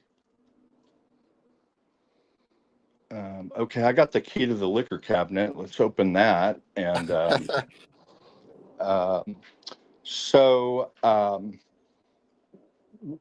what else? You don't need to know all of the intricate facts. I don't. What else is popping out to you about this? The trial, or the deliberations, or even the social media aspect of it. What's popped out for you? I mean, the social media thing is crazy. I mean, this is probably one of the most social media heavy cases ever. I think it's interesting to watch this. I mean, I watched, basically the whole trial, both the first one and the second one. And, I definitely noticed, I mean, there were a lot of differences. I think that's popped out to me a lot. Oh, yeah, it's completely different trial, isn't it? A completely different trial. Also, just it's monitoring the social media stuff. Like, it's completely different as far as this end game and the reactions. Like, I saw like a lot of the Karen Reed people that believe that Karen Reed is guilty. Like, people seem to be on the same page, more or less, as far as how this is going. And I mean, I think I still think that we'll have a verdict today. They don't have court tomorrow. So to clarify, what even the people who are on the guilty side versus the free Karen Reed side, you believe that even the folks that are on the guilty side are acknowledging that from the questions yesterday. I think the questions, yeah. It looks pretty clear it's not going to be murder 2. Pretty clear it's not going to be leaving the scene. I did see a couple on that encampment make some fairly bold statement that y'all are wrong. It's going to be number 4, and Karen's going to prison, and kind of delighting in that prospect. I have seen a few on that, which it's technically true. So if you look at number 3, the leaving the scene, you can be convicted of that only if the jury finds that the accident, the driving, resulted in the serious injury or death. And it's also clear that the defendant doesn't have to know that they caused injury or death. So some people have been saying, if you look at, number 4, they're like, well, they found no accident, so they can't find guilty on 4. 4 is also doesn't have an intent or knowledge requirement. So technically, it would not be inconsistent for them to find guilty number 4 if they found not guilty on the leaving the scene, what's titled the 3rd charge at the top. But I think Sleuthie and Teresa are correct that since most of the focus has been on the OUI, that it's probably likely that the hang-up involves that. But if you're, on the defense, you can't take that as granted, because, we've all had this happen, and we kind of, all of the breadcrumbs are leading down a path that looked pretty solid. And then after the verdicts come in and you talk to the folks, the verdicts are way different than expected. Thought, well, these questions mean they're going not guilty on this or guilty on this, and it's the opposite. Or especially with lesser included, and almost all of my trials have lesser included. Murder, manslaughter, lesser included, and criminally negligent homicide, lesser included. But so on your verdict slips, is there a not guilty and a guilty box for each of the lesser included? We do it the way you recommend, man. It's guilty, not guilty. If you find this way, stop. If not guilty, go to number 2, and we spoon feed it to them. And then on the lesser included, it's that way. And then the separate counts, like aggravated assault, the officer pointed a weapon either at the person or maybe a passenger next to the person who was shot or killed. Those are a separate count. But we have very, very strict pleading requirements in Texas that these things have to all be laid out separately in one indictment, for the very reason that you've brought up, so that when it does come to trial, if that's necessary, it's laid out very, very cleanly. And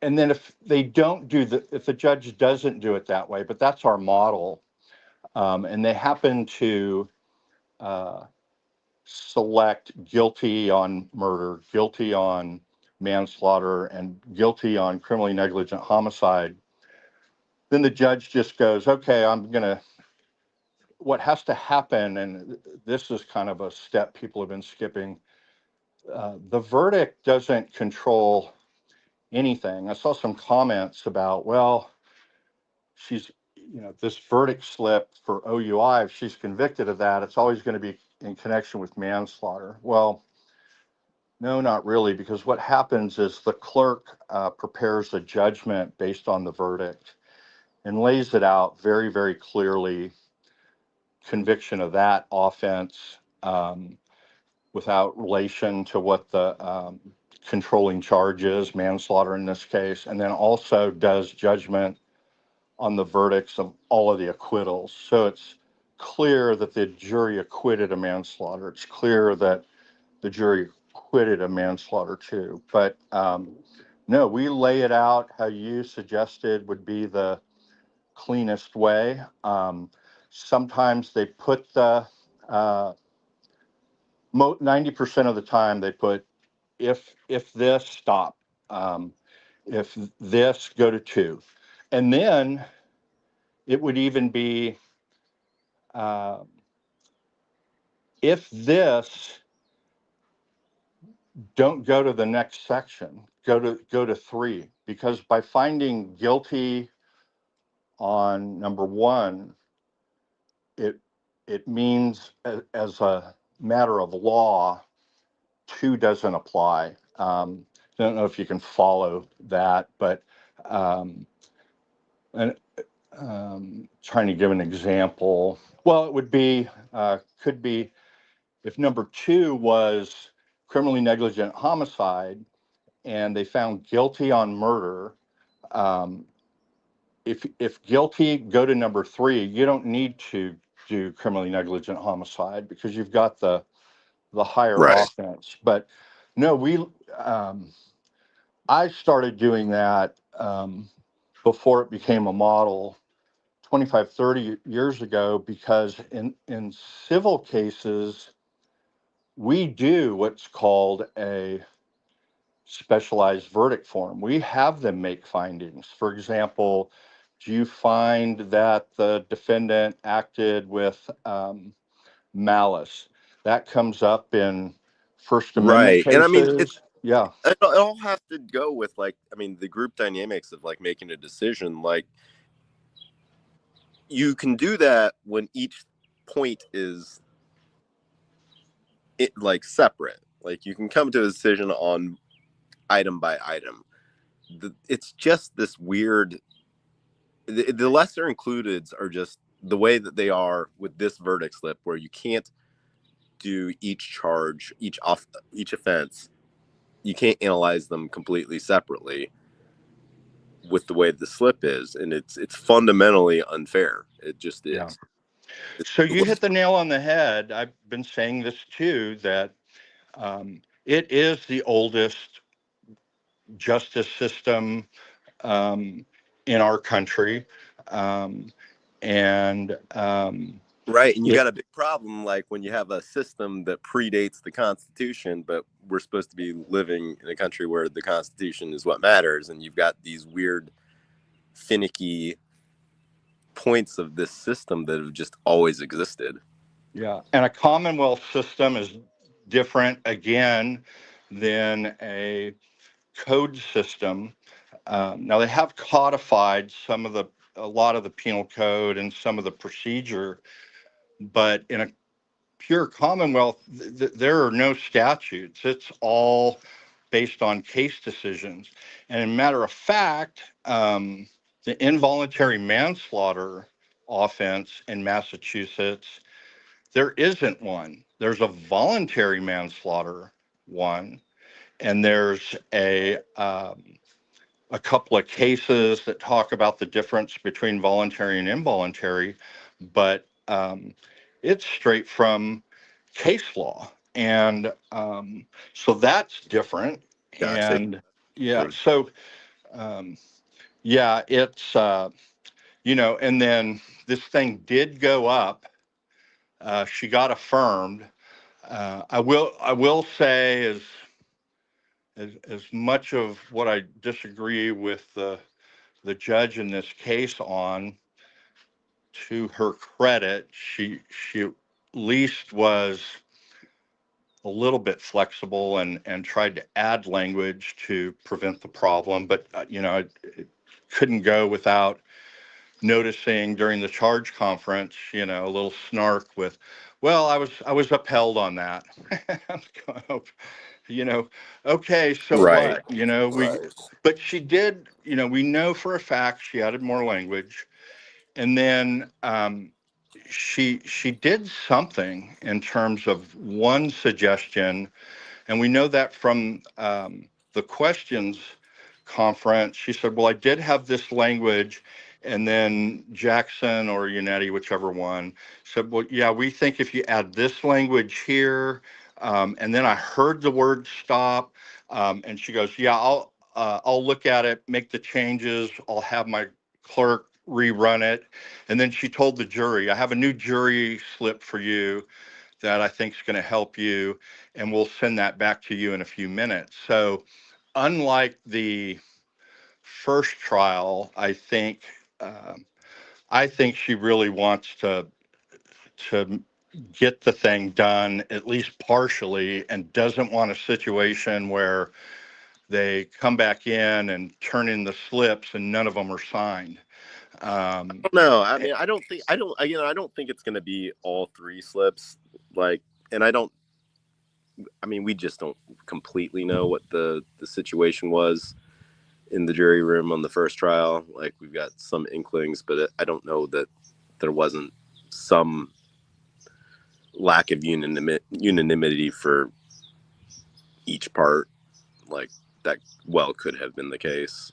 But I think I don't know. You don't think she wants to do it again? You don't think Bev likes No. I hear a lot of no, people no. saying, "Oh, she wants to be done with it. She wants to be done with it." But I don't know if I'm convinced about that. I mean, I think she likes being a celebrity on TV here. I'm gonna go I agree. I'm struggling now after her not wanting to clarify to the jury yesterday that I think she you wants can vote individually on each charge. Each charge is its own, own verdict.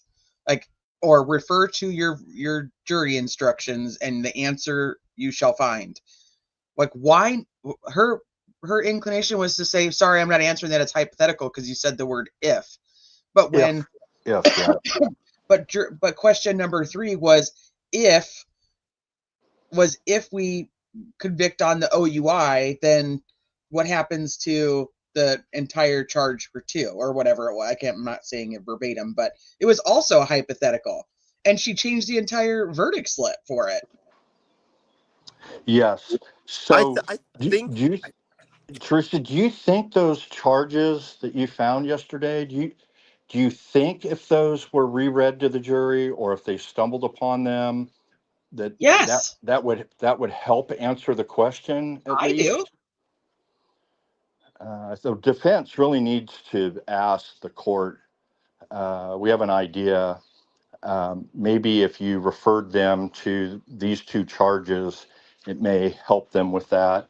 Have you given any thought to if some of the root of some of these questions might be the verbiage and either the 2 charges, the 2 instructions, verdicts, and group decisions versus the verdict slip? Have you thought about that at all? I personally feel like they were stuck on 2-5. They were stuck on the OUI, and maybe like you said, they went some were okay, what about 4, and then what about 5, and then ones that were on 5 were well, I don't want to convict her on the whole count or the whole offense or whatever, and so they had that question. I feel like they were on track, they knew where they were headed, and then all of a sudden they were okay, we need to know if we can't agree on this one, what's going to happen to the other 2, because we have agreed on the other 2 already. And then when she was sorry, not going to help you, I think they were well, right. shit. What do we do? I mean, I think that was pretty clear to everybody. I think that's pretty clear to both the free Karen Reed people and the people that think that Karen Reed is guilty. And I think it was clear to the attorneys, or I don't know about Hank, but it was clear to the defense attorneys, what was intended, what the crux of the issue was. And I don't know. It But why rubs me the doesn't wrong it? way. Where Why Bev isn't is up there anybody pretending to arguing not that today? understand the issue. Like you damn well know what the issue is. Like it's very sensical as far as Right. what this issue is, and you're up here pretending that like you don't. Oh, but it's a hypothetical. I don't really know what they're getting at. No, you absolutely know what you're getting at. It's literally the Did same you question hear? from last year. Did you hear Fiend's comment about when we were going? I was going through the instruction, the verdict one with that full paragraph of new language, and he pointed out, well, it does say, indictment, but it also says they're going to get a slip for each charge, and they do have the 3 charges. So not for Fiend, not much likelihood they're confused about the word indictment. They've got the 3 charges. And then I said, well, I'll never underestimate what a jury can get confused about. But yeah, I mean, look at Delphi. But I think that you can tell a lot from the question is really you what I'm can. getting at. Yeah, like no, where you they're can. at and You can. what they're thinking about. And like, I mean, I think that everybody is pretty clear on kind of where they're probably at. Like, we don't know, but Why aren't they back yet today? I think, hey, I was waiting for this question. It's the free lunch. I think you get one more free. You get one. No, look. If I was on the jury, I'd be doing the exact same thing. Regardless of how, like, when you get to your decision, there's a lot of time and investment into this trial. Like, you don't want to come back too quickly, so you got to milk it for a day or two. You want your free lunches, so I think that you get today's lunch, and then they come back with a verdict. That's not beyond the realm. It's very common because what happens is usually the bailiff brings you a menu for that day. They select. So you already know what you want. They select.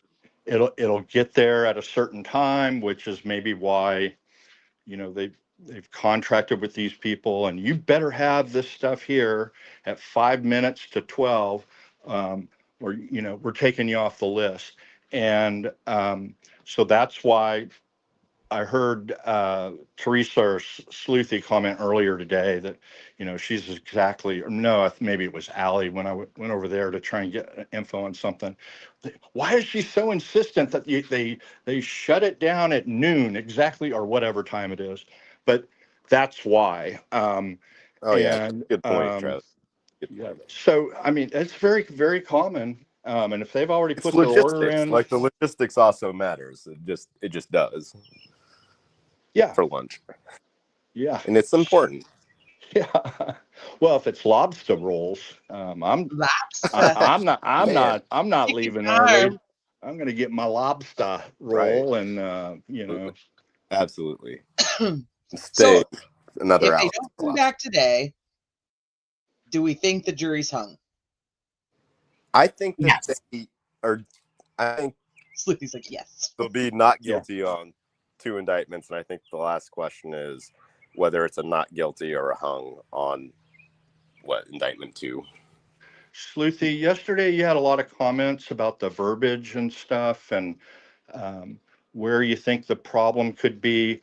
Now having a chance to look at what they were actually charged, and now having a chance to actually look at the second verdict slip on offense 2, manslaughter. Did you have any thoughts on, the possibility of what was generating these questions?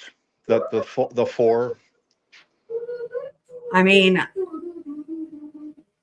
I just think first of all, in terms of the language, I think it should be consistent throughout everything. So like when you're reading the instructions, to be interchangeably using charge with indictment with offense, I think that that's kind of silly. A lawyer might know they're all the same things, but I don't think that a jury will. And so I think the answers to their questions, or non-answers to their questions yesterday, I think they were looking for very specific, like, not yes or no, but like, we're going to ask you as specifically as possible to our current situation so that we can be done with this. and they didn't get it. And so I think that Well, I think they did ask it one yes or no question, and the answer was very clear. Like, if you find her guilty on the OUI, does that find you guilty of the overall charge? And the answer is no, absolutely not. But they didn't answer that. I know, but that was they did ask a yes or no question. They didn't get a yes or no answer. Right. So I think when they asked their questions, they were trying to be as specific as possible to hopefully get direct answers so they could be done. And I think when they didn't get direct answers, I think it confused them. And I think they went they regressed in the progress that they had made. That's how I feel. Because now they're trying to sit there and figure out, maybe now they're trying to read through. Because you also have to remember they've been instructed that, the instructions they have, if they're any different than what they remember her saying to them in court, they should be going with that. So technically, it all goes back to the lack of common sense, because if you all agree on just the OUI, or if you all agree on the not guilty, it's very clear. But it's weird. It's weird where there's this other option where, you can all agree on something, but that's not the way it's going to be. You can all agree on the overall the charge. If you disagree on the lesser included, it's like you didn't agree on the overall charge. Right. That's why I think that. So, shit, what was I going to say? That was why I think. What did you say before you said that about the overall charge? Oh, that's why I think that the language not being consistent throughout the instruction is a big problem, because like I said earlier about when you're interchangeably using indictment for charge, and they're sitting back there and they have 3 charges in front of them and no indictments, right? One might think that an indictment consists of these 3 charges. And so if they didn't get an answer to their questions, I worry that they went back to try to pick apart the instructions, and that they might be reading it in the sense that, well, if all 3 of these charges equal an indictment, we all have to be unanimous about the indictment, it says. So until we can come to an agreement on all 3 of these, then we can't turn over our verdicts because we're not unanimous on all of them. Yeah, I think that part was probably clarified a bit more. Can you bring up that verdicts charge, and we can read that part to Sleuthie that Fiend pointed out that. What on which one? It's the first one on page 5. Yeah, because she never told them, if you've already come to decisions for 2 of them, you can give that to us. See, this is where I think we're going to have a problem, is where she said, this is a question for another time. And I agreed with Alan Jackson that if they think you're not going to answer it, why would they ask you another time? And I don't see her offering an instruction for no reason. So if they come back and they say they're hung, I don't see her asking them, are you hung on what charge? She's going to leave it up to them to tell her. And so I worry. Oh yeah. I agree with Jackson completely. That it was completely improper to say, no, the court can't answer that. That's not true. That's actually completely not accurate. The court absolutely can answer the question. Yeah, so they could have done it with this charge here. So Sleuthie, let me ask you what I asked Teresa and Fiend. So we're looking at reaching a verdict, and the blue language, I don't know if you can see your screen or not, but it says, for each indictment, you must decide whether the Commonwealth has proved beyond a reasonable doubt that the defendant is guilty of that specific charge. Your decision as to each charge must be unanimous, meaning all 12 deliberating must agree. You will receive 1 verdict slip for each indictment. So, like, why aren't we saying charge? Like, why? Right. Why is So do you think these two charges, this one and this instruction, sorry, and the instruction on group decisions, do you think that if the defense had requested that the court reread these, or that the court answered that question instead of not answering it, said, please refer to the reaching a verdict instruction and the groupthink instruction, do you think these instructions would help clarify for them, confuse them more, or no effect? They're still stumped. well? Well, I think they're just stuck with confusion. But like, if you go further on this blue thing, it says for each charge, if you all agree that the Commonwealth has proved every element of the charge beyond a reasonable doubt, then you should find Ms. Reed guilty of that charge. On the other hand, if you all agree that the Commonwealth did not prove one or more elements of a particular charge beyond a reasonable doubt, then your verdict must be not guilty on that charge. And this is my problem. Those lesser includeds are the elements of the charge. So if they all agree that the Commonwealth did not prove one or more, let's say the second one under the full charge, then No, you're absolutely right. I mentioned when Fiend and I were going over it that it should have had the length. That's great for 1 and 3, but for number 2, which has lesser included, they should have spelled out elements of each charge or elements of each lesser included offense. Because by definition, you're absolutely correct. For it to be a lesser included, it has to have the exact elements as the top charge. It's just, it has one or more less. And if it has anything new, any type of a different charge, for example, if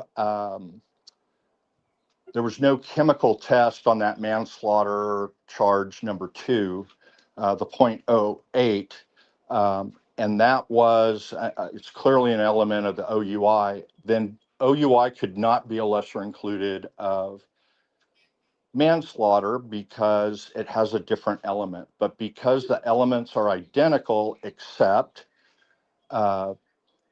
reckless conduct and death, you take those 2 out, what's left is an OUI, but they don't, she came up a bit short, and I'm thinking if they'd come back and said, hey, instead of saying I'm not going to answer it, what I'm going to do, or the defense said, well, you have answered it, Judge. Look at verdict and look at decision by group decision, just reread it or refer them to that. And then while they had that momentum going, I'm with you 100%. I think they were ready to go. Just answer this, clarify it, and you'll have a verdict.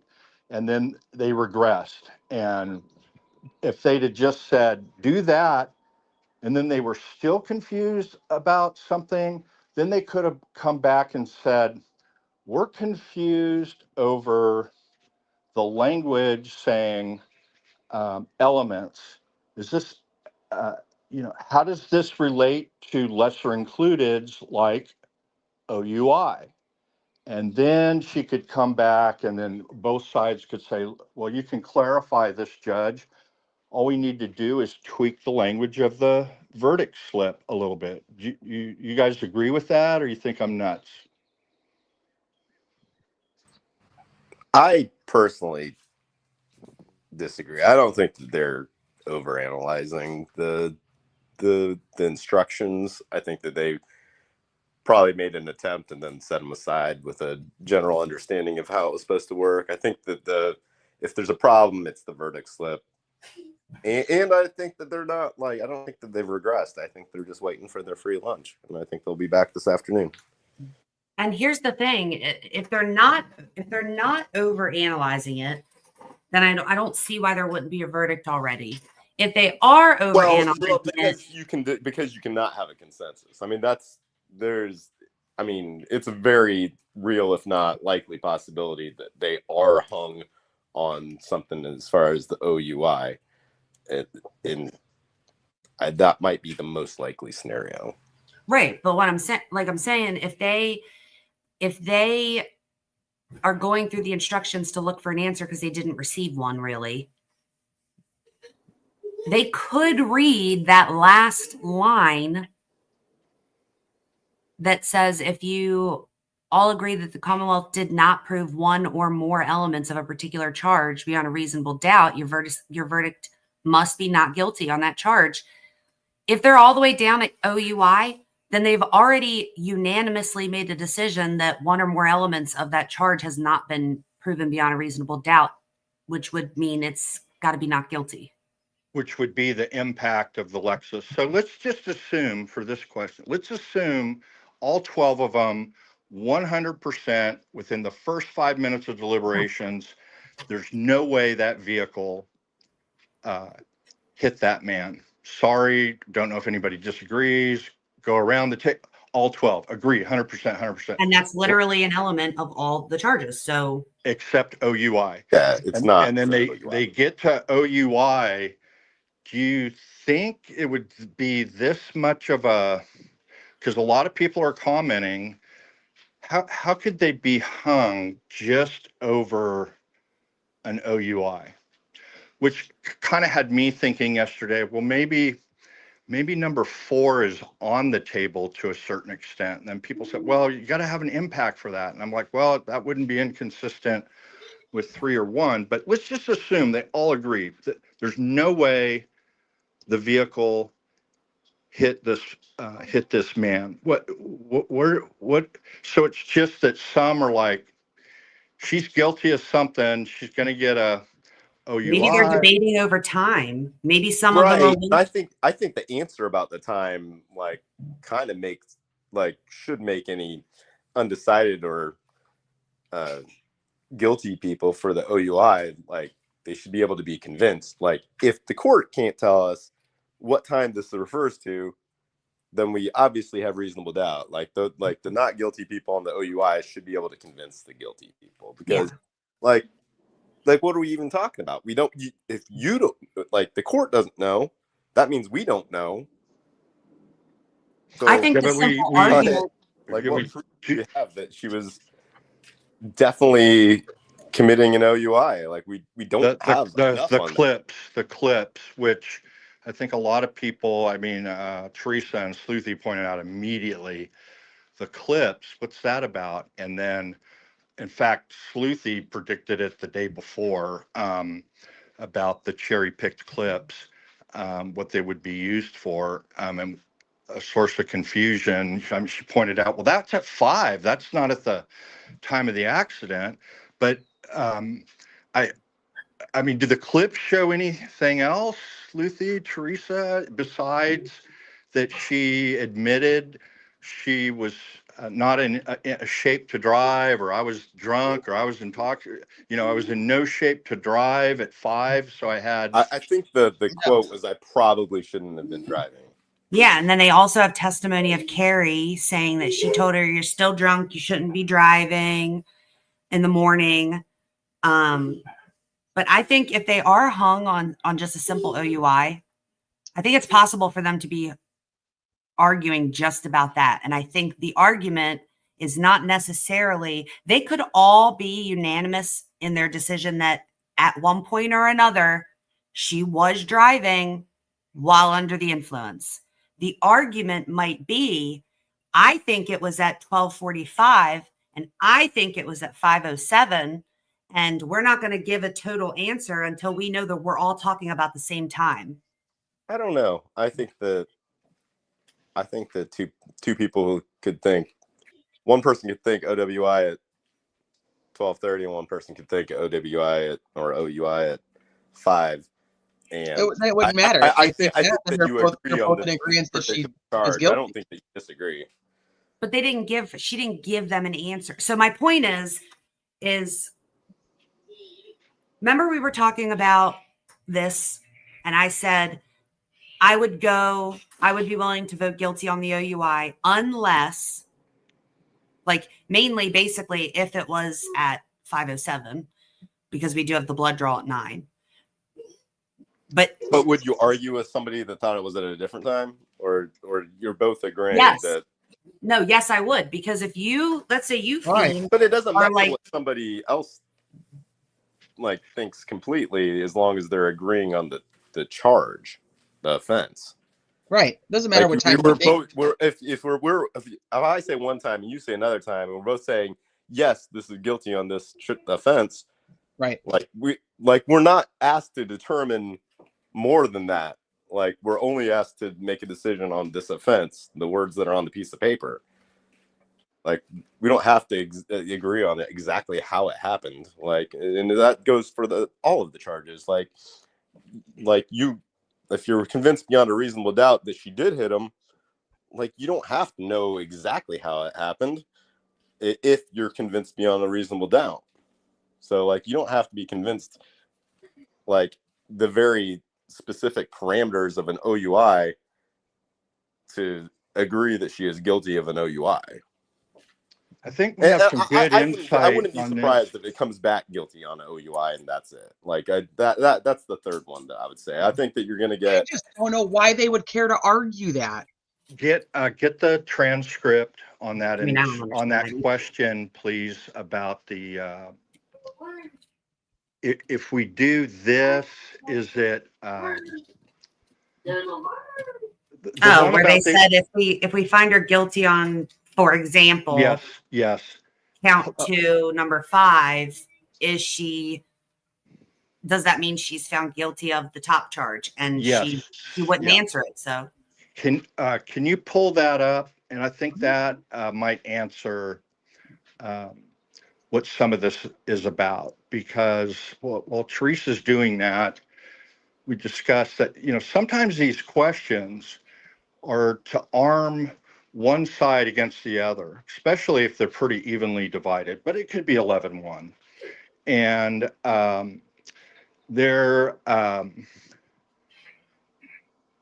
thought there was one asked if they would be hung.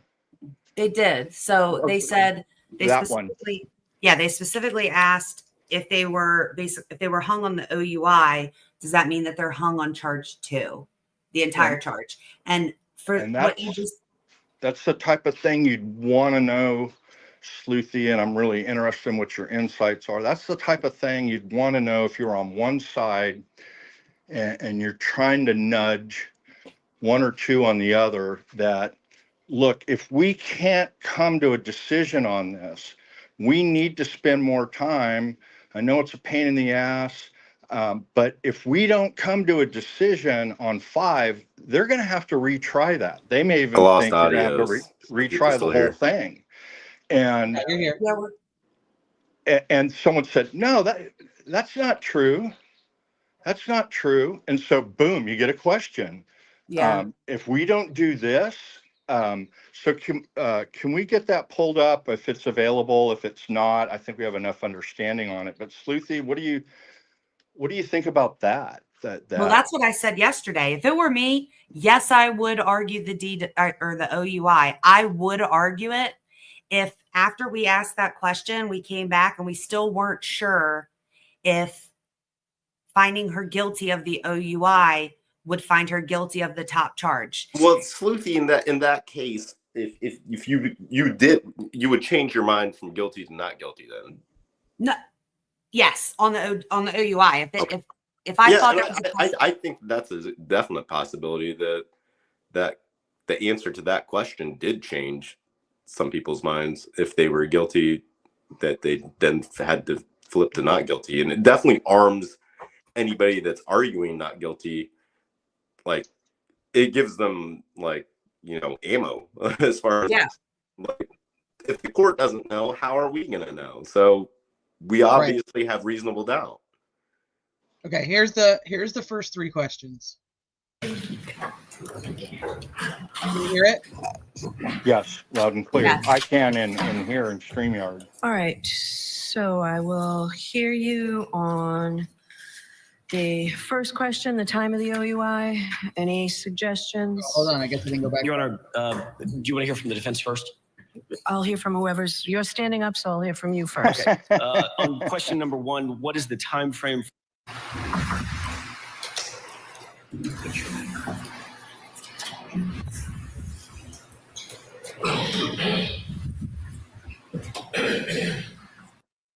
But both sides are going to want to make sure. What is happening? I didn't go back far enough, so I'm an rewinding. analysis and work their way down.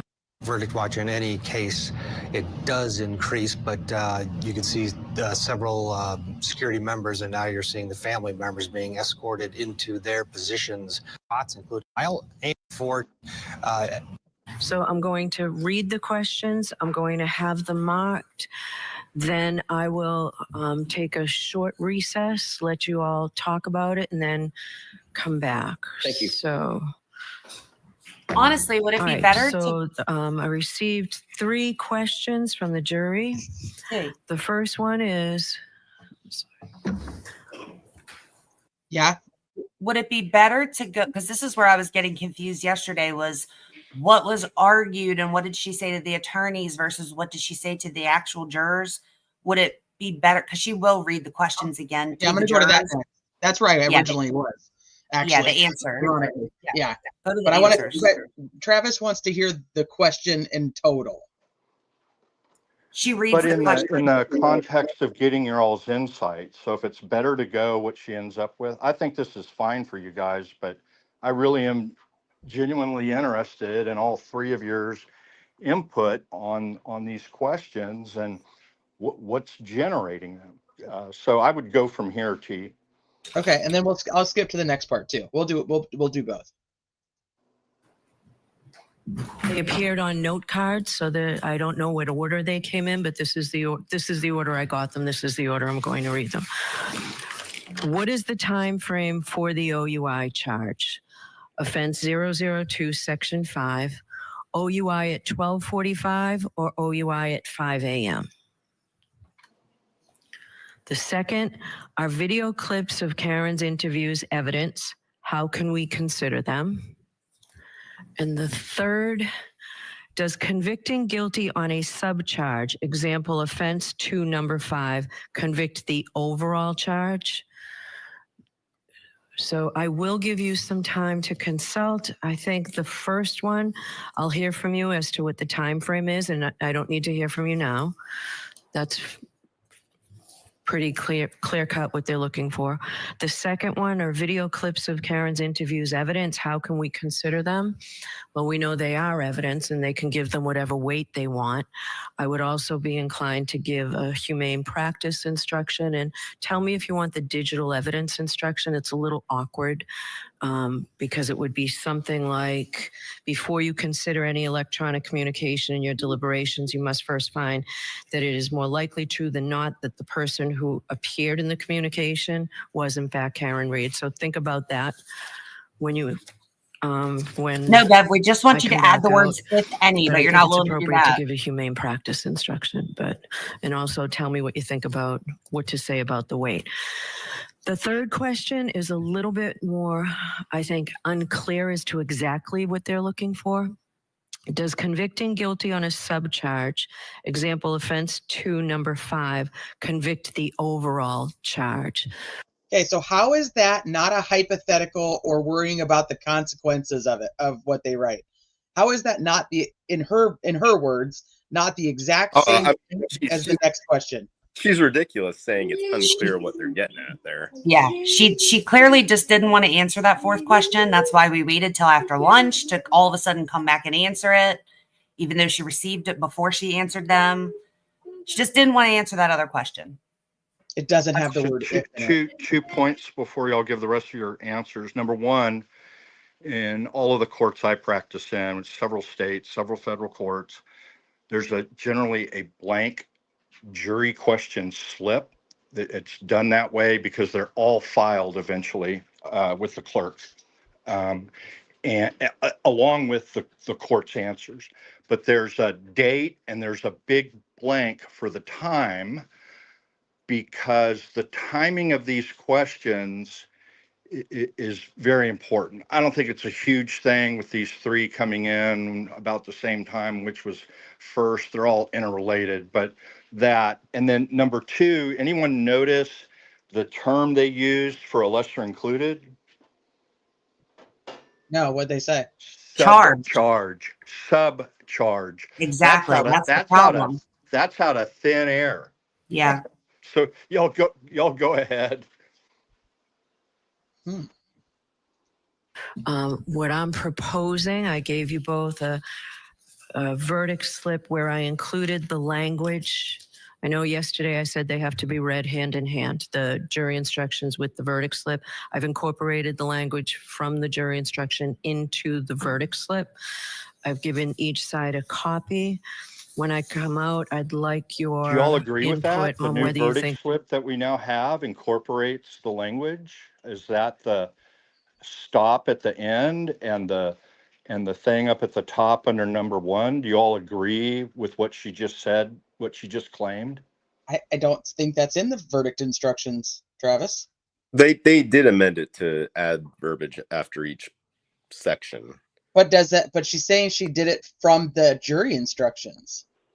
We don't, okay, so for clarity purposes, we do not have a copy of the actual jury instructions that the jury got. What we have is Joanna transcribing what she said.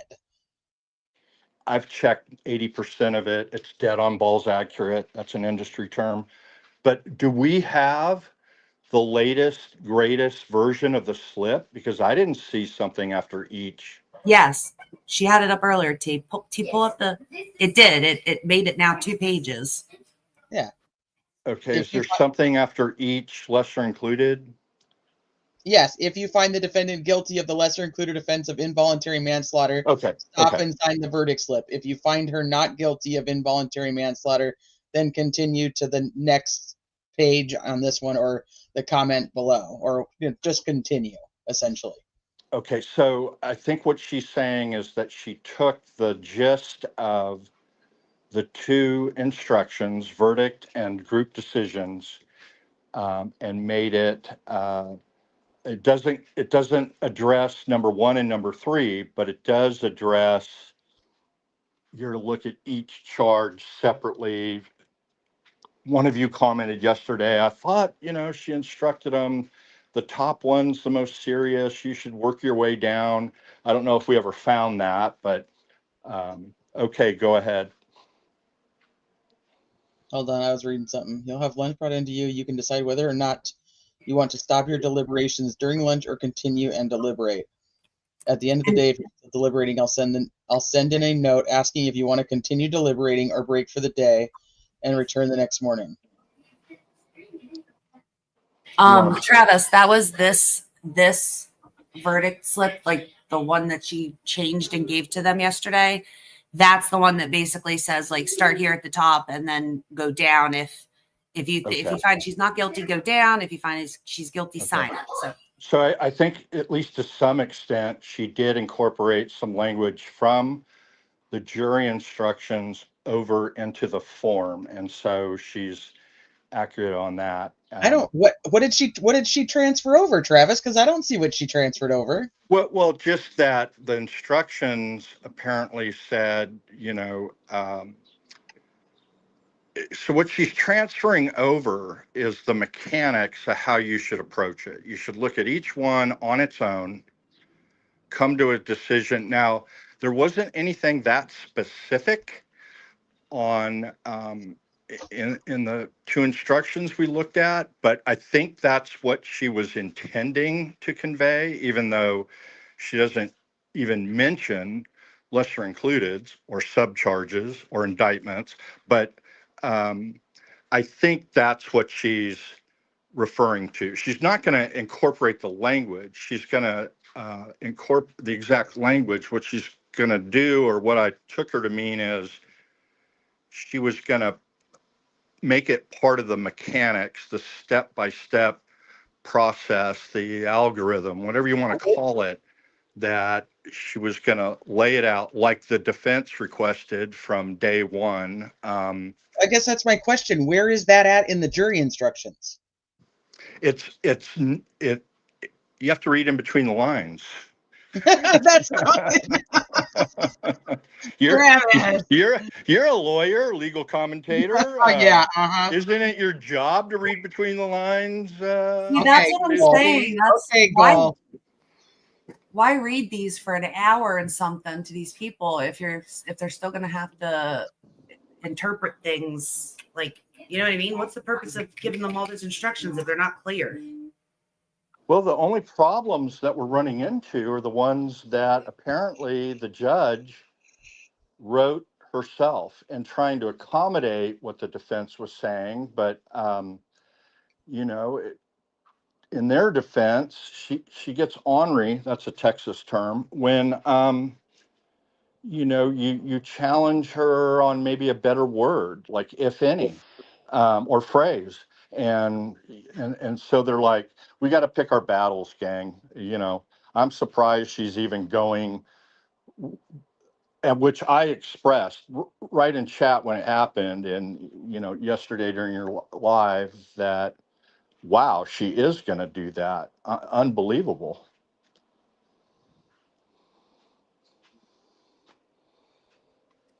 I mean, I think all they could do was note their objections and preserve some appellate like avenues. But I saw an interesting reply tweet from Andrea yesterday, like that just solidifies this is the way like it's supposed to be. Like it is supposed. There's like the system is set up against the defendant, very like much more in this scenario in Massachusetts with this type of verdict slip than it is other places in the country. It just is. Yeah, unfortunately, the highest court agreed with her, the judge, and you know, they're always able to say, we've been doing it this way for 350 years, never had a problem. Well, that thing in Salem was kind of a glitch, but right, they do have the problems, but unless they change it, it doesn't matter because then you never have the precedent. Like you like that's just how they're going to operate if you don't have the precedent. So somebody has to be the first person to literally like make the decision, and then all of a sudden you'll have some precedent. But she ain't going to be the one. Bev ain't going to be the one to do something like that. yeah. Sleuthie, Teresa, any more on that? All right, I was reading through more of the jury instructions to see if there's anything that I can find that I feel like she moved from the jury instructions to the verdict slip as she's. It's just the spirit of the instruction. She's like, I did it, so I said I did it, therefore I did it. Right. That's why I search for the word. I did it. She did it. It's just like when she didn't remember what she said and be like, well, I don't really remember what I said. It's just like she told them they were 10 minutes late when they'd already been arguing for 5 minutes and it was only 1:37. There's a technical term for that, pivot, unquote. Can you search for the word top or highest in the transcript Joanna did? Highest or top? Highest. Yeah. Okay. We do highest first.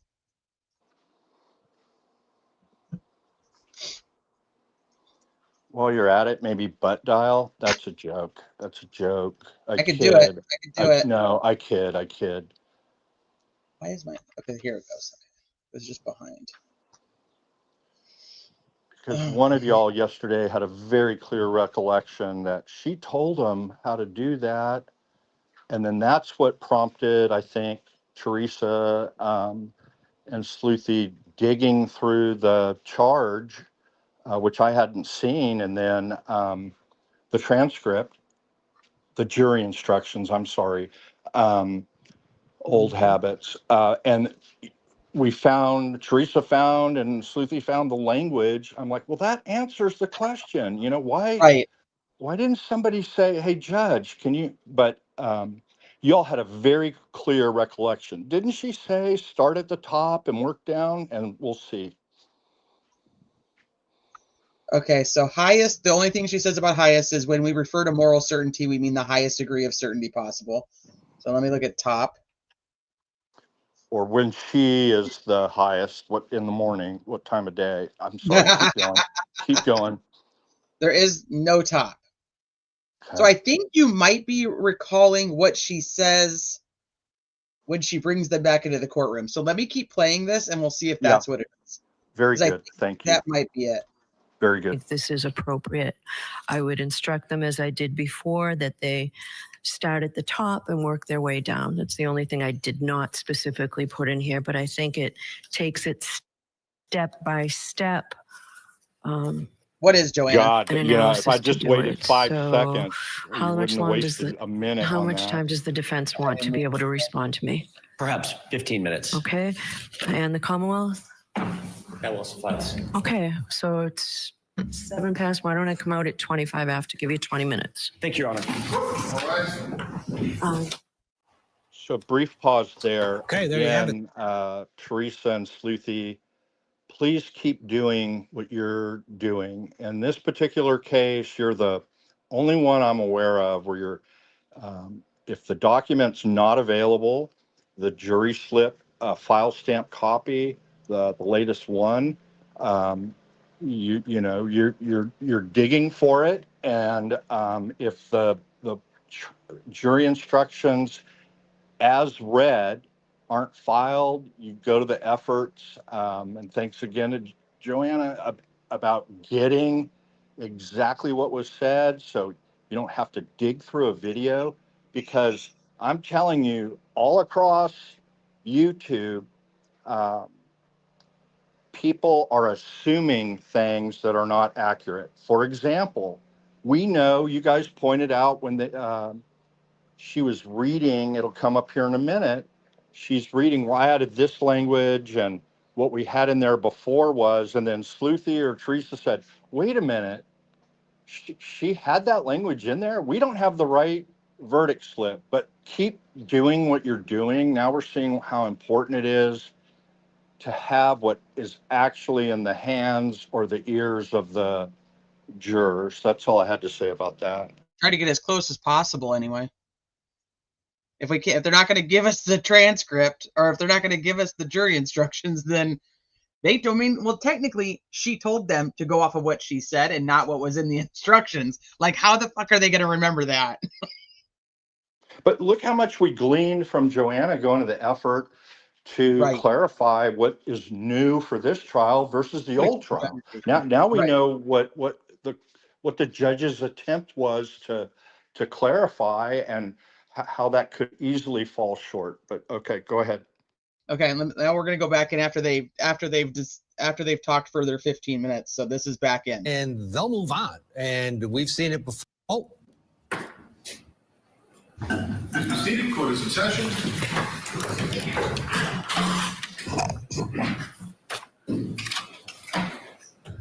All right, so I will hear you on the first question, the time of the OUI.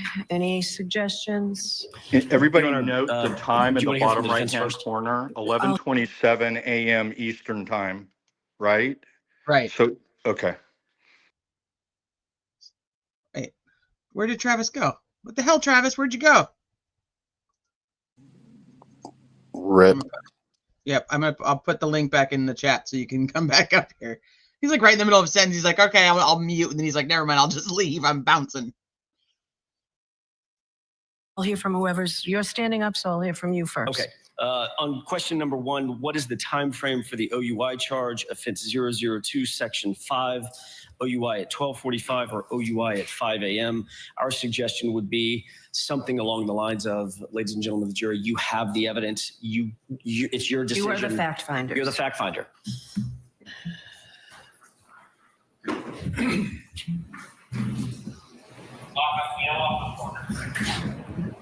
Mr. Brennan, or whomever from the Commonwealth? My suggestion would be 12:45. And why is that?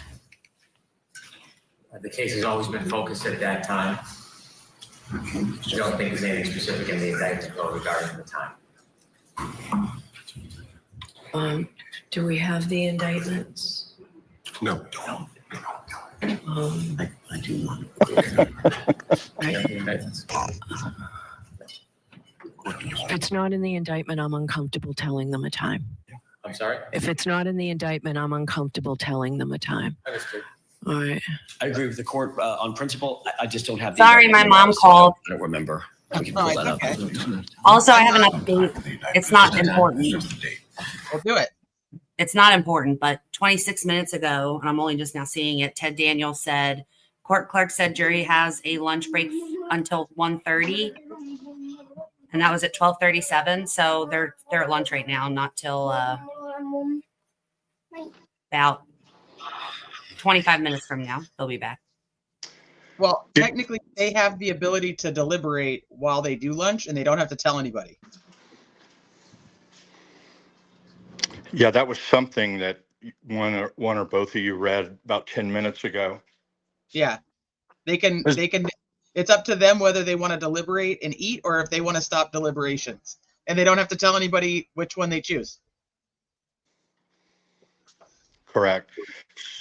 So did we discuss this enough yesterday about that it's kind of flip-flopped, that the state would the Commonwealth would typically, if they were trying to get a conviction on at least something, they would not limit their time, knowing that admissions were only made about the 5 a.m.-ish time frame, whereas the defense said, no, leave it open. Don't narrow the time frame. Even though legally, technically correct on a lesser included, it needs to relate to the time frame of the master offense, which is what happened in front of Fairview.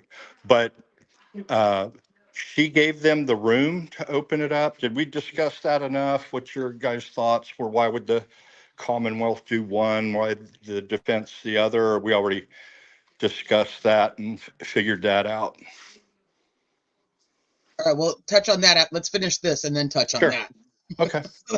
We can complete one and then we can go to the other, because we did touch on it, but I do have some additional thoughts as I sat down and thought about that last night, because I thought they were kind of backwards. But let's finish this one. Okay. I don't expect that there's any time to be. All right. So I'll say you have the evidence, and remember, you are the fact finders, or something to that effect. All right. Are the video clips Karen's interviews evidence? How can we consider them? So I'll tell you what I was planning on saying, then you can add to it. Sure. Yes, the videos are evidence. Give them whatever weight you think is appropriate to give them. And then I would give the digital evidence instruction and the humane practice instruction. The only thing I would respectfully ask the court to include in that sentence is give them whatever weight, if any, you deem appropriate. All right. If okay. Any. Thank you. Otherwise, it's fine. And he's right on that. It tracks the language of the jury instruction on that. If Teresa, after we're done with this, you enter the phrase, if any, in that charge, I think it'll be readily apparent. But that's all I had on that. Did you hear the hot mic moment right there, though, that I don't think I heard yesterday? Did you hear the hot mic? Somebody said something about preserving the issue. Or something. Yannetti. I think it was. Hold on, I'm going to play that again, because I think we watched this on Boston 25, so we didn't hear that hot mic as well. Thank you. Otherwise, it's fine. Is that a gun? We're going to do it anyway. We raised the issue to preserve it. Good. Wow, you're great. I thought he said, "Is that a gun?" Right. That it would be dat to be a gun. Dat. You got to put the slang into it, Travis. I'm sorry. I digress. Please proceed. It's only. Oh, hold on. There's more. The only thing I would respectfully ask the court to include in that sentence is give them whatever weight, if any, you deem appropriate. All right. If okay. Any. Thank you. Otherwise, it's fine.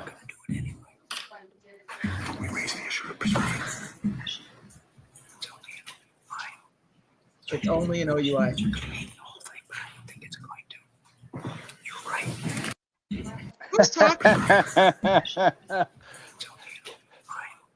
Only know you right. Something about the whole thing, but I don't think it's going to. Otherwise, it's. Well, I'm gonna do it one more time.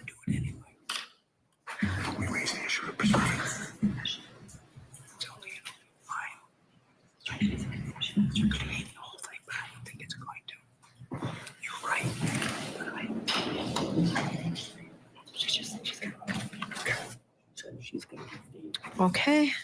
What's the Commonwealth's position? I can't completely understand. I can't completely understand what the last part was, but it could be the whole thing. It could mean the whole thing anyway. And she's gonna something.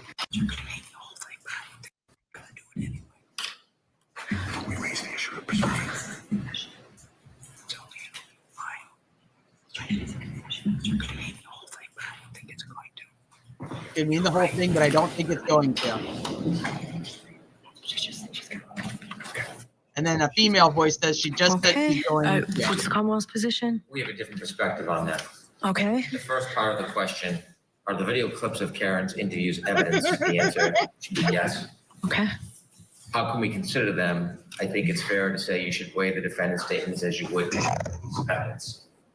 Since they've been introduced substantively, they are like any other piece of evidence. There's no difference, and there shouldn't be any reflection of a difference in the answer. We didn't introduce any evidence in this case and say you should give it any weight, if any at all. We didn't provide a limiting instruction in any way, and these shouldn't be so limited. This is just like a photograph. It's no different than a physical piece of evidence. And so I think the answer should simply be yes. You should weigh the defendant's statements as you would any other piece of evidence. I do not think the court should give humane practice or digital evidence. It's suggested. There's more hot mic. Do you hear it? I hear it, but I wouldn't be able to tell what it says without you interpreting it. I think you're doing a good job. We're gonna object.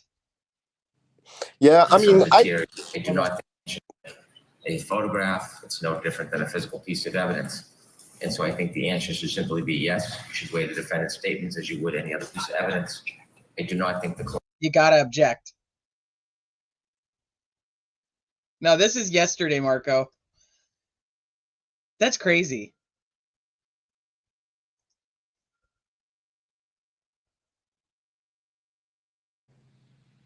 I just don't think that they're gonna make any, like, if they get hung on this, on the OUI part, I mean, I don't think that they're gonna be able to parse it out later on, like, and hash it out, like on an appellate type of issue. Like, I don't think it's gonna go their way. No, I don't think that. Yeah, they're doing all this to preserve the record, which they need to do, but it's not. But yeah, I mean, it's smart to do that because that was what was cited as your failure last time. But I still don't think you're going to be successful if the same issue comes up again. Like, this is the way the system is set up. They want to. What's preserved is the Commonwealth can hit you with that manslaughter another time, which they absolutely would. And then they will, and you know, it's a little bit different as far as, at least if they can return verdicts on the other two indictment verdict slips, that at least those will be knocked out. That's all. That's important too. You're still left with a very, very serious indictment that, for the most part, like, it's likely that she is acquitted. You know, the jury is unanimous as far as most of the elements that she is not guilty of, but then you're slipping an OUI in there and getting hung on that. I don't know. I think that they'll come back more. It's possible that they're hung on one indictment and that would be the hang up, but I think that they either come back with guilty on the OUI or not guilty across the board. That's what I think too. But I think it's a good possibility if we go past today that we're hung at least on count 2. I mean, I still think that they'll hash it out and get to that same resolution, but I really think they're just holding out for today's lunch, and you know, tomorrow is off, and you want to skip a day and come back Friday to keep doing this, and then go into the weekend. I mean, I think that this is the ending point. Like, this is the logical ending point, is this afternoon.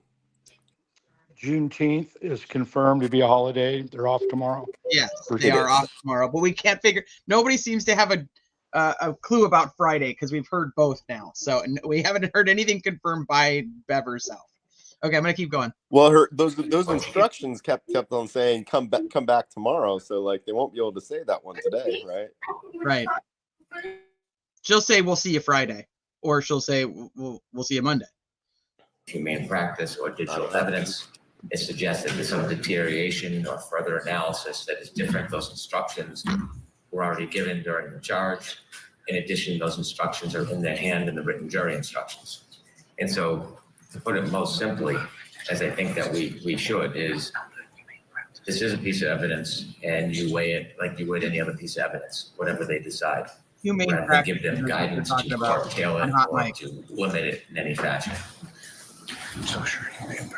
My only suggestion, Your Honor, is that every single piece of evidence that's provided to them, it's in keeping with Massachusetts laws and keeping with the responsibility that they have. Every single evidence is given the weight, if any, they deem appropriate. That is not a misapplication of the law. I think the Commonwealth's suggestion suggests in the answer that they should or they have to give those statements weight, and the law is they don't have to give them any weight. So I think the appropriate comment by the court is exactly as the court suggested initially, which is you give it whatever weight, if any, you deem appropriate. That Hot Mic was about humane practices. That's all I could get out of it.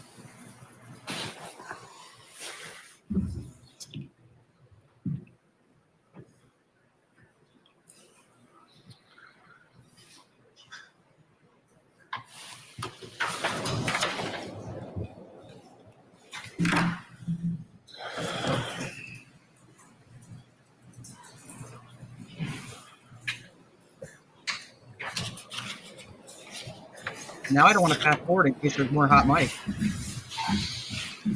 I think she's looking for the instruction on evidence, try and see the language, and because the defense didn't have the charge in their hand and read it to her and said anything else would be in conflict with what you've already instructed them, we ended up with no, if any. Oh, that's what you wanted me to do, was look up if any. But it can wait. Okay, I can do it.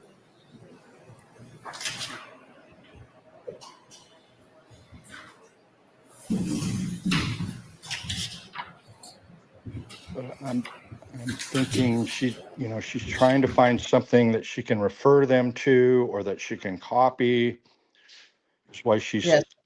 Under the Bowden instruction, it says all of these considerations involve factual determinations that are entirely up to you, and you are free to give this matter whatever weight, if any, you deem appropriate based on all the circumstances. So there's that one. Under the importance or significance of evidence. And that's in what she read? Yes, this is. So whatever she's flipping through, she should be finding that then, and then consistent language saying, if any, to them now. Yeah, right. but Bowden doesn't apply to the clips. I think the next one's going to answer your question, Teresa, Yeah. the significance of evidence. So it says, you are not, of course, required to disbelieve it because it appears there. You decide whether to believe what an exhibit purports to show and how much weight, if any, to give the exhibit. There you go, There you Sleuthie, go. right there. So why didn't she say it? Because the defense didn't have the charge in their hand and read to her, Judge, you've already instructed them that what Teresa just read, we think without including the phrase, if any, would be in conflict with what you've already instructed, and she would have gone their way. But is she not flipping through the instructions that she gave them, I would think? It also says under the be fair section, as you start to draw conclusions, consider what evidence, if any, supports the conclusions you are drawing and whether, if any, evidence cast doubt on those conclusions.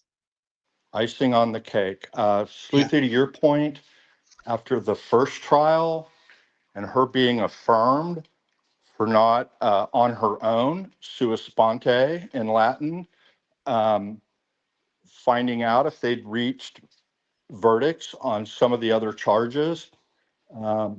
No, you can't take for granted that the judge is going to do the right thing. And so the comments that people are making in X about it's her job, it's her job. Well, we see this process, yes, both sides. You have a suggestion? Do you have a counter argument? Okay, he's made it. I'm just saying the most effective way to make the argument is have what she read to them the prior day so that there's just no question. It's just real fundamental advocacy, but that's really all I had to say about that. Okay, I'm going to keep going here.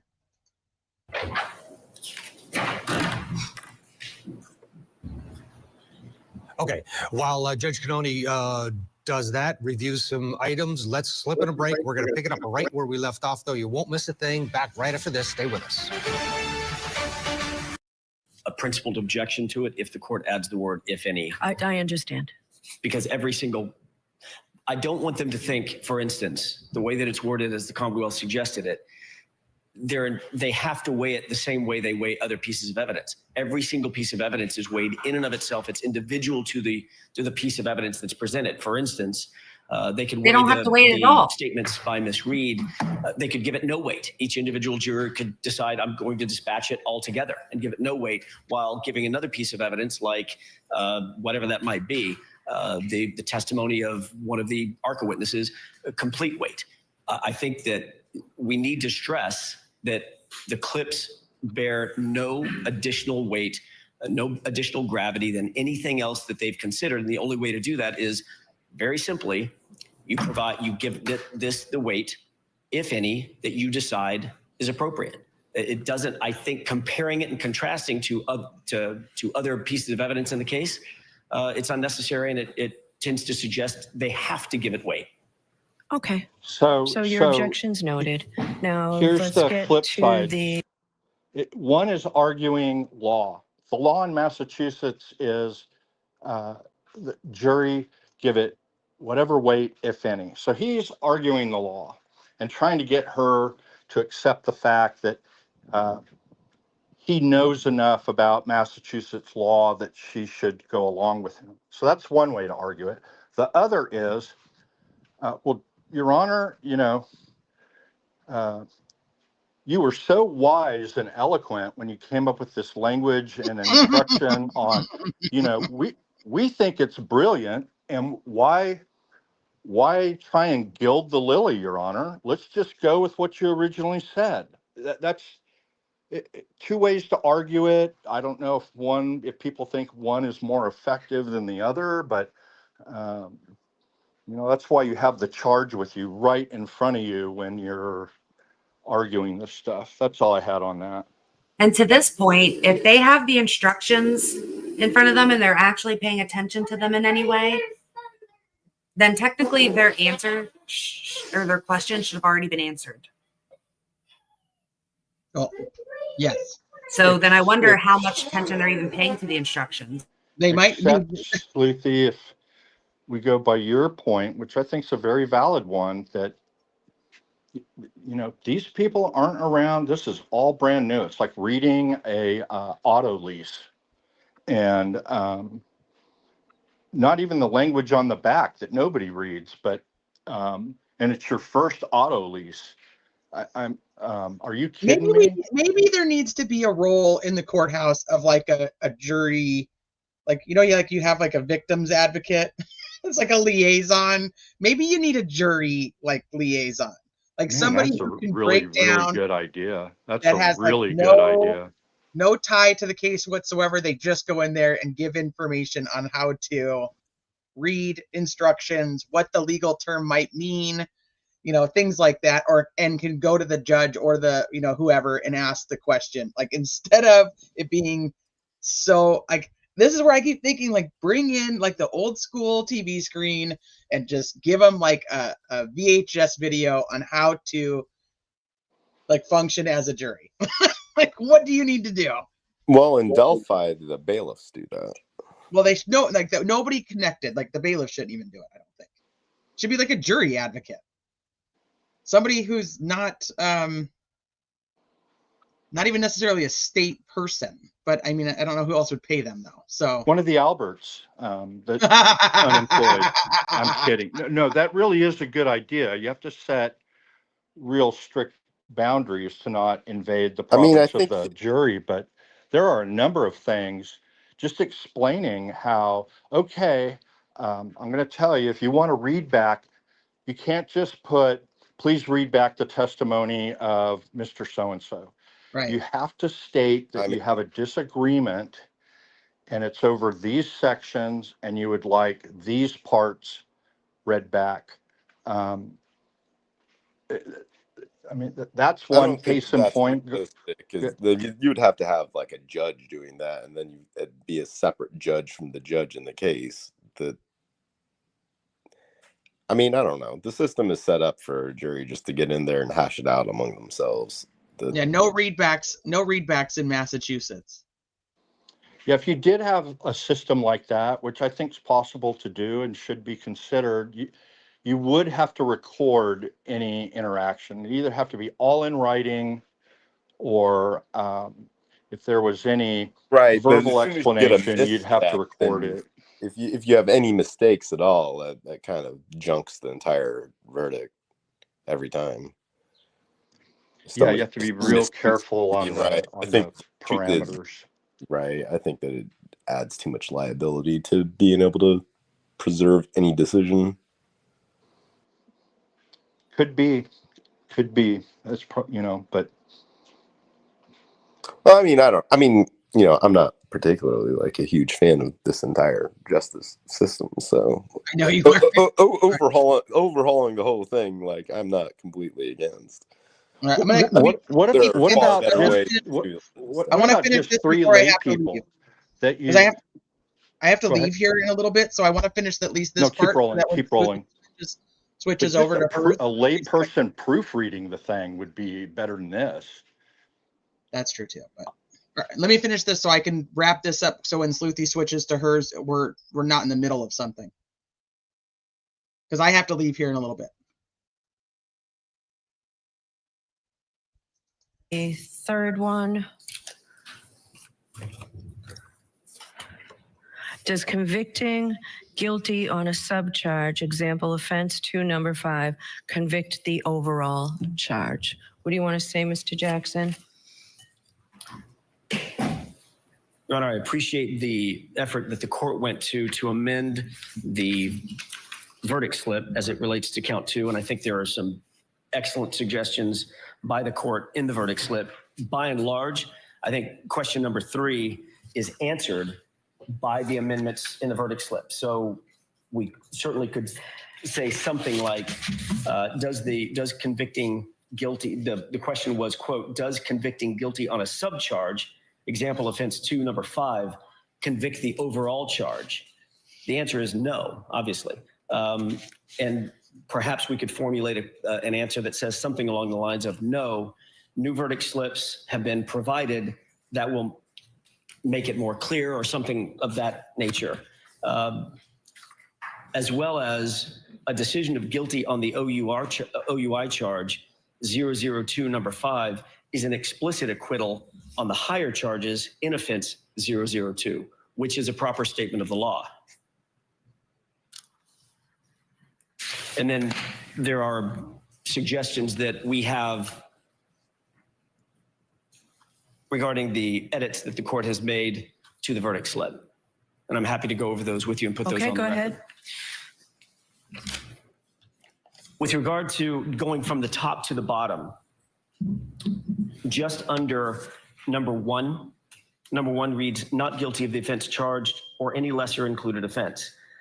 We would propose that the court add the language, the consistent language that it's added throughout the verdict slip. If you, quote, if you find the defendant not guilty of the offense charged or any lesser included offense, comma, stop and sign the verdict slip, period. That's the only place that that language doesn't appear, and I think it should appear. Okay.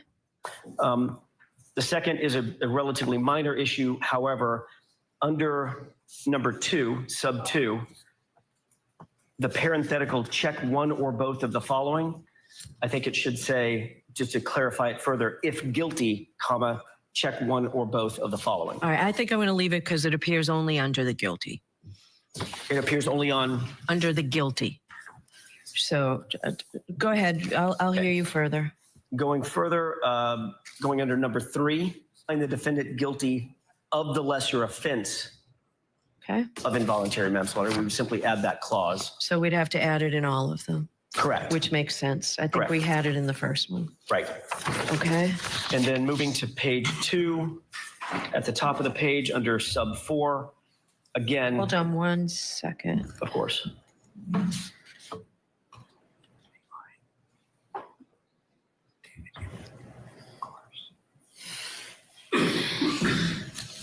That was another hot mic, but I couldn't make it out.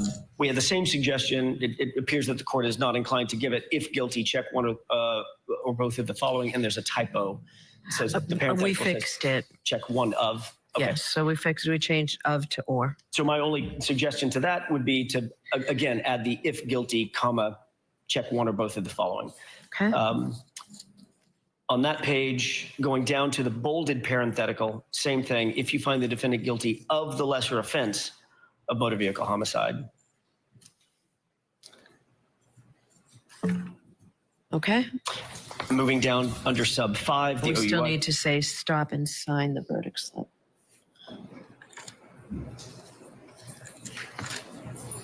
Right. After the word stop and sign the verdict slip. Yep.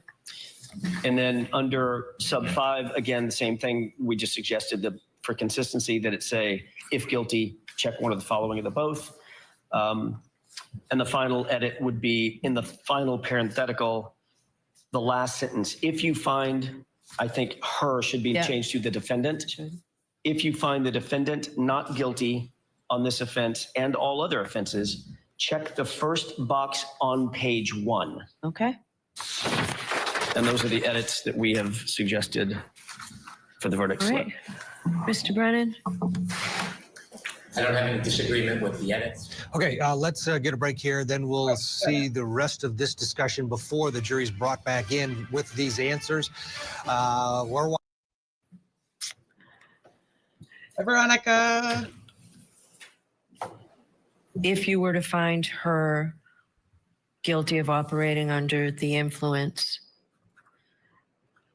Mr. Jackson said explicit acquittal. I don't like that language. I think if you find it, it means you have found her not guilty of each of the others. That would be fine with us. I think it's better if you find her guilty of any lesser included offense. It would not include the higher offense. All right. I think that's just confusing. So what I planned on doing was bringing them out. And Jackson's back there talking, and he's like, I think that is just confusing. DB, is that you or not?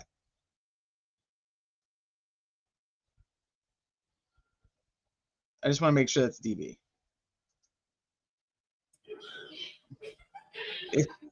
Can you unmute him and let him say something? No. Yes. Is that you? No. Oh.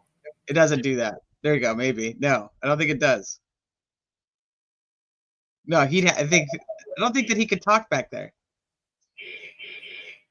Well, when I tried to, it said can't unmute because the guest chose to mute themselves. So, yeah. But if it was him, he would. Oh wait, private chat. Hi, everybody. This is Joshua D. Britter from the Criminal Courtroom News. I can confirm it's him. Hi, everybody. Today we're looking at the case of Karen Reed versus the Commonwealth of Massachusetts. We're trying to determine whether or not the jury is going to come back with a verdict today. As you may know, the Commonwealth has charged Karen with second-degree murder. How much time do you have left, T? No, I don't want to. No, I just love DB so much. No, I know, isn't it great? No, I have like 20 minutes before I have to leave. Okay. So let me finish this real quick. Stay up here with us, Steve. Hi, DB. giving them each a copy of the amended verdict slip, explaining that it really is consistent with the jury instructions I gave them, but walking them through it. So we start from the top and then explain if you find the defendant. There you go, Travis. There was your start from the top. Guilty, you're done. Stop, sign the verdict slip, and let the court officer know you have a verdict or something. I prefer that. Yeah, I think I'll walk them through it like we do in civil cases. I don't have any objection to that. The only other thing is the digital instruction. Yes. We don't believe that it's necessary. I don't think that we should reemphasize that, and we're not asking for it. All right, so you're waiving it? We're waiving it. Okay. Yes, All thank right, you. I will do humane instruction, humane practice instruction. So I need 5 minutes, and Tori, your computer. Okay, so now she's going to bring the jury back in, and we'll see. Sleuthie wanted to see the difference between what she talked about with the attorneys versus what she actually tells them. Great. Hi, all eyes. Yeah, I'll drop it for you too if you want to come up.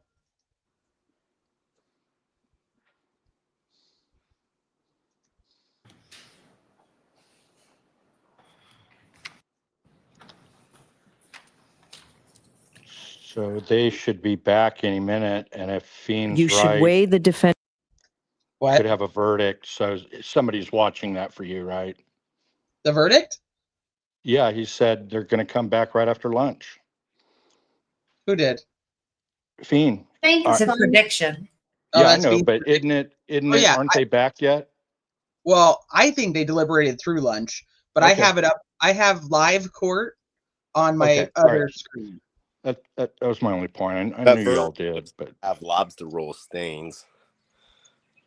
Yeah, Koberger hearing is in 55 minutes. 55? I think it's at longer than that. No, isn't it at noon?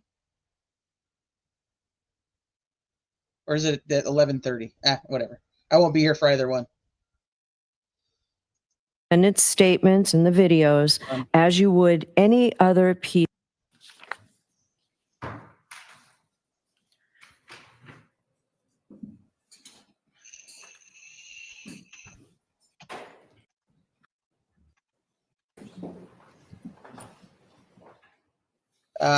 The BK hearing is going to be about whether there's enough to push trial out.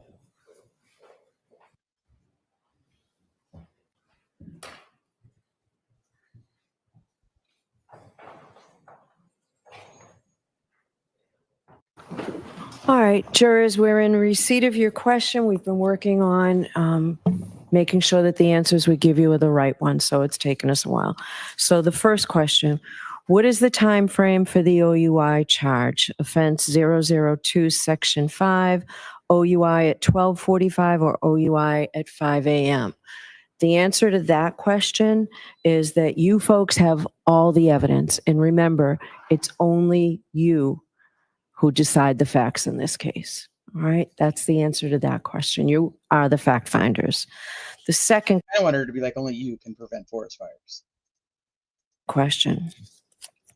Are video clips of Karen's interviews evidence? How can we consider them? Yes, the videos are evidence. You should weigh the defendant's statements in the videos as you would any other piece of evidence and give them whatever weight you deem appropriate. But first, before you may consider any such statement, you're going to have to make a preliminary determination whether it can be considered as evidence. You may not consider any such statement in your deliberations for the truth of any such statement unless, from all the evidence in the case, the Commonwealth has proven beyond a reasonable doubt that the defendant made the statement that she's alleged to have made and that she made it voluntarily, freely, and rationally. So that's the answer to that question. So for the third question, does convicting guilty on a subcharge, example offense 2 number 5, convict the overall charge? So with that, what I'm going to do is I have amended the verdict slip. It's the exact same verdict slip, and it's still consistent with the jury instructions I gave you, but it's a little bit easier for you to follow. And for purposes of going through this, we'll go through it together, and I've got a copy for each one of you, okay? Okay.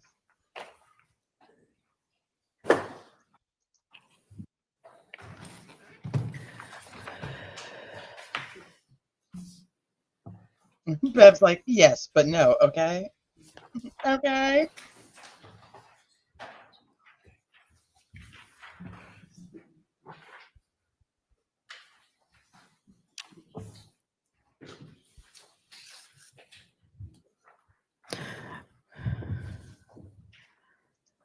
Hi, woman. All right, so you'll see it really is the same verdict slip, but we've added a little bit of language to help you follow it through.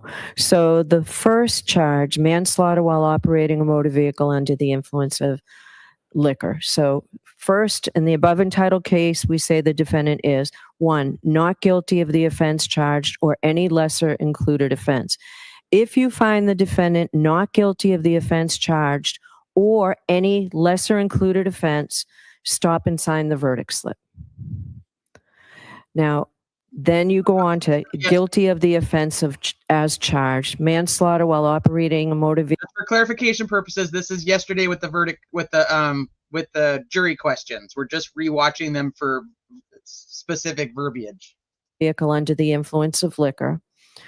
Check one or both of the following: manslaughter while operating a motor vehicle under the influence of liquor, and or manslaughter while operating a motor vehicle with a blood alcohol level of 0.08 or greater. If you find the defendant guilty of manslaughter while operating a motor vehicle under the influence of liquor, stop and sign the verdict slip. That means on each one, when you stop and sign the verdict slip, that means you have a verdict on this indictment. So stop and sign the verdict slip. If you find her not guilty of manslaughter while operating a motor vehicle under the influence of liquor, then... So she did right there, Travis. She said, if you sign the verdict slip, you do find her guilty or not guilty on this indictment. Even though that indictment is not what's on the verdict slip at all. Yeah, let's let it play through. I don't know if we even need to hear the end of it, but we can. But there's a whole bunch of what the jury, given just that information alone, there's a whole bunch for them to chew on if it's just the OUI charge, and we can kind of go through that. And we can do it now, or we can let this play through, or we can just pause this here. Well, I'll let it play through. It's almost done. I'll just let it fit in. Continue below to the lesser included offense. And first, under 3 is involuntary manslaughter. If you find the defendant guilty of the lesser included offense of involuntary manslaughter, stop and sign the verdict slip.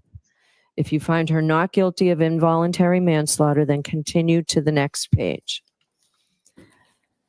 Guilty of the lesser included offense of motor vehicle homicide, felony OUI liquor, and negligence. And you have to check one or both of the following: motor vehicle homicide under the influence of liquor, and or motor vehicle homicide by operating a motor vehicle with a blood alcohol level of 0.08 or greater. If you find the defendant guilty of the lesser included offense of motor vehicle homicide, felony OUI liquor, and negligence, stop and sign the verdict slip. If you find her not guilty of motor vehicle homicide under the influence of liquor, then continue below to the guilty of the lesser included offense operating under the influence. And you check one or both of the following: operating a motor vehicle under the influence of liquor, and or operating a motor vehicle with a blood alcohol level of 0.08 or greater. If you find the defendant guilty of operating a motor vehicle under the influence of liquor, then stop.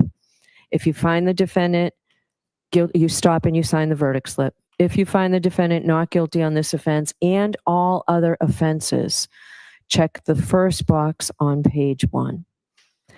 And remember, your decision must be unanimous. All right, does that make it any clearer, hopefully? I still don't hear that, CH. I don't know. She just said, if not guilty, go to guilty. Or say, maybe that's what it was. And it was not guilty, go to guilty. And then they come up and they tell her, like, hey, you said it wrong. Can you please restate it for the record? Fiend was what you were referring to at the end on number 5. Number 4 said stop and sign. Number 5 said go to number 1 and check that, but it didn't say sign. Was that the confusing part, or is that the other thing that got corrected? Yeah, that's what I was referring to. On the last one, it says stop instead of stop and sign the verdict slip. It's this entire thing is just ridiculous because, like, I mean, you obviously see the major issues that, like, if you determine that they're not guilty on this, don't indicate that anywhere. Just move along the form. So you're not when you get a not guilty on a line item, you don't indicate that anywhere. I mean, it's completely not sensible. Yeah, it's done both ways, but at a minimum, Fiend, like you said, you spoon feed them and lay it out step by step. And then whether you have them make a finding under each lesser included or not, it's done both ways. And, there's pros and cons on it. But, I got to take back what I said earlier. So about, did she carry over the language?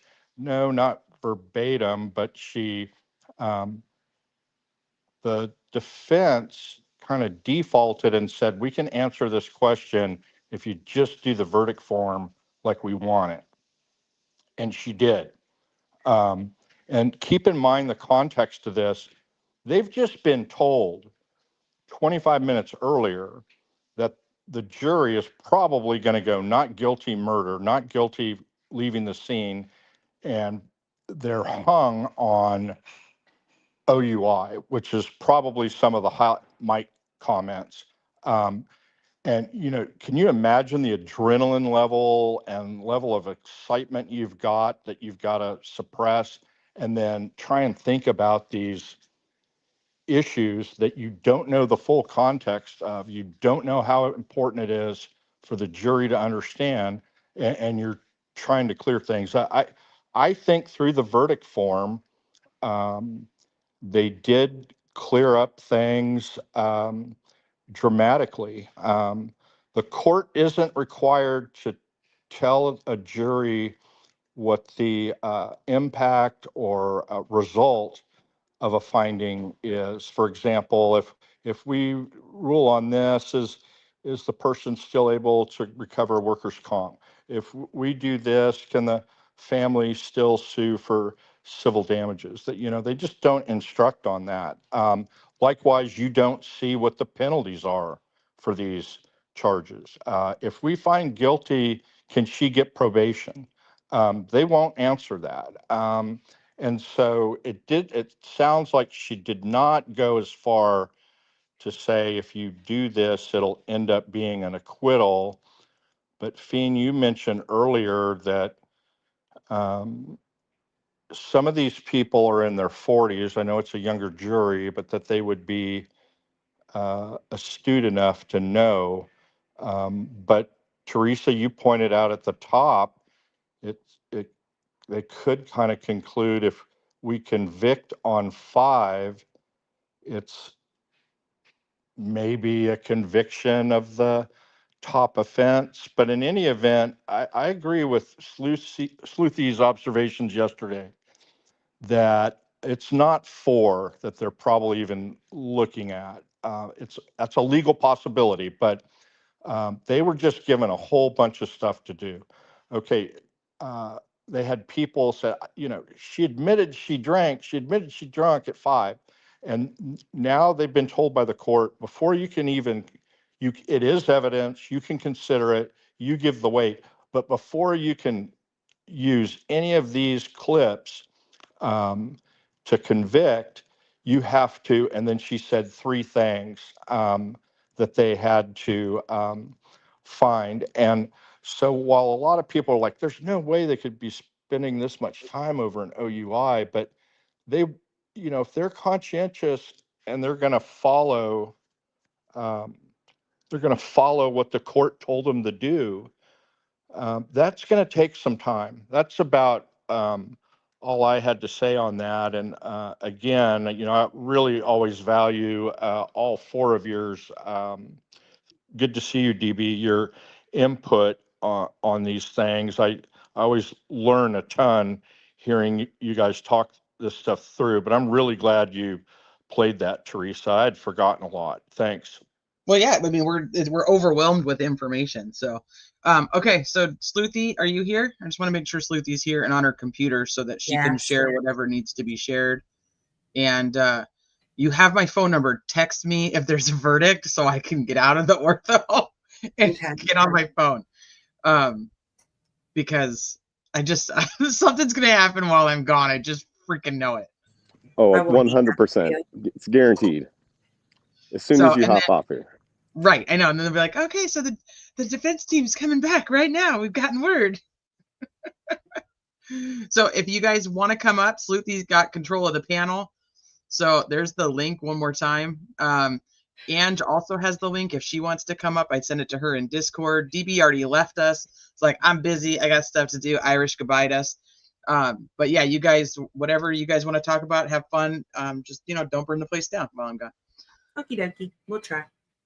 All right. Sleuthie, do you think the changes to the charge, and now that we have the final form, do you think that would have curbed the confusion we were speculating about earlier? Honestly, I don't know. I think that we need to be. I think that we and just everybody on YouTube and Twitter and social media are overanalyzing a lot of this stuff. I know I am, but that's my Right. nature. But go ahead. Right. But I mean, I think like specifically like that one question, like I just don't think we should extrapolate it to the jury as a whole. Like the one question about if we convict her on the OWI or the OUI, will that convict her of the overall charge? I mean, I really think that's one person's question. I think that the jury most likely understands that and will explain to that person, no. Like, it seems pretty evident that that's not how it works. Like, I don't think that but if it was asked to try and get that person over the hump, let's say it's 11-1 guilty for, or not 11-1 not guilty, 11-1 guilty for number 5 OUI, but the holdout says, I'm just not going to go with that because then we're convicting her for vehicle manslaughter. Well, we'll clarify that with the judge, and then you get that answer back. Do you think that's enough to convince that juror? Obviously not, unless they were just holding out for a free lunch. Well, how did you say that? What's the split in that scenario? So it's 11-1 for guilty on number 5 OUI. I think that. Yeah, I mean, obviously that question is coming from somebody that is thinking maybe guilty on the OUI. Well, no, I'm just saying. I think it's somebody thinking not guilty. Yeah. Really? Assume whichever way it is, doesn't matter. Assume the questions asked simply to give more ammo to the opposite side to convince that person. It's not really asked because they want to know the answer. It's strictly to get a little bit more authority for their position on why one or more should come to their side. Do you think that I think it's genuine confusion that they just aren't quite sure of something that the rest of the jury is probably sure on. Like if we convict her on OUI, it doesn't convict her of manslaughter. Where are you? It's beautiful. It's not that beautiful, but it's Indiana. Okay. It's a trail. It's a trail. So apparently there's a serial killer on these trails somewhere. Not this trail specifically, but in Indiana. Oh, there's some speculation. Well, I also think that an argument could be made, like I said before, and I don't think it's obvious that if they convict on the OUI that they're not necessarily convicting on the main charge. Like it's kind of weird because jeopardy attaches to it. So if they find her guilty of the OUI, she can't be recharged with the manslaughter, like the main charge. Correct. But we don't tell them that. And maybe they were asked that question to try and find that out. The example I gave earlier that one said, No, look, I know we've been at this for hours and we're still 8-4 or 10-2, but, you know, the foreman says, I don't want to send a note saying we're deadlocked, because, we're not necessarily deadlocked on the full charge. yeah, and they're going to have to come back and do this all over again if we don't reach a verdict. Now that could be, or it could be one side wants a little bit more ammo. It could be, I think if we come back with OUI, she's convicted of manslaughter, and I'm never going to do that. Or, it could be a lot of different things that are impossible to predict. I think we can make an educated guess. And Sleuthie, I think, you've been, tracking this stuff pretty accurately. I mean, predicting what they would have questions about was, 100%, 3 for 3. It can be any of these things. I Turtle think we Boy have a had pretty good idea. Go ahead. Turtle Boy had a pretty good tweet, like not too long ago, a few hours ago, just noting that, like, in the last trial, day 4 was when we started hearing about that they were deadlocked, and we haven't heard that yet. Which, I think that it's possible that we hear like a note saying that they can't completely decide, but I think that we would get that very soon. So I'm looking at But that. I right think they're now. close. I think they're close, and they've been close, and that's why we're not going to hear anything about them being deadlocked. Yeah, if they're just on 5, they are extremely close. I mean, if they're divided, on 4 also, which I don't think they really are anymore. Or they're listening to what the judge told them, and they're going through those clips, which if they follow the instruction to the letter that she just gave, they have to make an analysis on each clip before they can consider it.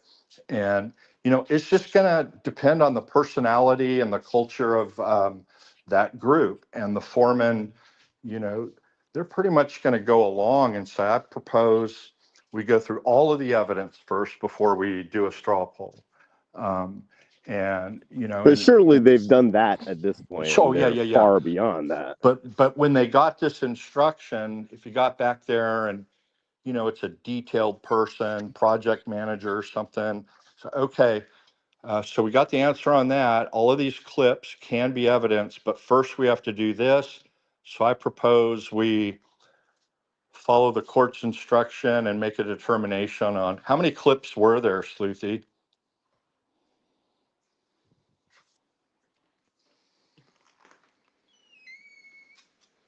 I think she was researching on when the first note came back. I agree. It was day 1 that they got my phone's over on the counter, but day 1 they sent the note asking for the cert report, and they were told they have all the evidence because the cert report wasn't entered. And then day 2, hold on, let me grab my phone.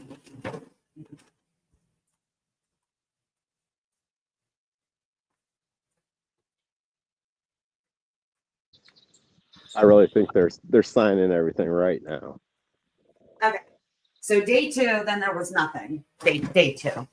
Day 3 is when they sent their first one saying that they can't come to a decision. And I believe it was like really quick in the morning. They didn't, the defense wanted the Tui Rodriguez instruction. The Commonwealth didn't, so they didn't. And then day 4, they were deadlocked again. They sent another note Do you saying know they on were day deadlocked. 3 how many hours it would have been they've been deliberating? Was it about 20? No, they have short days, so I don't. Yeah, they had short days, and there was like a half day. Like they started one, kind of like how we did here, where they they only deliberated for like an hour. Like it was, I don't have the hours. Okay, it doesn't matter. I find it strange that it's been all day, and not only do we not have a verdict, but especially after those questions yesterday, but not only do we not have a verdict, but we don't even have another note. See, I think Asking that enough. indicates that they're pretty close on something. Like that if they're undecided on an element, that the split is heavily favored in one direction. How many clips are there for them to analyze if they're going to follow the court's instruction and make an analysis? How many clips were there? Oh, there's a lot. I didn't even get them all into the 5, 10, 50? more than 10, probably more than 15. There's probably 20 or there's probably 20, 25. Niku Video said clips 26 for the interview, so there's 25. Yeah. Dang. But some of them are 3 seconds long, some of them are 30 seconds long. But even 26, like they are really actually clips, like clips. So like it wouldn't even take an hour to watch them all. You know what I mean? Right. So, I mean, easily, conservatively, like adding the most time it could possibly take, they'd get that knocked out in 2 hours to determine if they meet the threshold. And then if they started talking about, it's just really going to depend, how divided they are. Let's just assume it's just 5 and not guilty. Guilty on OUI and not guilty. If it's 6-6, if it's 8-4, I mean, if they didn't believe there was an accident, and they kind of believed everything in the defense, either because of Bowden and it was a biased investigation, and they're hopping mad, there could be, I mean, legal analysis could fly out the window in its emotion. I'm not going to convict this poor lady for anything they've put her through. And, or they could be, let's Well, it's a follow little the bit more than, instructions. I mean, with the OUI stuff is that the case wasn't centered around that, so it's not really a strong OUI, like convincing OUI case.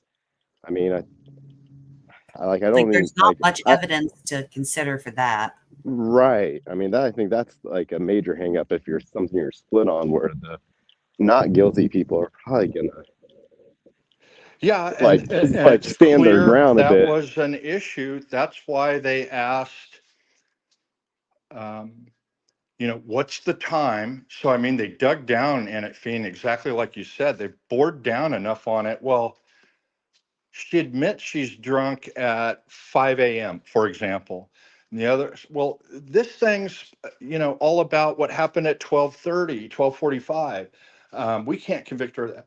Well, let's get it clarified.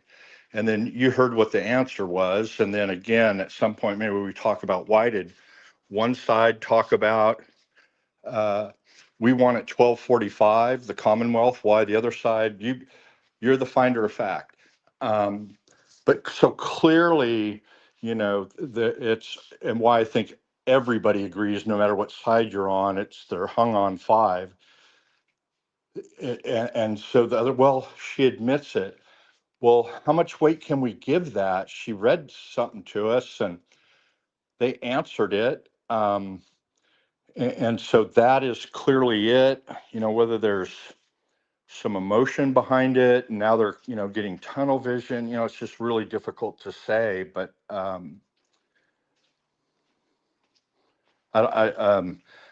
don't have any other thoughts on that. I'd like to hear what you guys think, but it's more and more.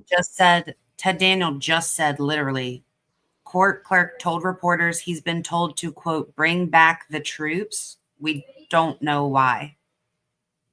We don't yet know why. Okay. And you're prepared to do, so they're supposed to be 10 minutes away or they're going to get holy hell. So Is that the troops from, like, Metaphorically, or is that the troops over like in the Middle East? Oh my God. Wouldn't it be absolutely fucking hilarious if he was talking about something not related to this case at all? And Ted Daniels like, hey, he said to bring back the troops for Karen Reed. And really he was talking about something entirely different. Right. My God. Well, I'm going to text that to Teresa just in case. Court clerk told reporters he's been told to bring back the troops, but we don't yet know why. Okay, so it's clear they don't know whether it's because of a verdict or another question. And so we'll have our answer if they were just holding out for lunch or oh my God, if it happens now, I will say so you were how many right. hours are we at now? I always said 20 hours is kind of the critical mass time. How many hours are we at now? Oh, yeah, I think we're really close to that. So I'm gonna pull up Travis the, will be right too. I'm gonna pull up the feed. Hold on.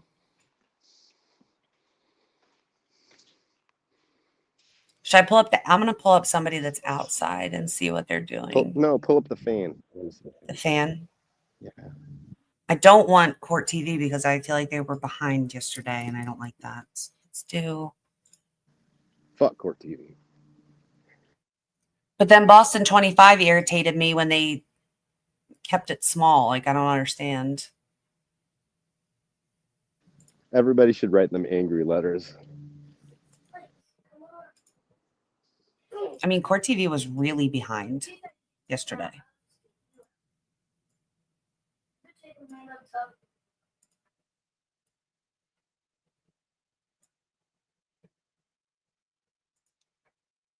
All right, let's just have this up in case.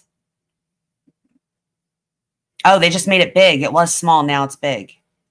So I think they're going to come back in maybe. Like this fan was like the tiny little portion. And then it had like the, actually, I can just show you.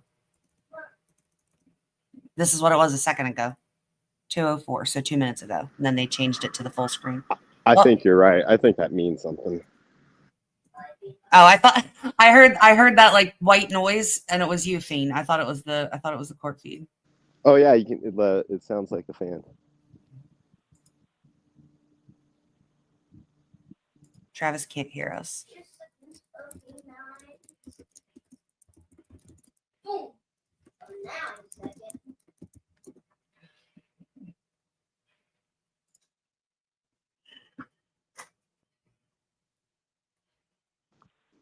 Do they always keep the fan on the same speed? I think so. It's either on that speed or it's off. I wonder who's in charge of pulling the string the right number of times. Or do you think they just never touch the string? They probably never touch it. They probably can't even reach it. I want to know if it's rotating in the correct direction. Because did you know, like one way is to blow air down onto you and the other one is to like pull air up. That little switch we're looking at makes it go. You're supposed to change your blade direction depending on the season. Yeah. But nobody has time for that. I also just can't even remember which one is which. So. Yeah, that's also impossible. I remember what we were looking at originally, or wanted to look at originally, was how much time it's been. Right. Travis is not here to remind us. Yeah, I'm here. Okay. I just couldn't hear anything for a second. I don't know what happened. I logged out and back in, like you said, Fiend. All right. I'm going to check Twitter here in a second. But do we know why they're coming back? I didn't hear, but did Sleuthie have a number of hour count? How many hours we're at now? 2026 right now. Why are they coming back right now? What happened? 2026, 29. That's where we're at. And so Ted Daniel, I sent you the thing. Ted Daniel said 5 minutes ago, court clerk told reporters he's been told to, quote, bring back the troops, but we don't yet know why. And then so then we came over to Boston 25, and it went from that weird screen with the tiny fan to this full-size fan. Damn it. So we don't know what it is, but I didn't want you to like not know. So I knew this was going to happen. Oh, Aiden just said, we've been called back to the courthouse. No idea what this is about. Stay tuned for updates. That was 4 minutes ago. They've been called back. Okay, that's a good update. Called back seems from him seems like actually something substantive. Or there's a question. It could be or a question, they're at a deadlock. Well, that still counts. Or a note. I don't want to go. I don't want to go. It could be a question. It could be a note about being hung. Or it could be a verdict. But you know, what's the point of the secrecy? Like, if it were a verdict, why not just tell everyone, come back, we have a verdict? You know what I mean? So everyone can be prepared for that's what it is. But then again, why not just say, we have a question? Or we have a note? Is there a reason that what's going on with Travis's thing? It's not working. Oh, did he leave again? He keeps losing sound. So Court TV has the feed outside. I don't know if anything's actually. Oh.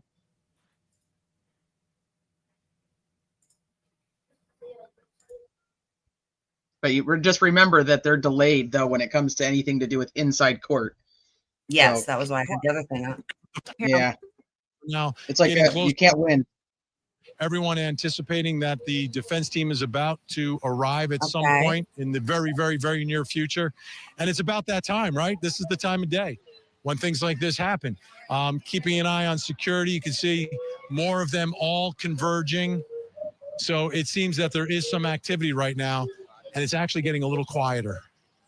It's actually getting a little quieter here on the street. So as we get ready for whatever this is, we don't know.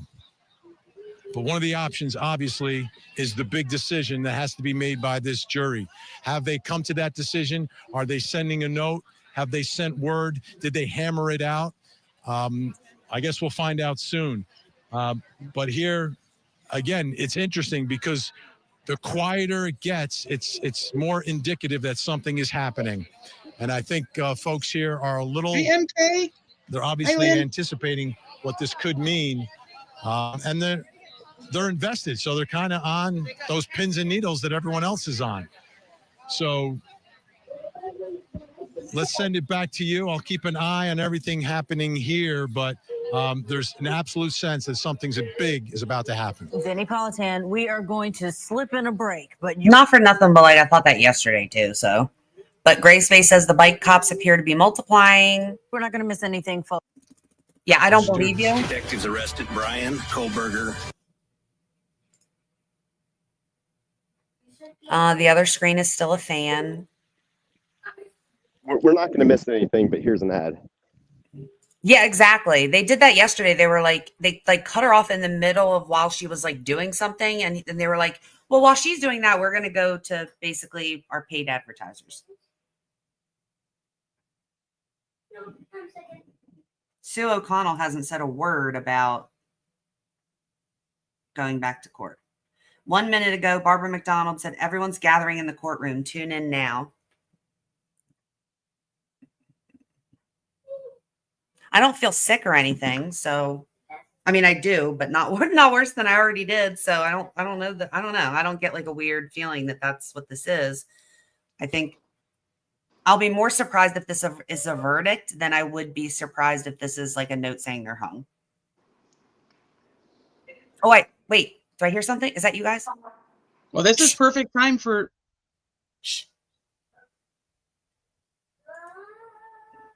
I just heard something. I only hear your kid. Hold on. I'm going to mute. Be quiet. Perfect time for what, Teresa?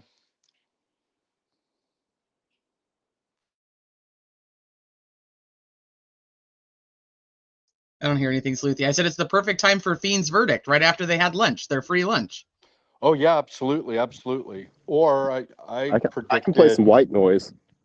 yeah, I predicted 20 hours would be the first question on, or first indication. Maybe we're, deadlocked. I hope Fiend is right. He normally is. I don't know about that, but Do you not hear the talking? I hear talking. no. I hear the talking. I just hear us. Okay, I gotta go now. I'll see you guys later. Damn it. Bye. I can't even stay on the phone. Well, I'm gonna be listening to the stream. But I have to drive now, so now I'm screwed.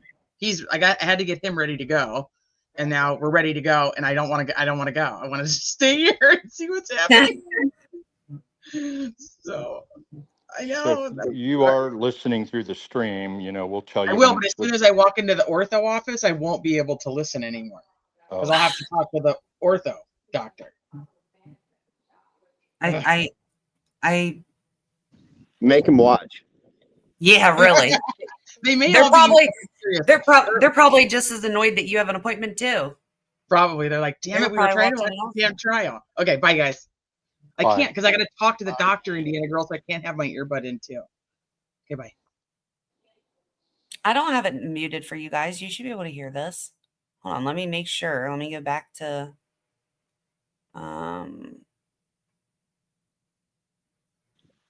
Jesus, where were they this morning? Right here. Tell me if you can hear this. You shall be heard. God save the Commonwealth of Massachusetts. Could you hear that? In the stream, yes. I don't know about in YouTube. Can the chat hear that? Or could the chat hear that? Can you hear that? This court is in session. Please.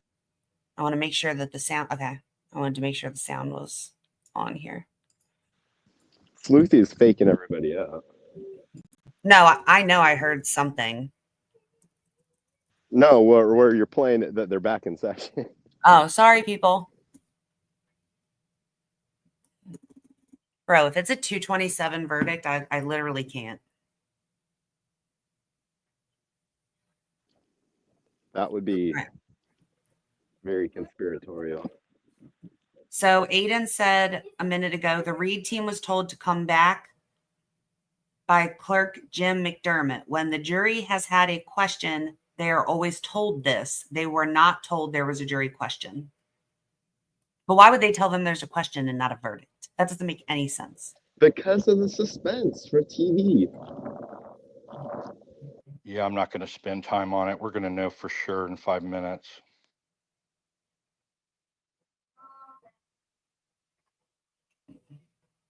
I think it's interesting that they told the reporters to come back. So Karen Reed, trial updates at court clerk told reporters they asked the jurors to come back. Karen's team is en route.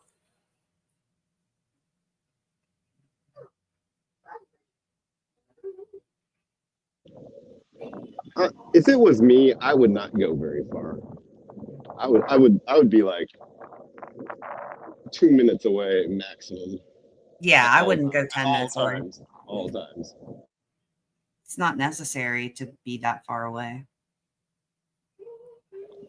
Guess they might be going out for a drink. Yeah, I learned my lesson one time on that, going to the local lawyer watering hole, waiting for a verdict, and didn't have a ton, but we had a couple, and then boom, had a question, and never do that again.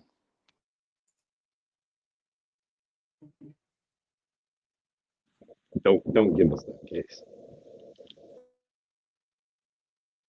All right. I'm just like refreshing my feed over and over.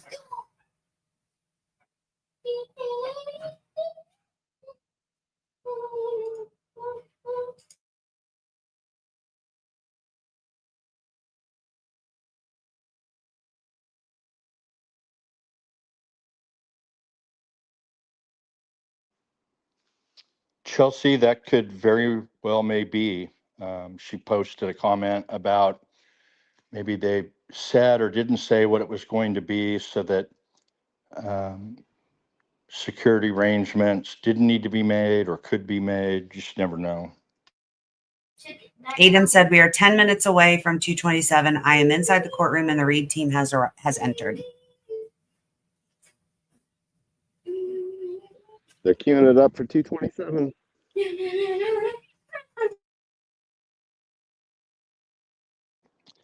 Did I miss something on the significance of 227? Did somebody predict something or? Well, no, it's just the 227 Google search. Jen, when she testified, she said that the the transcript of her grand jury testimony was 227 pages. You know how we are with the repeated numbers. Very, yeah. And that's something we didn't really talk about. If they come back guilty on OUI and just OUI, like the floodgates are open for all the other theories, you know, like rampantly. Yeah, it is for everyone except for the Commonwealth, because they're not going to be able to charge anyone because they're going to use this fuckery, both trials, for their defense. But yeah, the world's going to go crazy if they don't find her guilty on any of these, then all the conspiracy stuff stays alive. I think it's more than alive. I mean, I think it's got like grounded footing. Yeah. So if they convict her for OUI and because they left the time of that open, she still would be able to bring a 1983 action in federal court. She wouldn't be automatically precluded, whereas she would have been. You could say it was 5. Like she could say they were talking about at 5 o'clock. So that's entirely different. Yeah. Oh yeah. Wow. Well, yeah. And in order to use the other party, in order to be able to use a decision in another case against you as a shield, we call it, you have to show that the burden of proof was higher. It is criminal case. And you have to show it's the precise issue. And what would have been made up, planted, you know, whatever else it is, would relate to the 12:45, the time of the Fairview incident between 12 and 1, whereas 5 doesn't relate to it at all. So she could indicate, I wasn't convicted of that. You can't, you have to, you know, it's not what we call collateral estoppel is the technical term. She could still bring a 1983 action and she wouldn't be automatically out of court if they had limited it to 12:45. It would have severely impacted her case.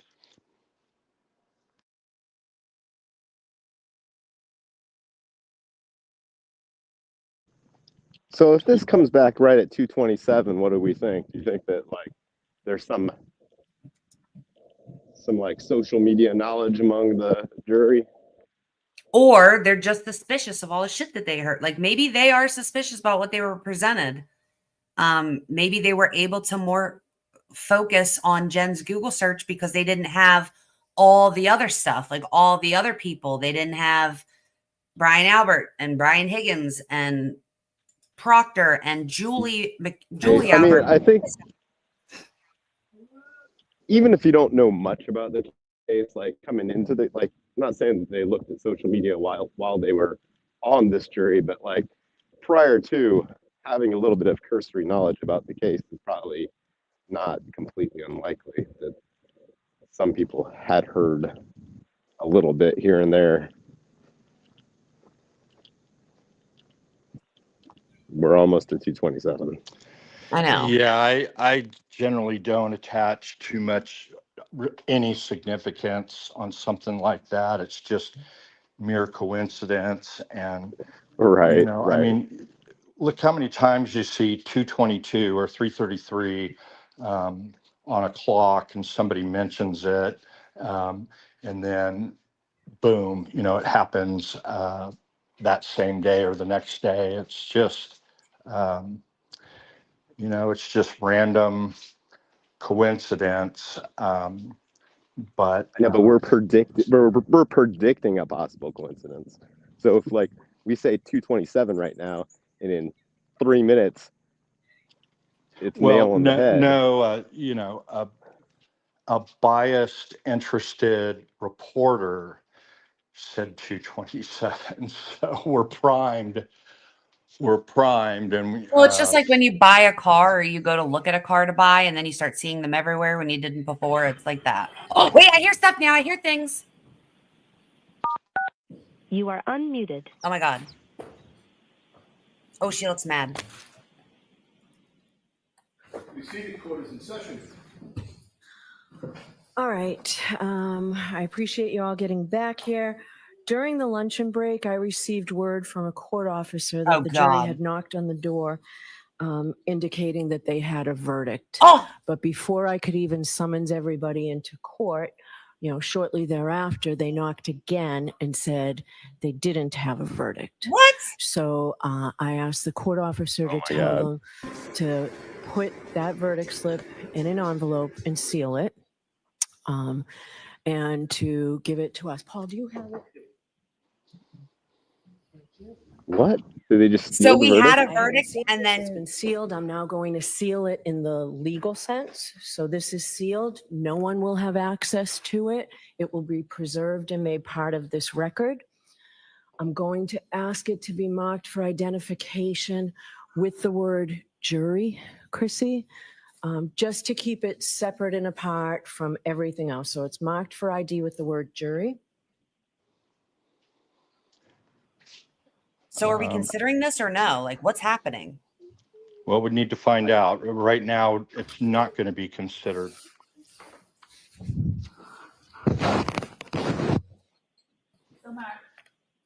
All right. So we do not have a verdict because, as we all know, there is no verdict until it is announced and recorded in open court. Wow. So we are still awaiting a verdict. Because it took a while to pull this together, I would ask that everybody remain in the building until the end of the day. So we'll see everybody later. So they said they had a verdict, and then we're to believe that so a court officer, not even like under oath, is saying they said they had a verdict and they gave me this thing, but then they knocked and said, no, I don't. No, we don't. But they didn't take it back. Nobody did anything with it. Now it's sealed and it's useless. We can't open it. But where's the jury? Let's ask the jury themselves if they had or don't have a verdict. What is happening? Yeah, you don't do that. So in Massachusetts, not official until it's announced in open court. Can we go back and replay that, Sleuthie? I want to know exactly.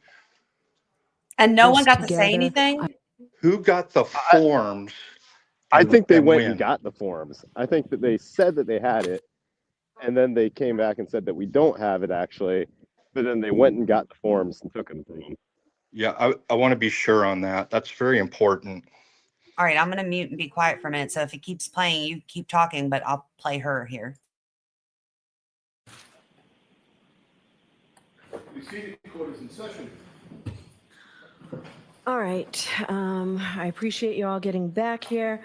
During the luncheon break, I received word from a court officer that the jury had knocked on the door, indicating that they had a verdict.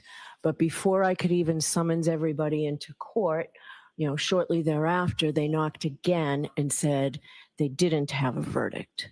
So I asked the court officer to tell them to put that verdict slip in an envelope and seal it, and to give it to us. Paul, do you have it? Did she say slip, singular, or slip, sealed. plural? I'm now going to seal it in the legal sense. So this is sealed. No one will have access to it. It will be preserved and made part of this record. I'm going to ask it to be marked for identification with the word jury, Chrissy, just to keep it separate and apart from everything else. So it's marked for ID with the word jury.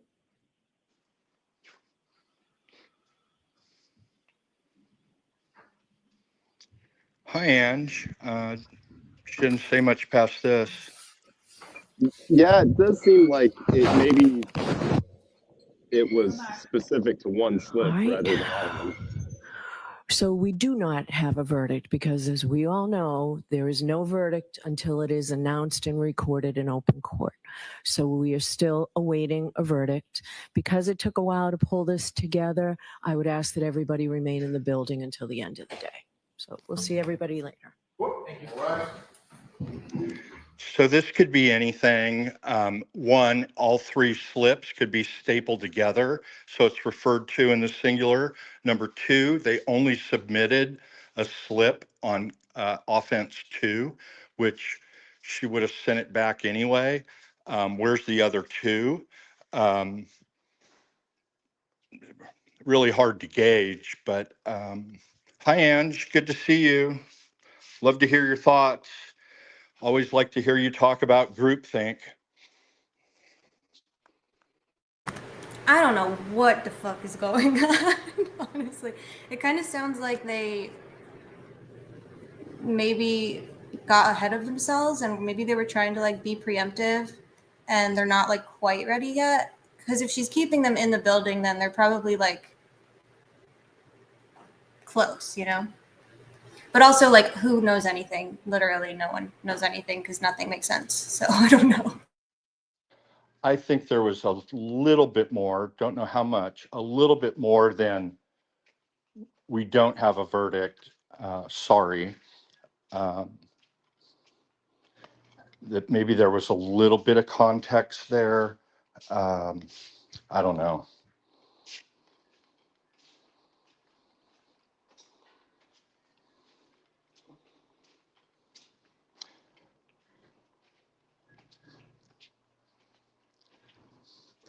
You know, I mean, if they just really hammered on somebody and maybe Fiend's right, they had it all signed, ready to go. They enjoyed their lobster rolls, and then somebody had cold feet, somebody had a change of heart over lunch, and it's like, but this would have happened, the change of heart, if there was one, would have been between, quote, knock on the door, they have a verdict, short time later, another knock, they don't have it. I had the court officer get the slip, I think she said. So, boy, that could be a lot of different things, but what's your thoughts, Ange, while we're waiting for Sleuthie to get back on how long it's taken with the 3 questions, with the follow-up 4th question meant to you yesterday, which, you know, just kind of what your thoughts have been? I definitely did not think this was going to be a quick verdict at all. Just because, like, 2 months of testimony is so much evidence, and I feel like even if they were decided immediately, they would still want to, like, honor the process and, like, at least give the appearance of weighing the evidence, you know? So, I mean, I am not really too surprised that we don't have a verdict yet. Although I'm very pessimistic because I just don't trust juries. But very frustrating. Oh, I know what I was thinking earlier, Travis, when you were talking about the question that they asked about finding her guilty of one. Does that find her guilty of all of them? And then Bev was basically like, we can't advise them as to like the consequence or impact or outcome. You know what I'm talking about? They have to just make the decision without weighing it. Sure do. So sure do. That makes perfect sense.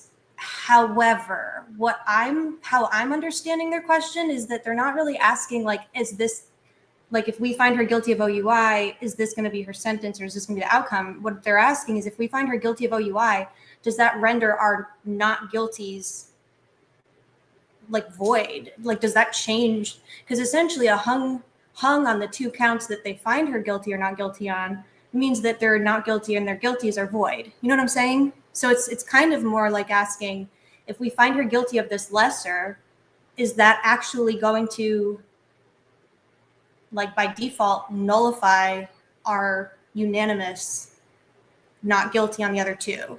Does that make sense? So it's not really asking about consequence. It's asking, like, is our verdicts safe if we find her, like, if we can't come to a decision on this one? You know what I mean? Yeah, I do. And so that's why another example of why I like getting folks like you and Fiend in here with really good insight. Nobody has considered how that question, number 3, might impact offense 1 or offense 3, murder 2, or leaving the scene. And that is a very astute observation. I don't even know if I can answer it, because, and it didn't even cross the defense's mind. As you'll recall, what they argued initially is they wanted some language that it would result in an acquittal on the higher charges.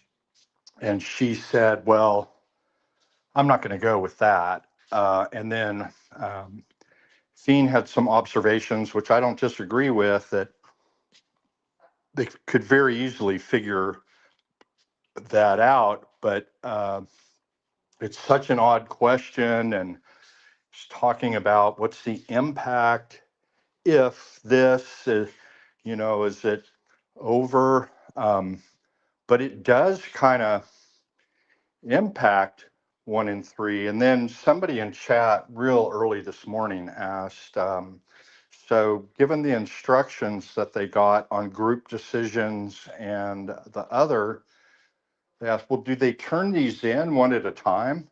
I said, no, they're always turned in all together. And there's a lot of reasons for that, but maybe it wasn't clear. And they're like, okay, well, we're finally done with 2.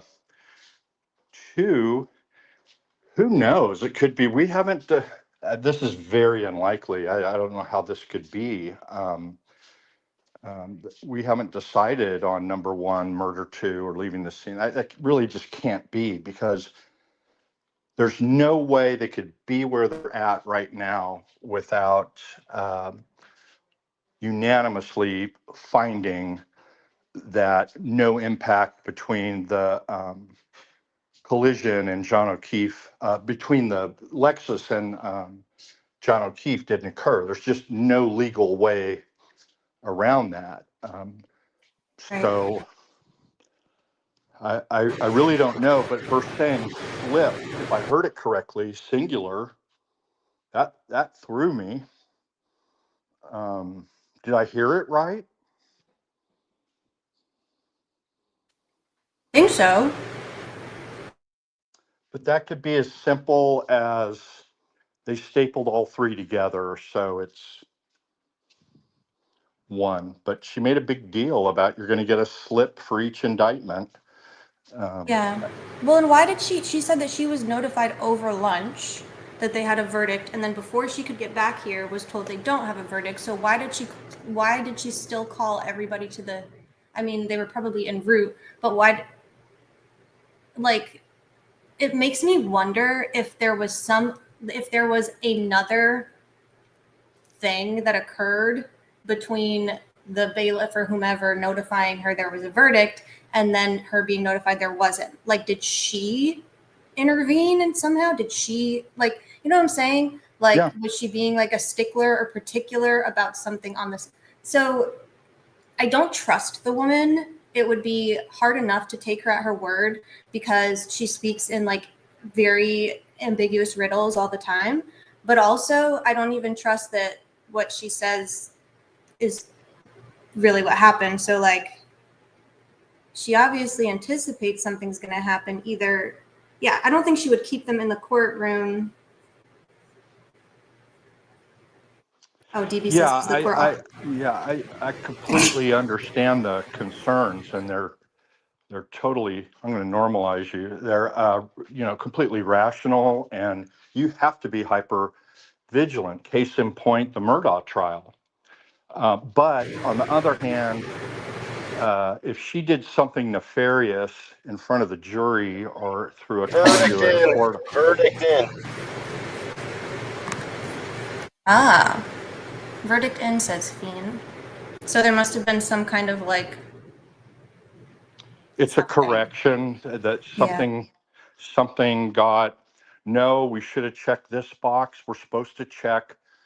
We don't check 5, we check 1, or we don't check 1, we just check 5. Could easily be that. But to finish, but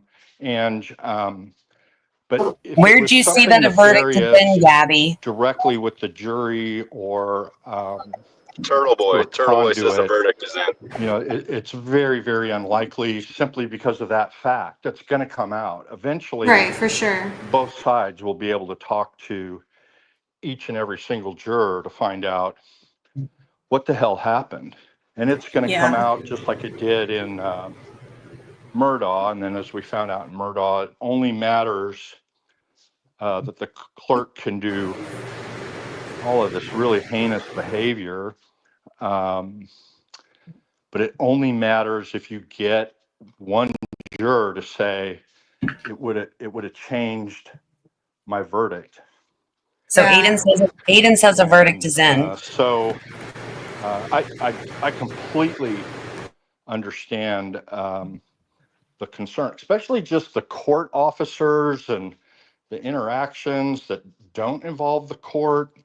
I don't know who does their security, if it's the sheriff's office for the county, if it's the Canton Police Department, but can you guys hear me? No, you need to be concerned. I can hear you, Sleuthie. Tried some Travis, can you cases hear? in some small places around Texas, I and don't think Travis can hear. I just muted him. I don't think he can hear. Travis, come back. Travis can hear me.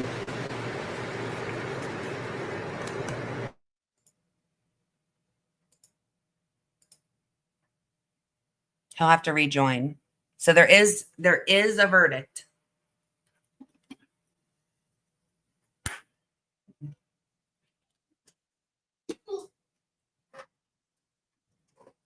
Ted Daniel just said breaking. There is a verdict in Karen Reed retrial. Is that better? Yes.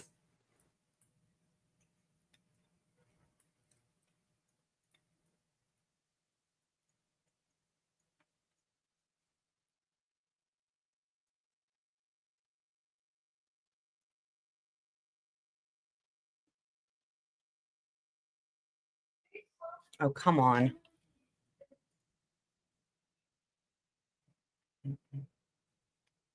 $10 to 20 minutes. Why do we have to wait 10 to 20 minutes when everybody was told to stay right there?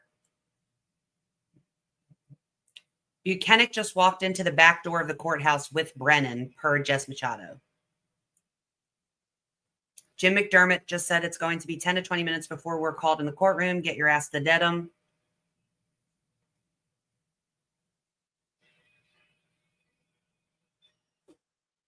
This better not be another. Never mind. Oh, let me add Travis back. Can you hear us now, Travis? yeah, I don't know what happened. It's my Wi-Fi or something dropped. Hear you fine. Thank you. We figured you couldn't because you weren't responding to anybody, but there is a verdict now. Yeah, I saw that part, and then I was answering something about what this might be, and that Ange wasn't paranoid for not trusting, the court or court officers. You got to be hyper vigilant, but we'll know if there's anything to worry about or not, and we'll know if we were overanalyzing things. I know I always do, so that's default. We know that there's no significance to 227, maybe.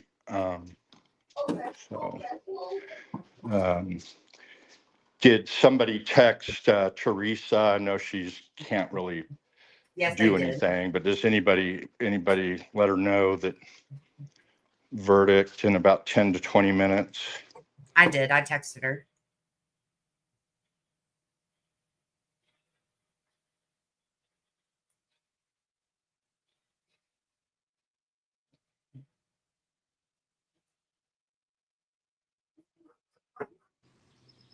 Apparently, I can't use Twitter while I'm on the StreamYard thing.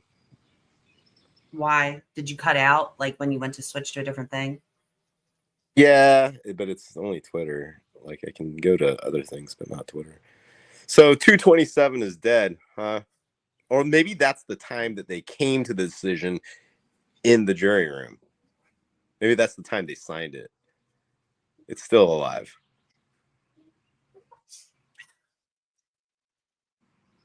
Travis is going to get mad. I agree. I don't. Why do we need 20 minutes? Verdict in. Come on. You just gathered everybody not 5 minutes ago or 10 minutes ago. Like, you're all ready to go. Exactly.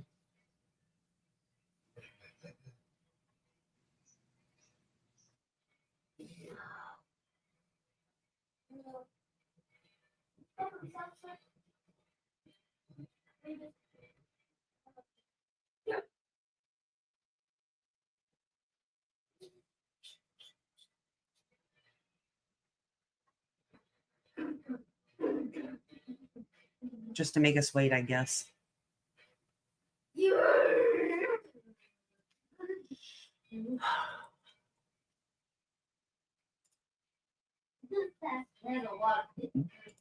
Sorry, Ange. I didn't know you dropped down.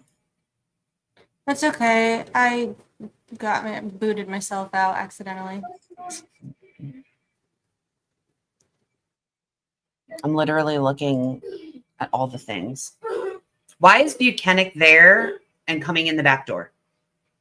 Like, do they think if it's guilty, he's going to be the one to like put her in handcuffs or something? Like, I don't understand. He better not stand there while they deliver the verdict. Like, that's ridiculous.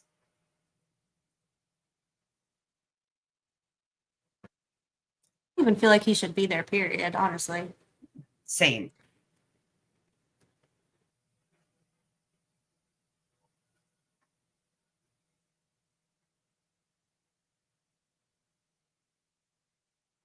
Mm-mm-mm.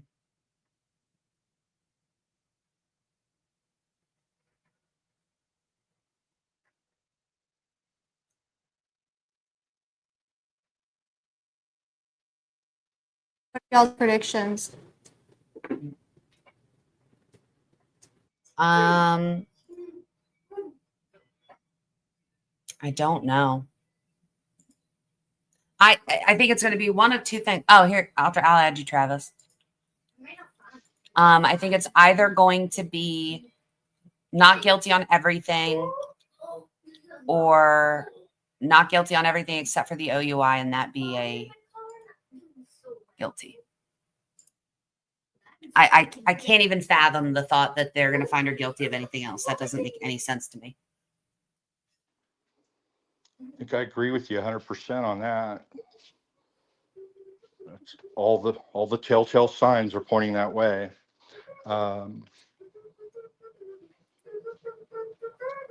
Mechanic is there because he has a right to be, and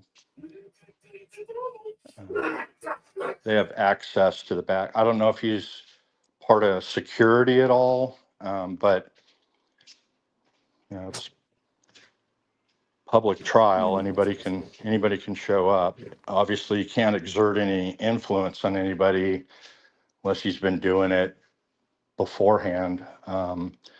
Verdicts in, although maybe he threw a rock at the window when he heard there was a verdict or something. I don't know.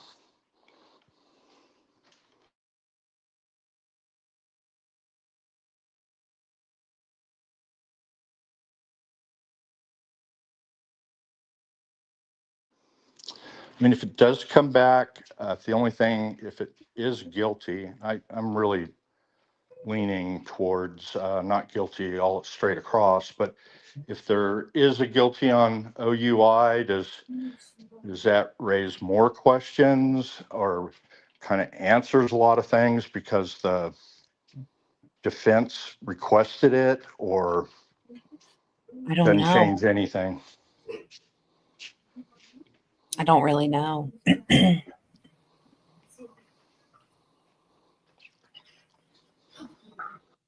And Fiend, if the only thing it's guilty is OUI, does that answer a lot of the folks out there that had concerns about certain things, or raise more concerns, questions?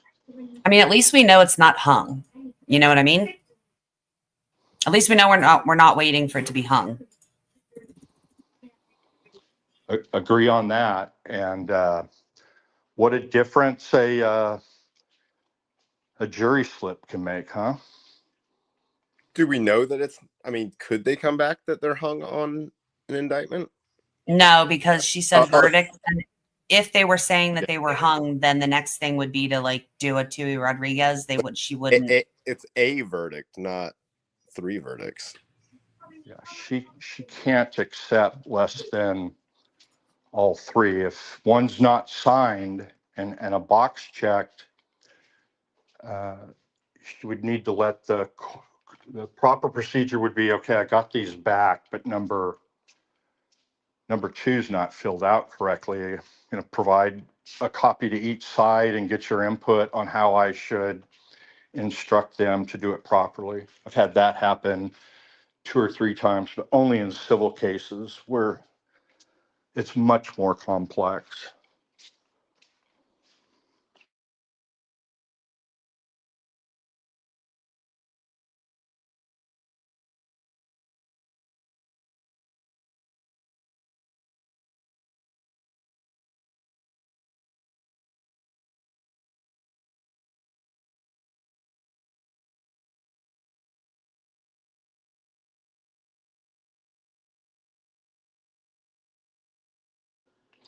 Aiden tweeted, Alan Jackson is pacing around by himself, cheeks puffing in and out. He's deep in thought. Never seen him like this. And then 3 minutes ago, that was 2 minutes ago. 3 minutes ago, he said, they have shut down the entire street outside. I can see out the window. The entire sidewalk and stairs of the registry are packed with people in pink. Cops are everywhere. Helicopters can be heard overhead. We have been waiting for this moment for 2.5 years. 4 minutes ago, Karen Reed looks extremely strong and brave right now. She is trying to hold it together, clearly fighting back tears. Her lawyers are all hugging her and each other. Bob Alessi is telling jokes to lighten the mood. They are all laughing. Karen Reed is giving huge hugs to her team of interns. Her lawyers are all hugging her parents. This is extremely emotional. There are thousands of people outside, people standing outside in anticipation. 19 seconds ago, the crowd outside was told not to make noise after the verdict is announced. Based on all the noise, good luck with that. Yeah, that's outrageous. Based on all the noise I hear outside and the intense emotions in this courtroom, this will be impossible to enforce. Yeah, like really, what are they going to go start arresting people for yelling outside of a courthouse or cheering? Like, please, come on.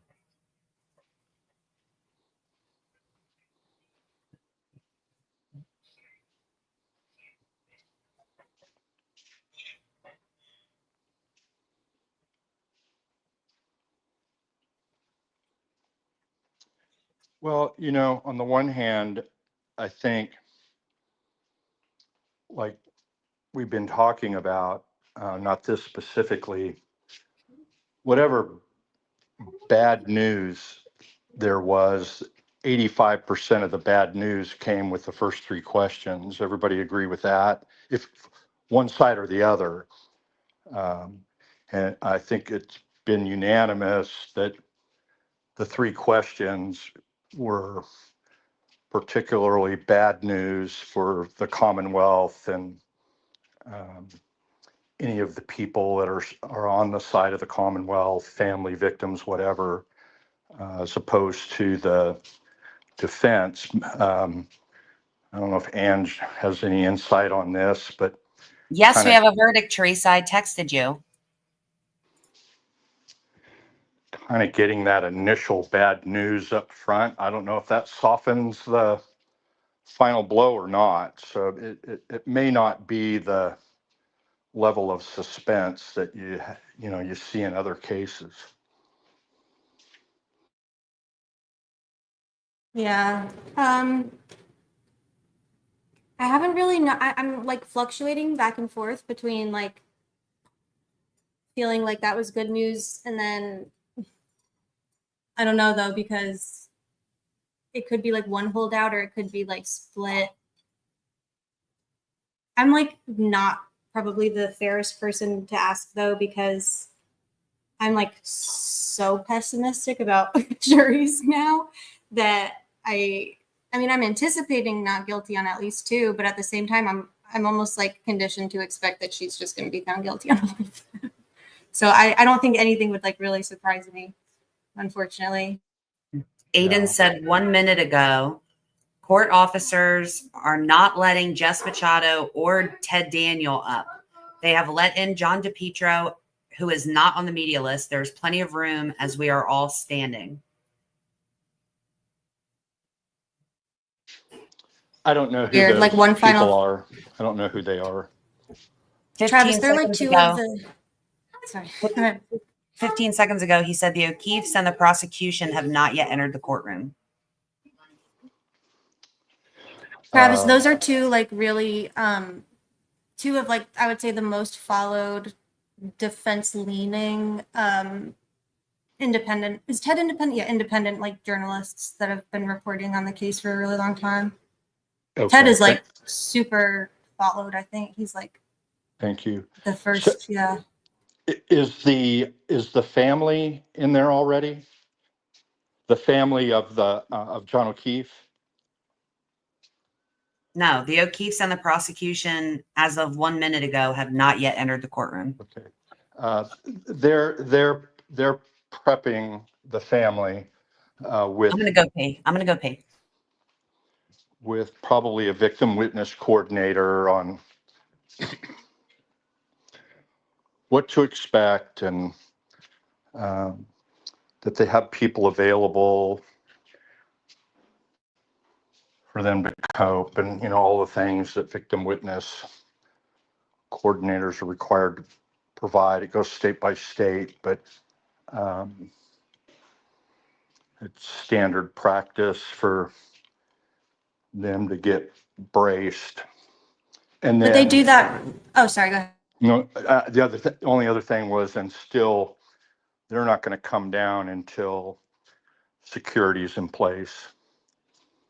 Go ahead, Ange. I kind of answered my own question because obviously no one but the jury knows right now. But I was going to ask if they would prep them regardless of the verdict, but the answer would obviously be yes, because they don't know what the verdict's going to be. They shouldn't if the rules are being followed. Nobody should know, not even the judge. Right. Right. They're probably just telling them not to throw a fit either way. Hi, Fiend. Hello. What's your prediction, Travis? I think I kind of already heard you. As of the first day after hearing what they were charged with and how this lesser included was going to work, I predicted a 30 to 90% it was going to be a verdict. So 1 for 2. And then I predicted 30 to 40% chance of a guilty on OUI only, nothing else, and 60% chance acquittal on all charges. And I was stoned. I think I'm pretty close to that as well. Like, yeah, I was stoned and not. I was castigated in a couple of different channels for being that high, but trying to find words other than high and stoned, but for having a percentage, because the hype of it all, it's not guilty all the way, and if you're just contrary a little bit, that you, people don't like hearing that, but I don't have any particular insight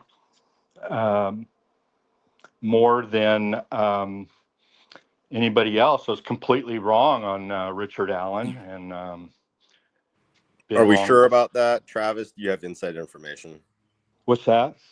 Are we sure about that? Like, About Travis, what? don't all you attorneys talk? Like, don't you have some inside information here? No, unfortunately, it all came through the interviews after on Defense Diaries, and you were at that, and then hearing Michael Osbrook talk on Angie's channel with you and others. No, I didn't have any special insight, fly on the wall, didn't have a plant. Normally I can get a plant or two in, but not that time.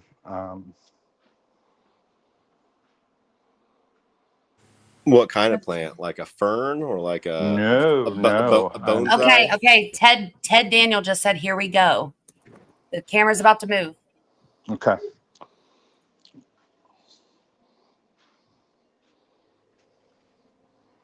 I'm gonna miss the fan.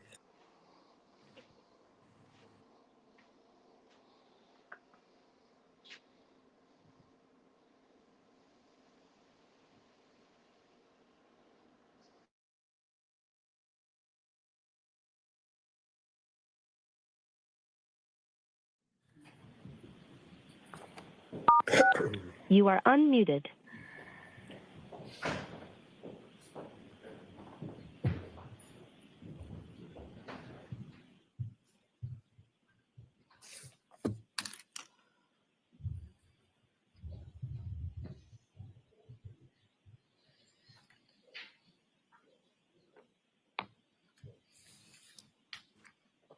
Sleuthie, let gray space in. Will the deliberating jurors remain standing? Defendant remains standing. All other parties may be seated. Your Honor, may the record reflect that 12 deliberating jurors and 6 alternates are present. Yes. May I inquire? Yes. Mr. Foreman, members of the jury, have you agreed upon a verdict? Yes. Thank you. May I see the papers?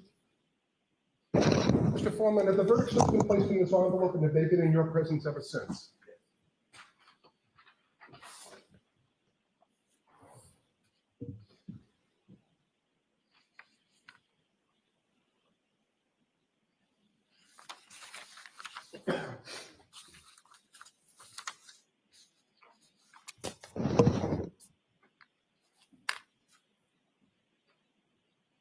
Mr. Foreman, on docket number 2282CR117001, murder in the second degree, what say you? Is the defendant at the bar guilty or not guilty?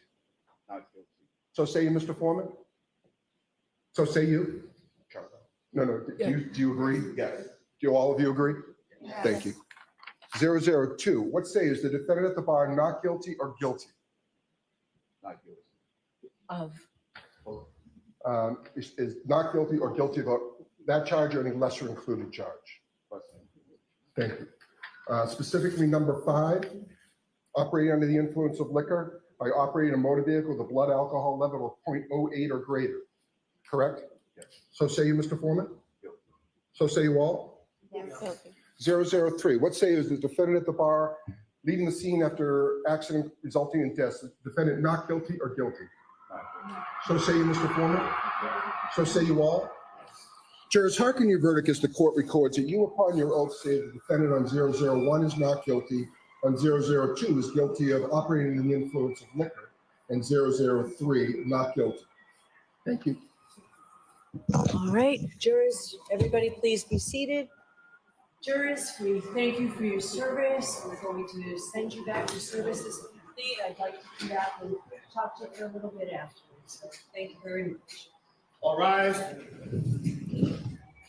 Jurors, follow me.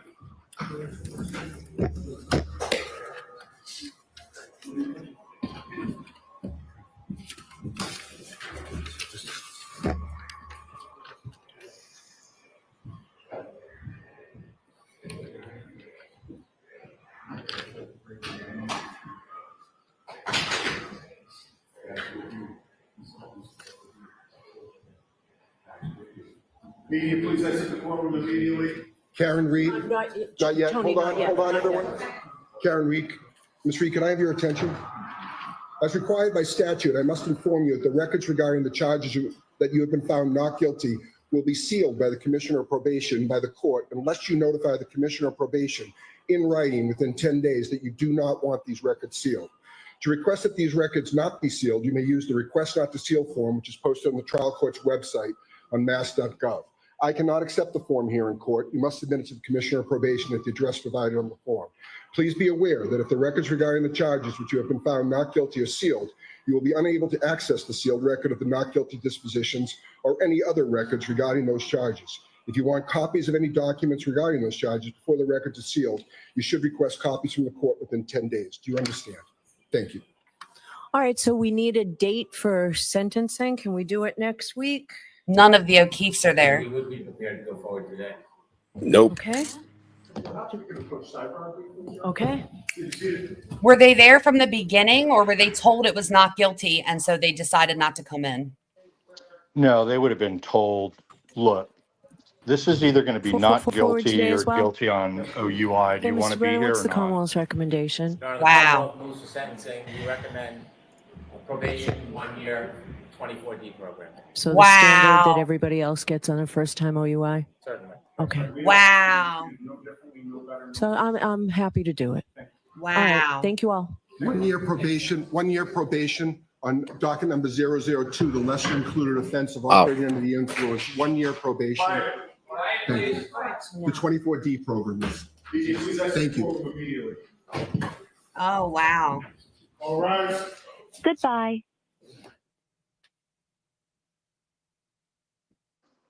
Wow. So they just And took care of it right then and there, huh? Yes, and good on Bev. Holy shit. First time you can really say good on Bev, right? Like, Holy shit, guys. 1 year probation after all that. I'm shocked that it was so quick to just decide what the sentencing is. Oh my God. Is Gray in here? Well, I'm here. Did you get my photos? No, I don't. I think there's a bunch of area around the Norfolk Superior Court where you can't go currently. Oh, okay. Thanks for trying. Thank you. Yeah. That's all I had on that. Someone was starting to say something. I apologize.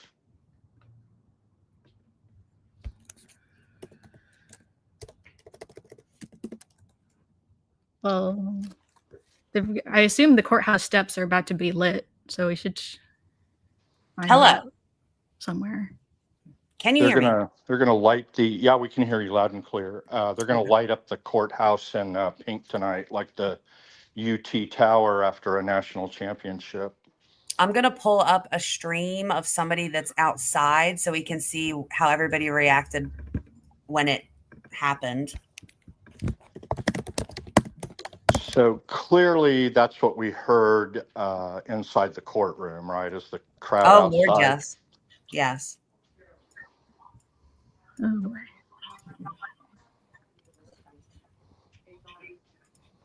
All right, I'm going to share screen.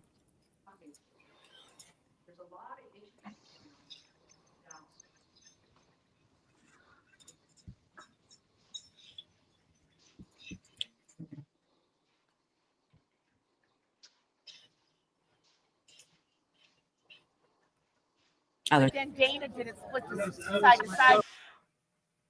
I'll get some video throughout the day, and I appreciate everybody jumping on. Oh, wait, what is this? Online. I appreciate everybody for checking in. If you haven't subscribed, please make sure to subscribe. Oh, that wasn't live.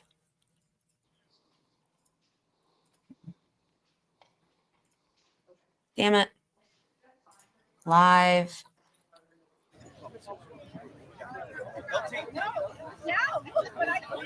What sound do I hear? How are you?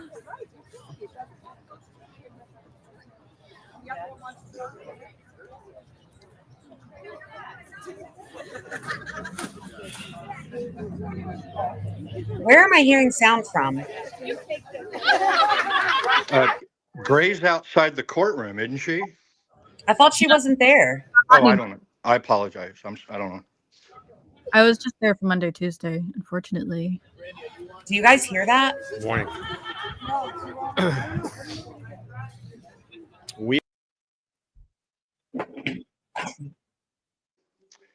You have something open now. We were watching the video of I don't though.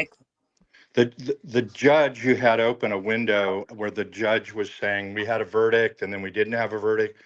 We listened to that all the way through, and then it went to silence, and then you came back. They may have reopened that window.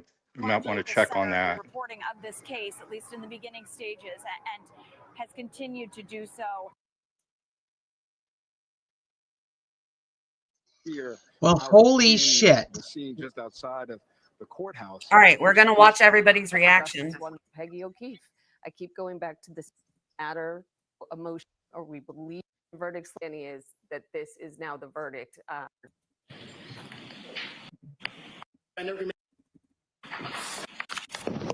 I thought you guys said Boston 10. I thought you guys said Boston 10 has them outside the courtroom.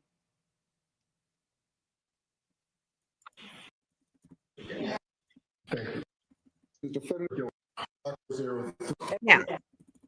No. In the murder. I want somebody live that was outside live when it happened.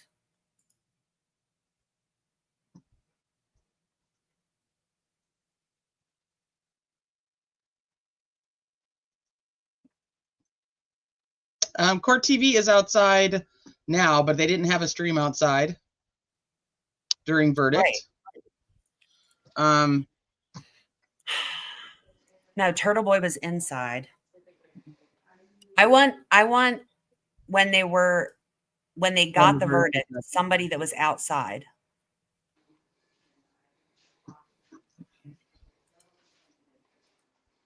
I don't want them outside now. I want them when it was read. Like, we heard them when the verdict was read. Yep, yeah, I sure want to did. see them. Sure Is did. Tom CPU was at a restaurant last I saw. I don't know if he was out there.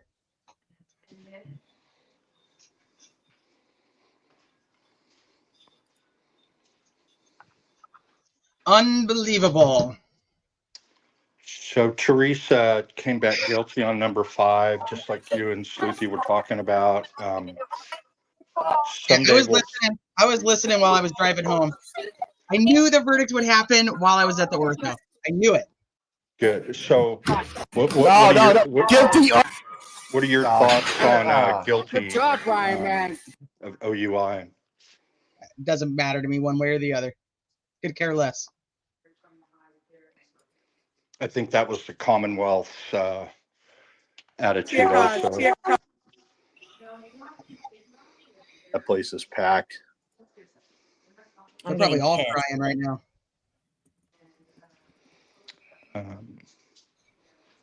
See, these people are. Go ahead.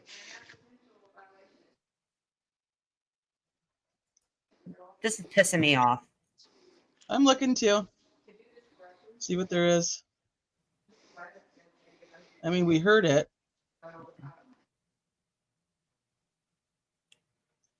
I can't imagine that any of the news people wouldn't have had people outside.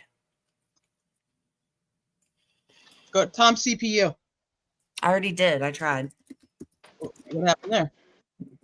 It's I could not see good. Court TV Like, I don't having want. multiple cameras, but not a local. He was outside when it happened. No? Yeah, but it's like his face. Like, I don't want to see his face. I want to see everybody. I got you. Okay.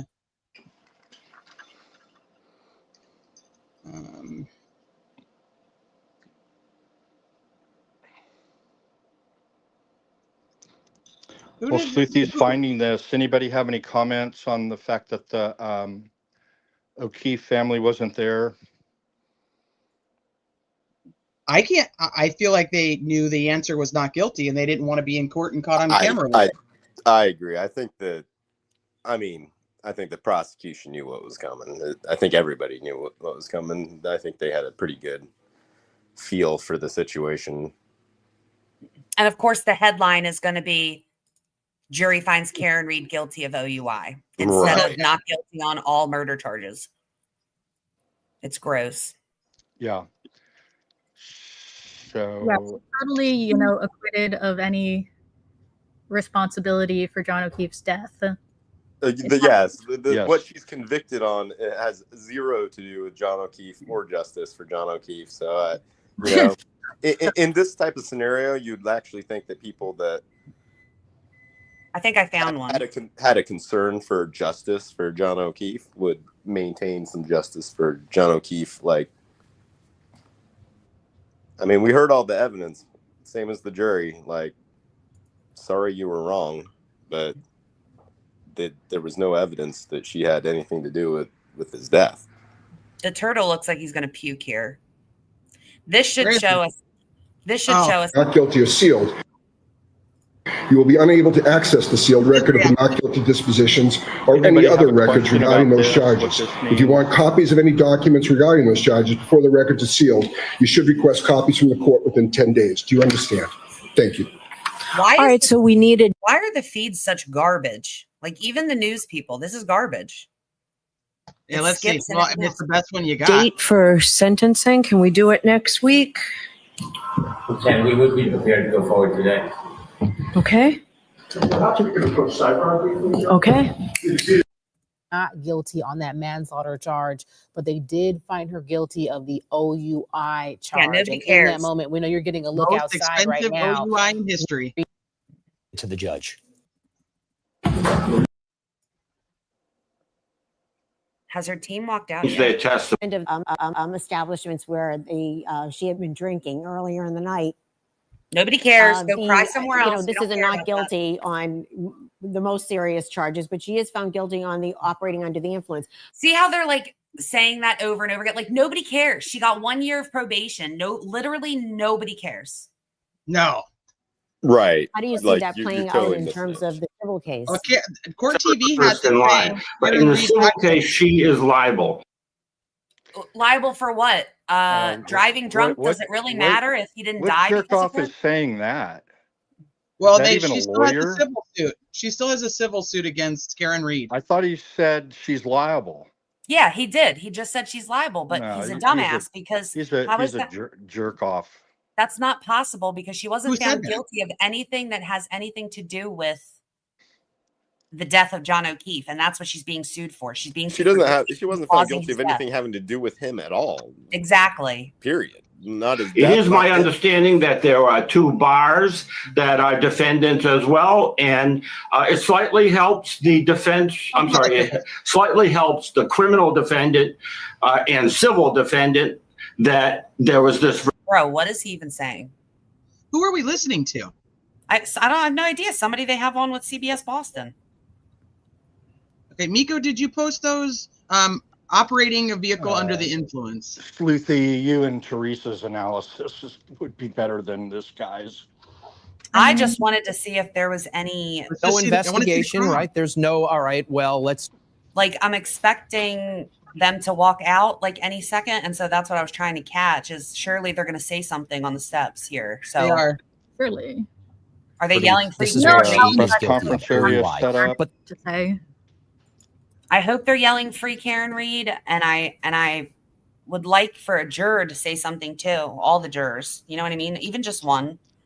I'm guessing the prosecutors are not going to be giving any interviews. I'm guessing. I just want to discuss the fact of it's going to be a big deal in the civil suit if the jury found her guilty of an OUI at 5 a.m. That's going to be imperative. Yeah, it is. Why? She's being sued because She's being for sued like for wrongful death. Yeah, and but that not doesn't have anything to do with and intentional infliction of emotional distress. But they don't go hand in hand with each other. Yes, they do. That's why they're No, suing they the bar don't. also. But That's they why don't go hand in hand. The civil suit is going to have different evidence, different discovery, and different people determining the outcome of it. Just look at O.J. Simpson. O.J. Simpson, not guilty on everything. Guess what? Guilty. Sure, but they're still going to have to Across the board on show. the civil suit. They're still going to have to be able to show that, like, it's that she hit him. But also, she Yes, and the civil attorneys may be able to prove that. And But they civil- couldn't for the criminal case after 2 trials, Teresa. That's crazy. No, what I'm telling you is that you're not listening. I to have me. this muted. What I'm telling you is, Wait, it is are you- imperative that her attorneys for the civil suit find out if the 5 a.m. was what they determined the time to be. Because if But it's T, the are you able to switch screens if you need to? Because I'm going to leave this, but it's muted while everybody talks, and I won't be because I got to walk away for a second. I am not going to be able to hit play if they come out. Yes. Okay. Who's down here? Travis, where'd you go? There's Travis. Well, Aaron's civil attorneys are going to be able to use ARCA, who have already done all their work. So Right. I mean, the discovery that comes in on a civil case, I mean, I think that they're going to have to really think through that decision whether to pursue that, because it could be very dangerous. Yeah. There's no how way much that you coverage can does back she down. have? How much coverage does she have? No idea. I don't know. I have no idea, Travis. Peggy's not going to back down because she's going to feel that the civil is the only way she's going to get justice for John O'Keefe. Well, the one she's being sued in, she doesn't have any control. There's no consent clause for an auto policy. So if her insurance company says, and it's 300,000 or 100,000, which isn't totally uncommon. I had heard at one point she has $1 million, but an insurance company isn't going to spend $500,000 defending a case where they're only exposed for 300. Sorry. They'll just pay, release, no admission of liability, and then they'll pursue the bars. But she has no control over whether they're going to pay to go to trial or not. Now, Her civil attorneys were in the courtroom a lot of the time during trial. I don't know what difference that makes, but I would think so. Yeah, when I was defending civilly or criminally, and there was a civil case attached to it, and it had different attorney. Yeah, we were always. The criminal case is a great spot for discovery if you're the civil attorney.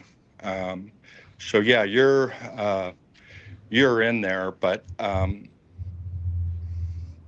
ARCA does work for insurance companies and whatnot, and they've done 95% of the work. It'd just be time for testimony and whatnot. But it's a lower standard of proof. It's preponderance of the evidence, and so. I mean, honestly, I think ARCA proved that she didn't hit him possibly beyond a reasonable doubt. So, You're absolutely.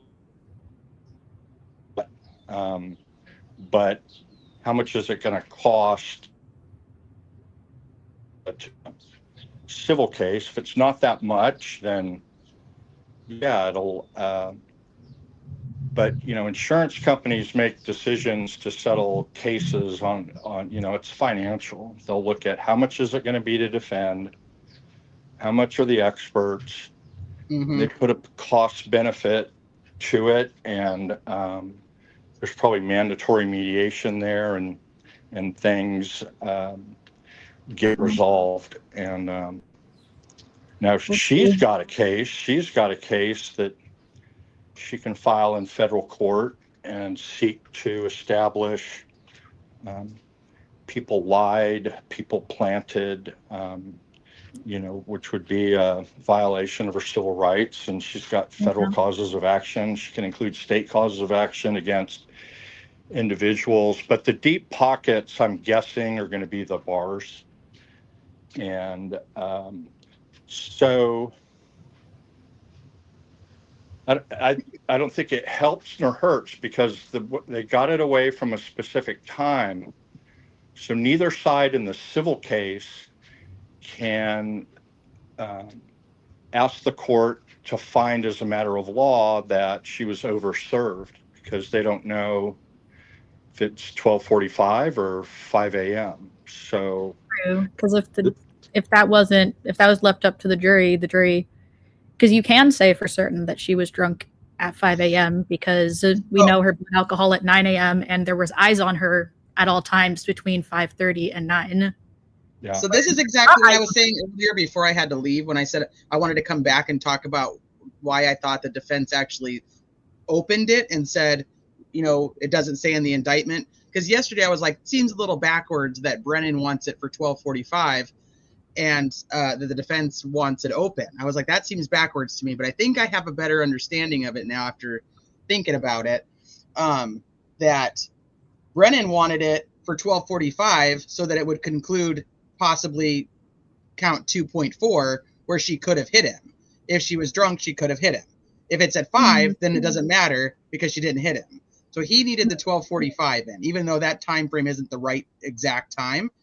And yeah, because if they're looking at 5 a.m., they're not considering the collision at all. Right. The defense wanted it open because then when they go to a civil case, then you can't show that the jury didn't believe it was 5 a.m. that she was drunk. You can't prove the jury determined an OUI based on 12:45. So it made more sense than thinking about it. No impact on the civil case against her, no impact on her being able to file a civil case against Canton PD and others. Do you think Brennan gave any consideration to how it may impact the civil case the family filed, or no? No, I don't think Brennan did. I think AJ did. Yeah, I do too. But I think he did it in an ethical manner. I was like, this actually makes sense why I felt it was opposite. And I was like, now I'm thinking I understand why each side said what they said. And so, Gray Matter, I'm really glad you brought up the fact that you or somebody noticed the civil attorneys were there, because that makes sense.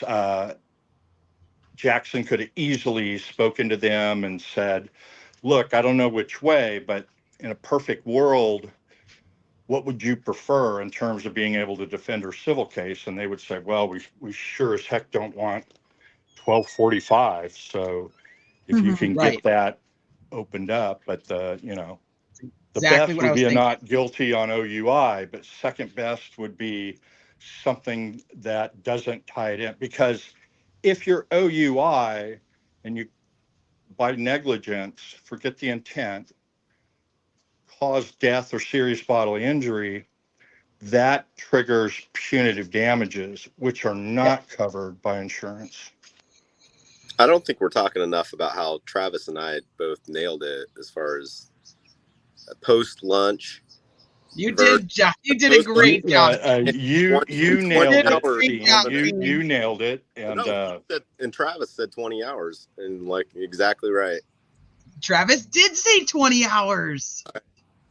Yeah, but who the hell predicts what the jury questions are going to be a day before they come in? And they're 3 for 3, and then dude, this channel is on fire with how much it's able to predict the future. This is what the folks pay for.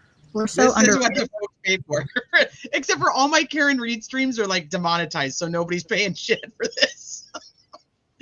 Okay, hold on. So Sleuthie sent me the reaction video that she wanted to play. Oh shit, I lost it. Oh, here it is. Okay, so let me switch to this tab real quick, so then I can play it for you guys. This is when the verdict was read inside the courtroom. So then these people are all outside when they finally realize what the verdict is.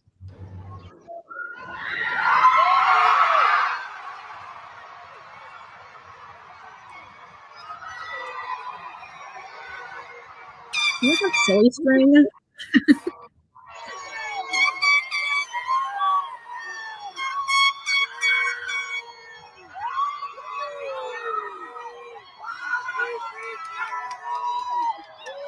There are people crying.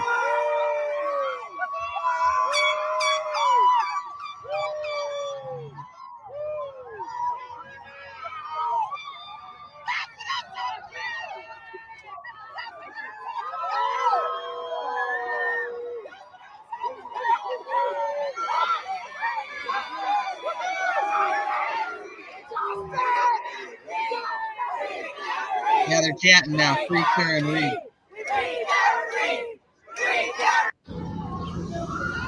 All right. Hold on, let me get that done. That's replaying now. So that was the live shot from outside. Thank you, Sleuthie. That was nice. That was big. The You know attorneys what's have really not come out jarring? yet. It's pretty jarring that this is like ever painted as like two-sided. Like there's two sides to this when like it's so overwhelmingly like actually one side. Yeah. There's that one guy out there, you know. Right. There's no two people. No, the attorneys have not come out yet. So I have streams for all kinds of different places up to see who has the best view, who's got the best looking audio or video. So I can throw up whatever one we need up. Can I ask Graceface something real quick? Of course. Where'd Ange Ange go? We lost Ange. What you left yesterday? Yeah, I was there Monday and Tuesday. And then were you in the courtroom at all? No. Okay. So that's very exclusive. I saw a lot of you, and I was really happy for you. I mentioned that during one of the lives or the chats. I know I kept hearing in the background on Court TV. Yeah, I'm heading out there, and I'm going to be out there, and I'm like, wow, that good for you. And you seem like you were having a good time. But so, what time did the 3 questions come in yesterday? About 10 a.m. It was at 11:11. So what was the chatter, the rumblings, in the crowd? What? Yeah, so I got there a little later yesterday. I actually, like, when the questions came in, was getting ready to drive over into Dedham proper.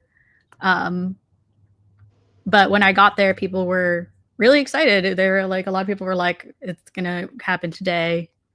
Like, the questions were good. I mean, they indicated that they were only thinking about one thing. A lot of people did think the verdict was going to come out yesterday afternoon, at least until the 4th question was read, and then Bev didn't answer it. Was on Monday, was there any rumblings about why on earth would the defense request an OUI? It doesn't make any sense. Anything? I think people mostly got why they did it. Which is what Okay, do you hold on. think? Okay. I'm going to switch this real quick. Hold on.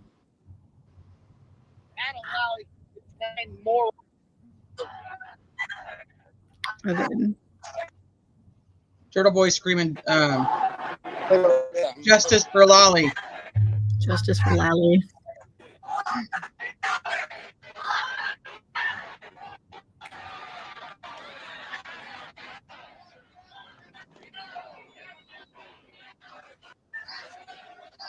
I don't know why it's doing that. Not guilty, not guilty, not guilty. It's over. Can't hear him. North Superior Courthouse. There are thousands of people here, dude. Thousands and thousands of people. Copters all over the place right now. And I was inside that courtroom, and I heard those magic words, not guilty, not guilty, not guilty. It took about 20 seconds because of the delay, and then I heard it. I heard the explosion, and it was deafening. It was deafening. This is the most amazing. I have dreamed about this day for so long, guys, what this would feel like. And it's better than anything I could ever imagine. It's better than anything I could ever imagine. This is the most validating Can you hear him?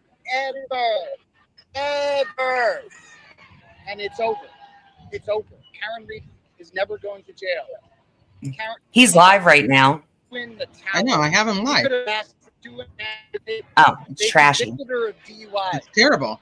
He could have asked the service out there is not awesome. He could ask for 2.5 months in jail, but he didn't. He asked for probation because he will never show his face in the room again. It's too humiliating. He will never show his face here again. Hank Brennan's too much of a coward to ever show his face in this courtroom again with that stunt he pulled over the last 9 months. Ever. He signed up for this. He couldn't do the job Adam Lally could do. Adam Lally convinced 9 morons that John Keefe was hit by a car.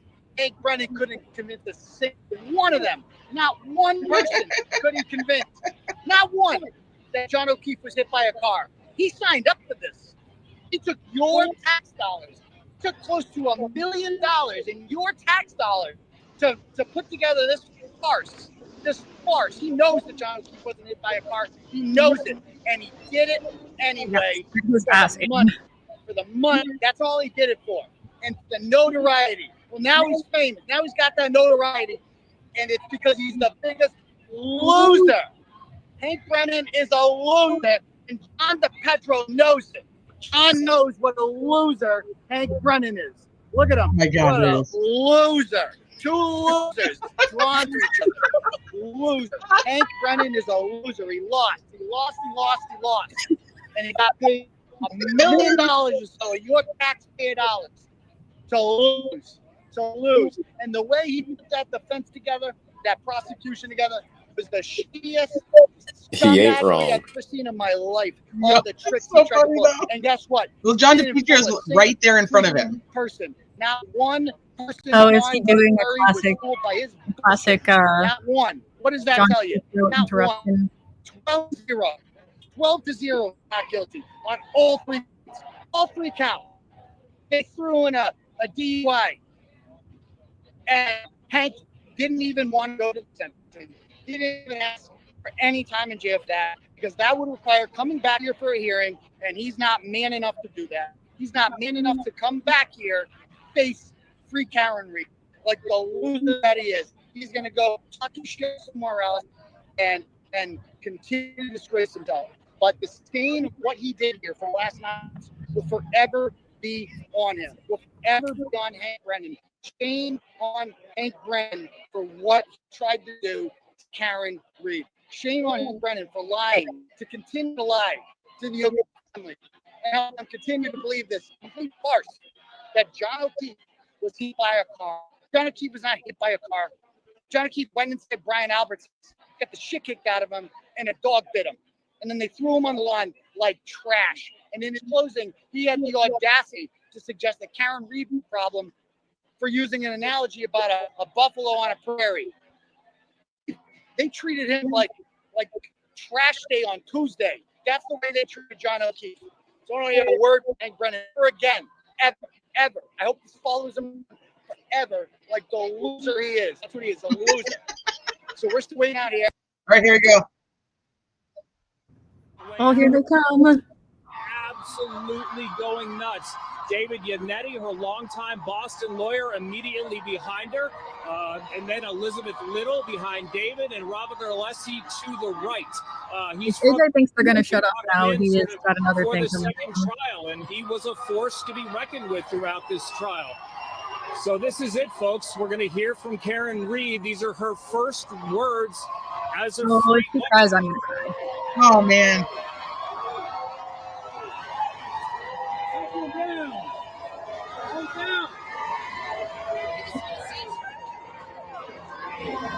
Number one is I could not be standing here without these amazing supporters who have supported me and my team financially and, more importantly, emotionally for almost 4 years. And the second thing I want to say is no one has fought harder for justice for John O'Keefe than I have and my team. Thank you. So you want to see it reopen? Karen, you want to see the case reopen? No, the case cannot be reopened. This case is over. No. That's what he's asking. What does it say? What does it say about justice? I'm going to leave it to Karen and her dad. Her dad has a comment. Let her dad make the comment. You need to keep quiet. We're still read talk. I want to acknowledge the strength of our daughter Karen, the support of the entire Reed extended family. I want to acknowledge the greatest team of attorneys. Our first one that we found was David Yannetti. Shut up. Alan Jackson and Liza Little. He's just going to walk away. All right. It was a fantastic team, but we needed them all. to defeat this. We thank everybody for their support from the heart. We love you all of the content providers who have spread the word. Thank you so much. God bless you all. Can you mute? No, it doesn't matter. He's done. They're not going to talk.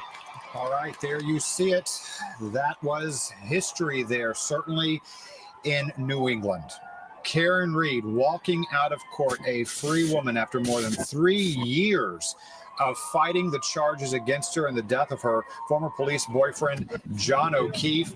She is surrounded by law enforcement right now for her protection as she works her way to the SUVs that will carry her Oh, away. now they have cops surrounding her, For the last finally? time. The jury in her case finding her not guilty of the most serious charges, but convicting her on the DUI charge, the OUI charge. And as Ted Daniels told us just a few moments ago, she's already been sentenced to 1 year probation. They did it immediately there in the courtroom because they did not see a need to come back after all the time that has already been spent in the courtroom. What a moment to be able to witness and to hear the crowds cheer, regardless of where you are in terms of how you feel about this case.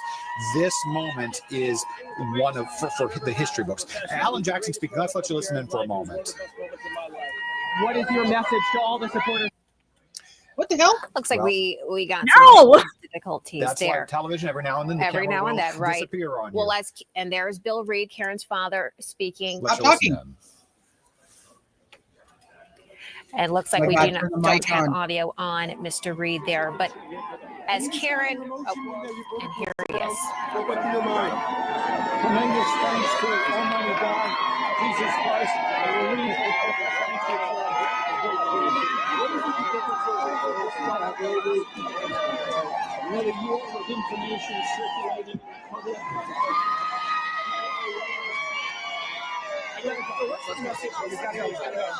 Yeah. Get him out of there, for Christ's sake. And Bill Reed walking out of the crowd there. He had just spoken to news reporters as well as the crowd, acknowledging the strength of his daughter, Karen Reed, who's been acquitted on all of the most serious charges that she was charged with since 2022. Well, I'm going to switch it real quick and see if this audio is better. I'm gonna drop off here. Towards SUVs. Good to see you, Fiend. Settle in. Thank you. Moment. Settle into an unusual moment in our system of criminal justice. A not guilty verdict in a murder trial. It doesn't happen often, folks. It really doesn't. When you accuse prosecutors and law enforcement of a conspiracy, it is rare that a jury believes that is reasonable.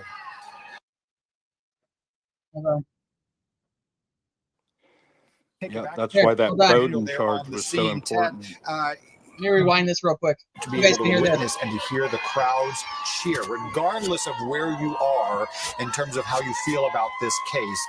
This moment is one of for the history books. Alan Jackson. Now and then. Hold on. I want you guys to hear what happens right after this.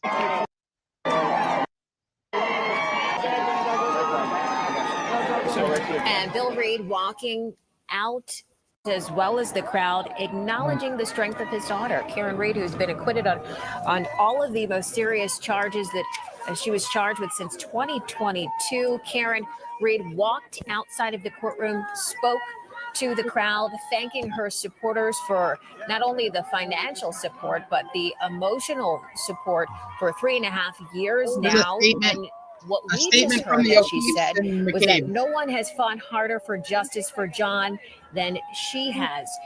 There were her attorneys, of course, behind her, Robert Alessi, Elizabeth Little, Alan Jackson, David Yannetti.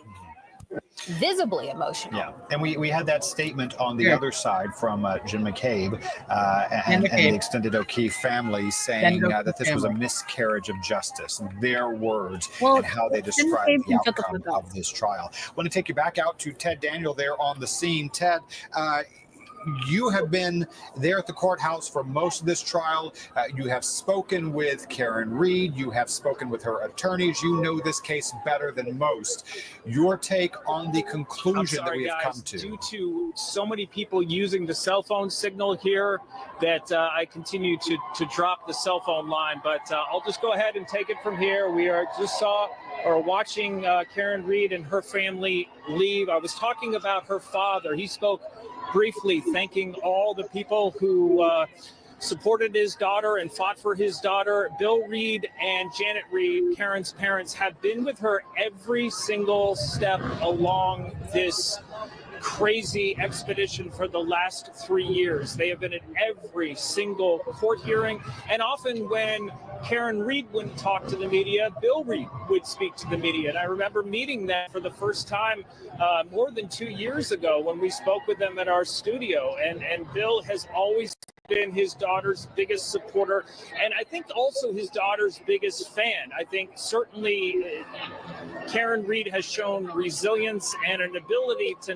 navigate this legal system. And that's what her lawyers have said all along, that in terms of their team, that she is sort of the sharpest one and the one who leads a lot of the decisions. And look at where we are now with an outcome. The fact that she was found not guilty on all the serious charges, and she was just convicted on the OUI charge. Of course, we are all wondering what it would have been like to have been in that jury room, to be a fly on the wall on the discussions that they had. I mean, the fact that it took about 15 hours or so shows that there probably were some people on the other side of the fence, and they all had to sort of talk it out and come to some sort of resolution that they did. There's no court tomorrow because of the holiday. So had they not decided a verdict this afternoon, we would all be back on Friday and possibly looking into the next week. So you wonder if that was in the jury's mind, that, hey, we don't want to go into the next week. We've been here. I remember jury selection on April 1st, seeing some of those people, including a juror who appeared to be no older than 20 years old. I think she was talking about just getting out of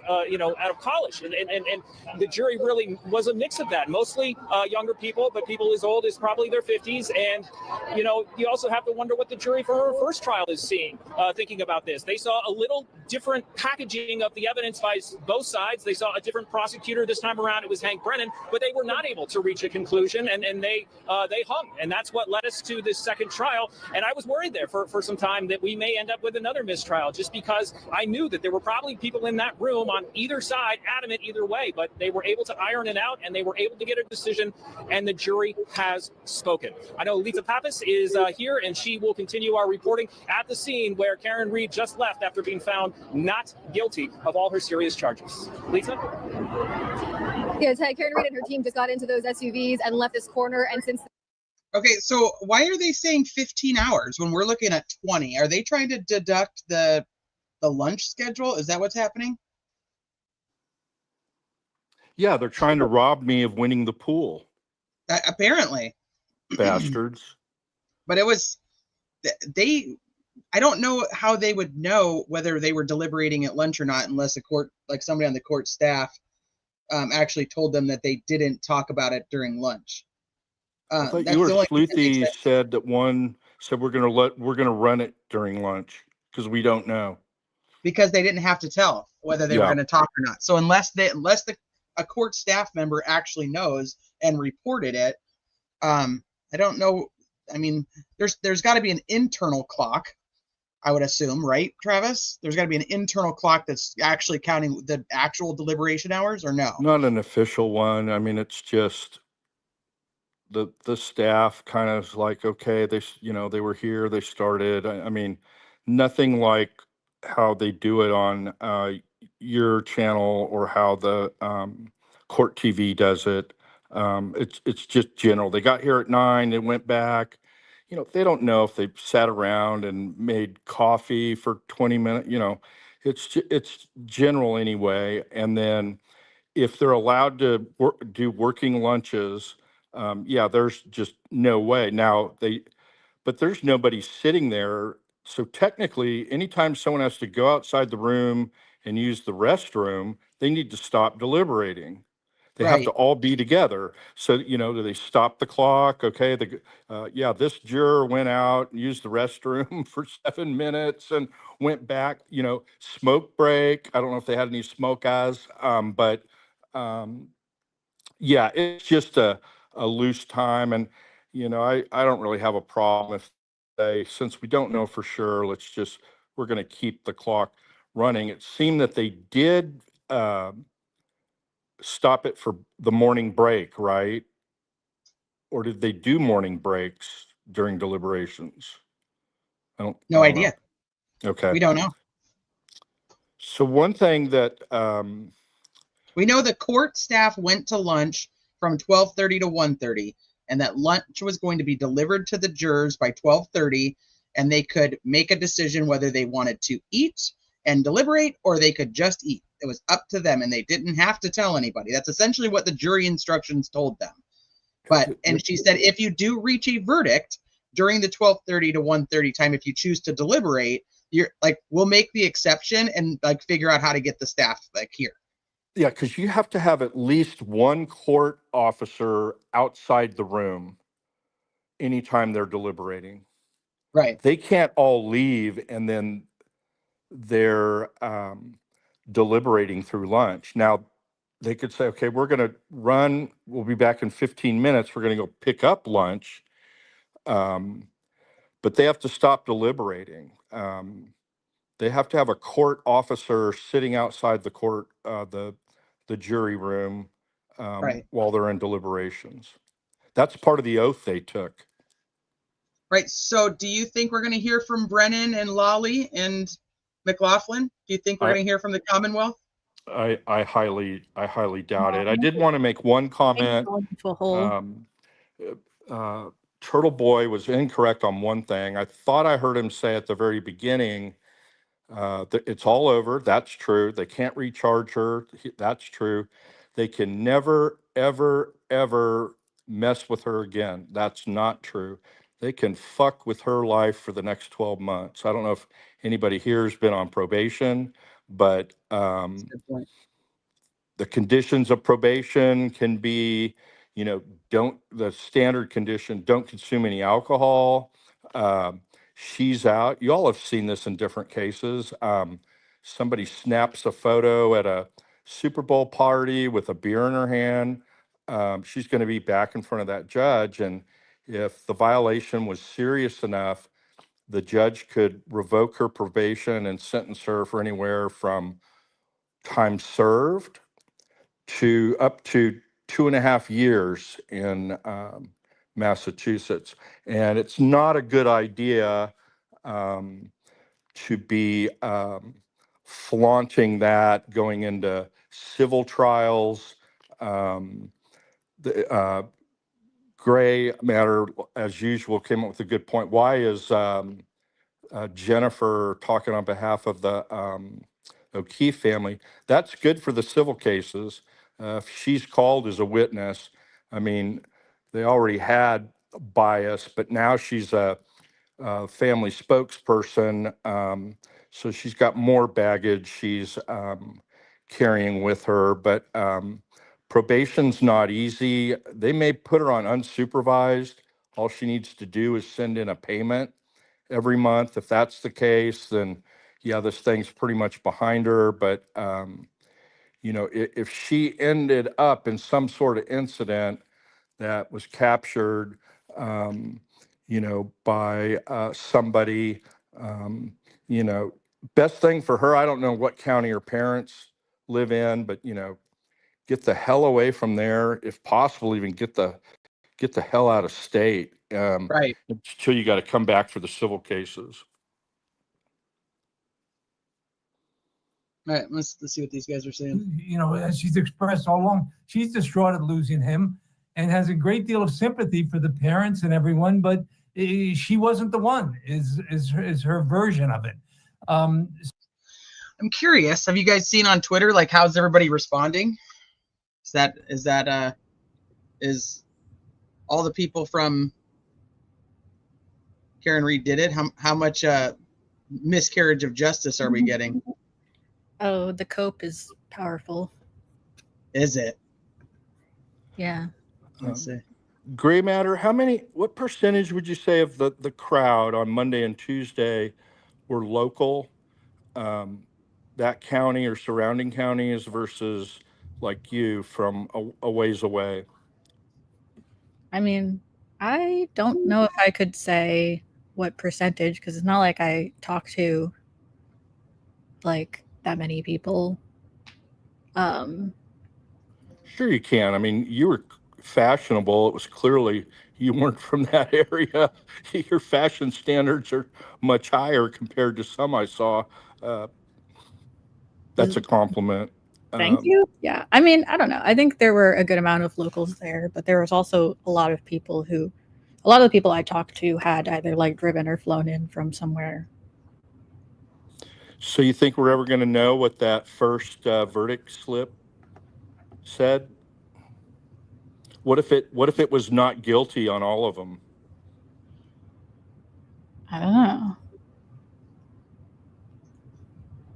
I'm sorry, T probably wants to listen to this guy. I apologize. I forgot. No, you're fine. I ended up muting him before you started talking because I wanted to look at other stuff because I don't really want to listen to him after I realized what I was listening to. I changed my mind.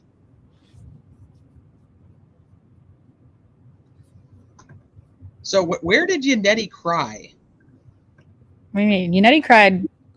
Well, remember I was driving, so I couldn't watch. I was only listening. So I was wondering if it was when the verdict was read. Yeah, he cried when the verdict was read. Yeah, I literally hit every red light on my way home.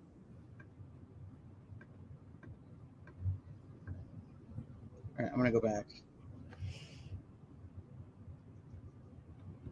I wish we'd seen the media in the courtroom, what their reactions were. I would have liked to see Turtle Boy's face when the verdict was read.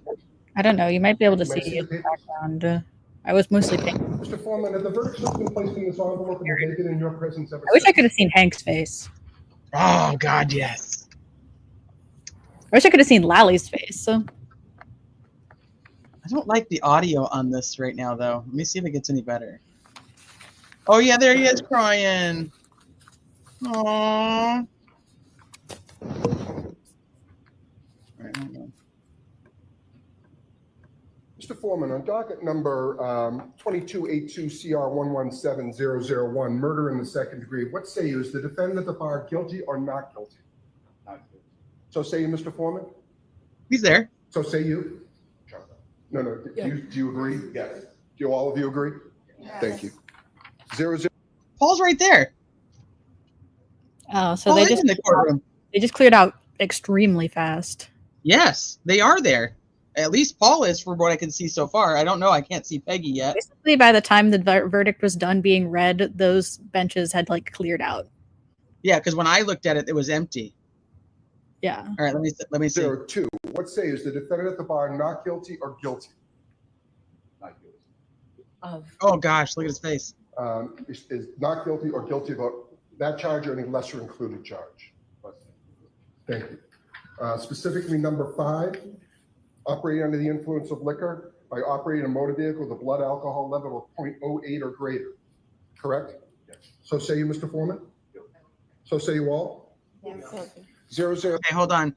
My 3 sons says Fox 9. You can see everything. Let me see. If you can see it, like Court TV is the pool camera, so you should be able to see it on Court TV. No? I mean, Court TV is the pool camera, yeah. Poor Foreman, they take the forms away from him, and then he's probably nervous as hell. And so say you, and do you agree, poor guy? Let me see.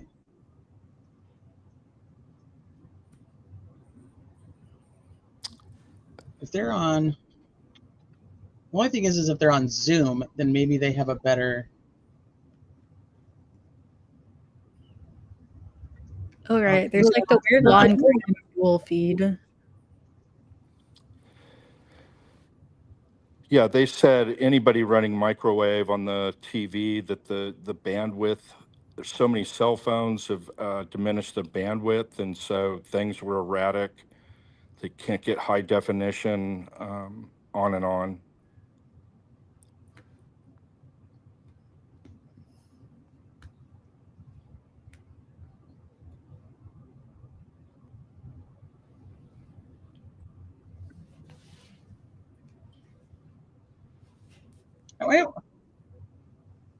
It went to one.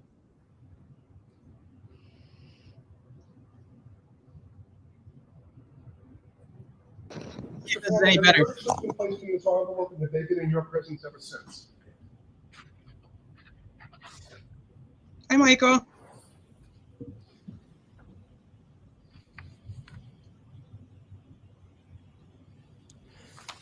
How many times do you think this guy's done this? A lot. So say you, Mr. Foreman? Yeah, you So can't say you all? better. 003. What say is the defendant at the bar leaving the scene after accident resulting in death? Defendant not guilty or guilty? So say you, Mr. Foreman? So say you all? Jurors, hearken your verdict as the court records that you upon your oath say the defendant on 001 is not guilty, on 002 is guilty of operating under the influence of liquor, and 003 not guilty. Thank you. All right, jurors, everybody please be seated. Jurors, we thank you for your service. We're going to send you back to services. They're leaving right now. Yeah. The O'Keefe pile out of there so fast. Thank you very much. I did not see Peggy. I did not see Peggy. That's the only thing I can tell you is I did not see, and I don't actually think I saw Aaron either. Hmm. But that doesn't mean they weren't there. I just didn't see them. Here's the Callie's Angel sent me. Callie's Angel sent me the statement, and I just tweeted it. It's a statement from Jen McCabe, Matt McCabe, Chris Albert, Julie Albert, Colin Albert, Nicole Albert, Brian Albert, Carrie Roberts, and Kurt Roberts. Gross. Oh yeah. Nasty. So it's not. So they it's a reported McAlpin. that it was the extended family. It was Jen McCabe and the extended O'Keefe family. None of those people are the extended O'Keefe family. Nope. And it says, today, our hearts are with John and the entire O'Keefe family. They have suffered through so much and deserve better from our justice system. While we may have more to say in the future, today we mourn with John's family and lament the cruel reality that this prosecution was infected by lies and conspiracy theories spread by Karen Reed, her defense team, and some in the media. The result is a devastating miscarriage of justice. And I wrote, get over yourselves. Karen Reed didn't kill John O'Keefe. You especially, Jen McCabe, get fucked. Yeah, cry harder, Jen McCabe. How selfish are you people? The O'Keefe family didn't even make it a statement. You felt like you should? Nobody, like what?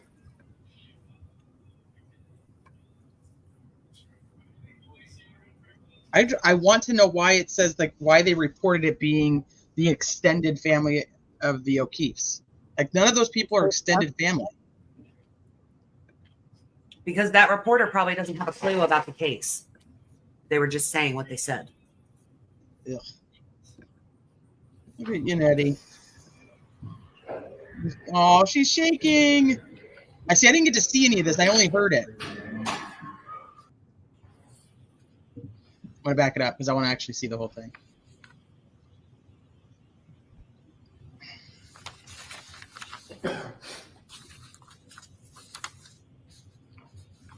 I knew it was going to come when I was at the damn ortho, Sleuthie. It was just my luck. Mr. Foreman, on docket Oh, well, hell, we should have made you go 2 days ago. 2282 CR 117001, murder in the second degree. What say you? Is the defendant at the bar guilty or not guilty? Not guilty. So say you, Mr. Foreman? Turtle boy. So say you. No. Do you agree? Yes. Do all of you agree? Yeah. Thank you. 002. What say is the defendant at the bar not guilty or guilty? Not guilty. Is not guilty or guilty of that charge or any lesser included charge? Thank you. Specifically, number 5, operating under the influence of liquor by operating a motor vehicle with a blood alcohol level of 0.08 or greater. Correct? Yes. So say you, Mr. Foreman? Yes. So say you all? Yes. 003. What say is the defendant at the bar Leaving the scene after accident resulting in death, defendant not guilty or guilty?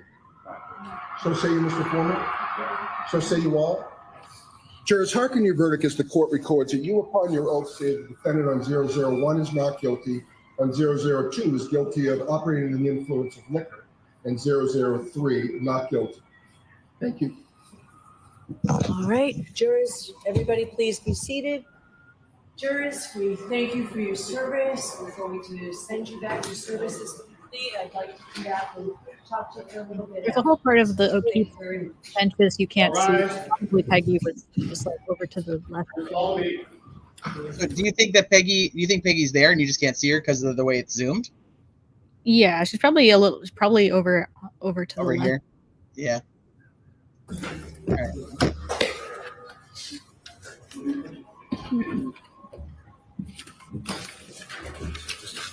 Michael in the chat, did I hear you say hello, Michael?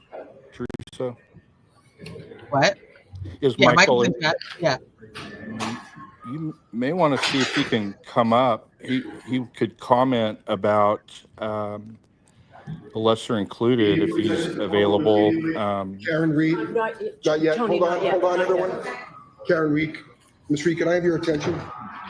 As required by statute, I must inform you that the records regarding the charges that you have been found not guilty will be sealed by the Commissioner of Probation by the court unless you notify the Commissioner of Probation in writing within 10 days that you do not want these records sealed. To request that these records not be sealed, you may use the request not to seal form, which is posted on the trial court's website on mass.gov. I cannot accept the form here in court. You must submit it to the Commissioner of Lally's Probation. laughing at The form. Please be aware that if the records regarding the charges which you have been found not guilty are sealed, you will be unable to access the sealed record of the not guilty dispositions or any other records regarding those charges. If you want copies of any documents regarding those charges before the records are sealed, you should request copies from the court within 10 days. Do you understand? Thank you. All right, so we need a date for sentencing. Can we do it next week? This is when Brennan will pipe up and say, yeah, we're doing it today. Okay. Looks like they had a little chat about this ahead of time. If it came down this way, what they might they knew. When he nodded his head, Jackson, we can't see where their eyes were, but that's a nod and a wink that they've talked about it and think that they could offer something as long as the court would approve it. There's her mom, her dad, and her brother. All right, so Mr. Yannetti, you ready to go forward today as well? Yes, please. Okay, Mr. Brennan, what's the Commonwealth's recommendation? Your Honor, the Commonwealth moves to sentencing. We recommend a probation 1 year 24D program. So the standard that everybody else gets on their first time OUI? Certainly. Okay. Notice that. Everybody So I'm gets. happy to do it. All right, thank you all. Happy to do it. 1 year probation, 1 year probation. I'm on happy to docket number never, 002, ever the fucking lesser see included Beverly offense of operating Cannoni under the ever influence. again. 1 year probation. Thank you. The 24D program. Thank you. All right. Goodbye. Damn. Oh, look at her hug her daddy. I want to hug my daddy. I am shooketh that Jen McCabe had the audacity. Like, ma'am, read the room. Really? You're going to put out a statement? Oh, look at him hug Alessi. Look at him hug him. He hugged him so tight. I can't. If I was these people, I would fucking collapse on the ground. She's even hugging the tech guy. Aw. Look at her hugging the tech guy. She's like, I don't care. Just give me hugs. Come here, Mr. Wolf, whatever your name is. Hugging all Whoever the this person is, I'm just gonna hug all the random people that come up to me in here. Fuck it. That guy's even crying. I think all the people, most of the people who were there were her legal interns, the law clerks from. Who's that hugging her now? Oh, look at Alessi and Yannetti. Yannetti picked little Alessi up off the ground. Did you see it? No, let me go back. I missed it because I was paying attention to somebody else. On the right hand side of the screen. Right. Oh, right there, he picked him up. Hold on, let me see. Look. Dude, he picked him up. Ah! Oh, I'm so happy for them. This guy, the tech guy, doesn't even work for. He doesn't work for the defense. I mean, he's a hired company that does. I mean, the company does. Wait, If it's the the same Mr. as last time. I think he's one of the legal interns, actually. They didn't hire that same company they hired last time? Craig with the tiny desk. Yeah, tiny desk guy. Tiny desk guy trained I believe Tiny Desk guy trained one of their law clerks to do it. Oh, really? Oh, maybe Yeah. he does work for them then. Because I know, like last time, they had a tiny desk guy that worked for a different company. Yeah. All right. Hi, Michael. Thank you for joining us. What are you thinking after all of this? I'm thinking it took an incredible team to defeat the government and the judge. And the judge. And the So judge. true. And, you know, Ian Runkle made a really interesting point over on a competing channel. We don't compete. We love each other. That they were synchronized. I mean, they were all working together, and that, you know, and I guess I just want to sort of, he didn't use these words, I want to actually use the words, it was an incredible group effort.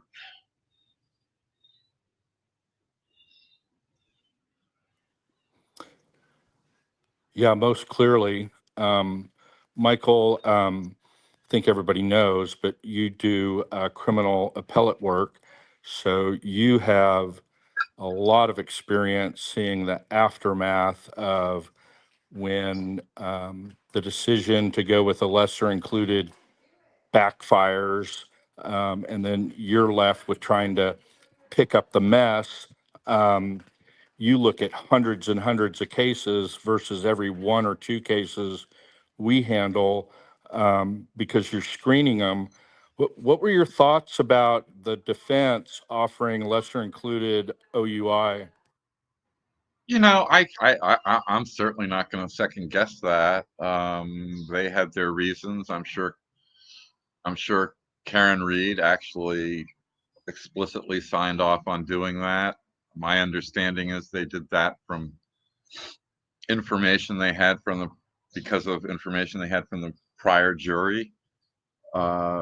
Yeah, I mean, it's a strategy decision, and it kind of worked out. And I was saying down in the chat, and actually was saying and said on Twitter, Colin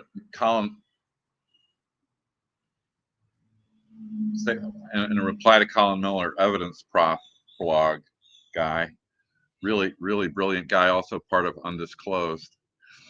Man, I would seriously think about appealing the OUI conviction.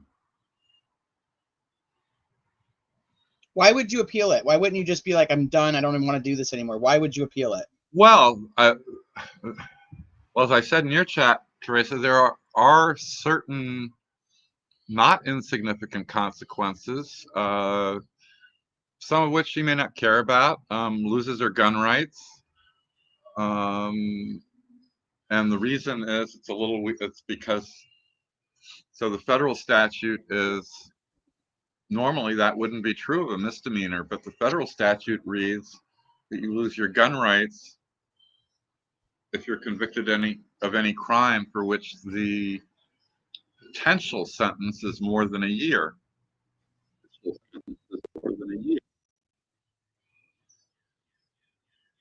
And also, can't travel to Canada now. I'm sure there are other countries as well.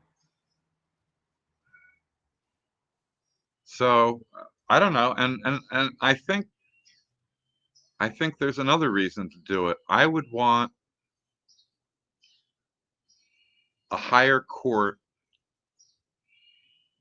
talking about this case and the kind of issues that are available.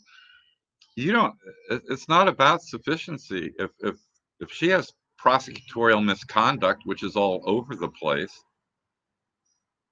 that doesn't, that could be a reason to undo it. And she faces, I mean, it really is risk-free. She can't get a more serious sentence after an appeal, and she'd probably be finished with the probation. And frankly, if it were I mean, I wouldn't lie down for any of this. I mean, it's, you know, it's obviously her call. Before the probation is up, I'd be filing the placeholder habeas petition with all the federal claims, because as long as you file it while you're in custody and probation is custody,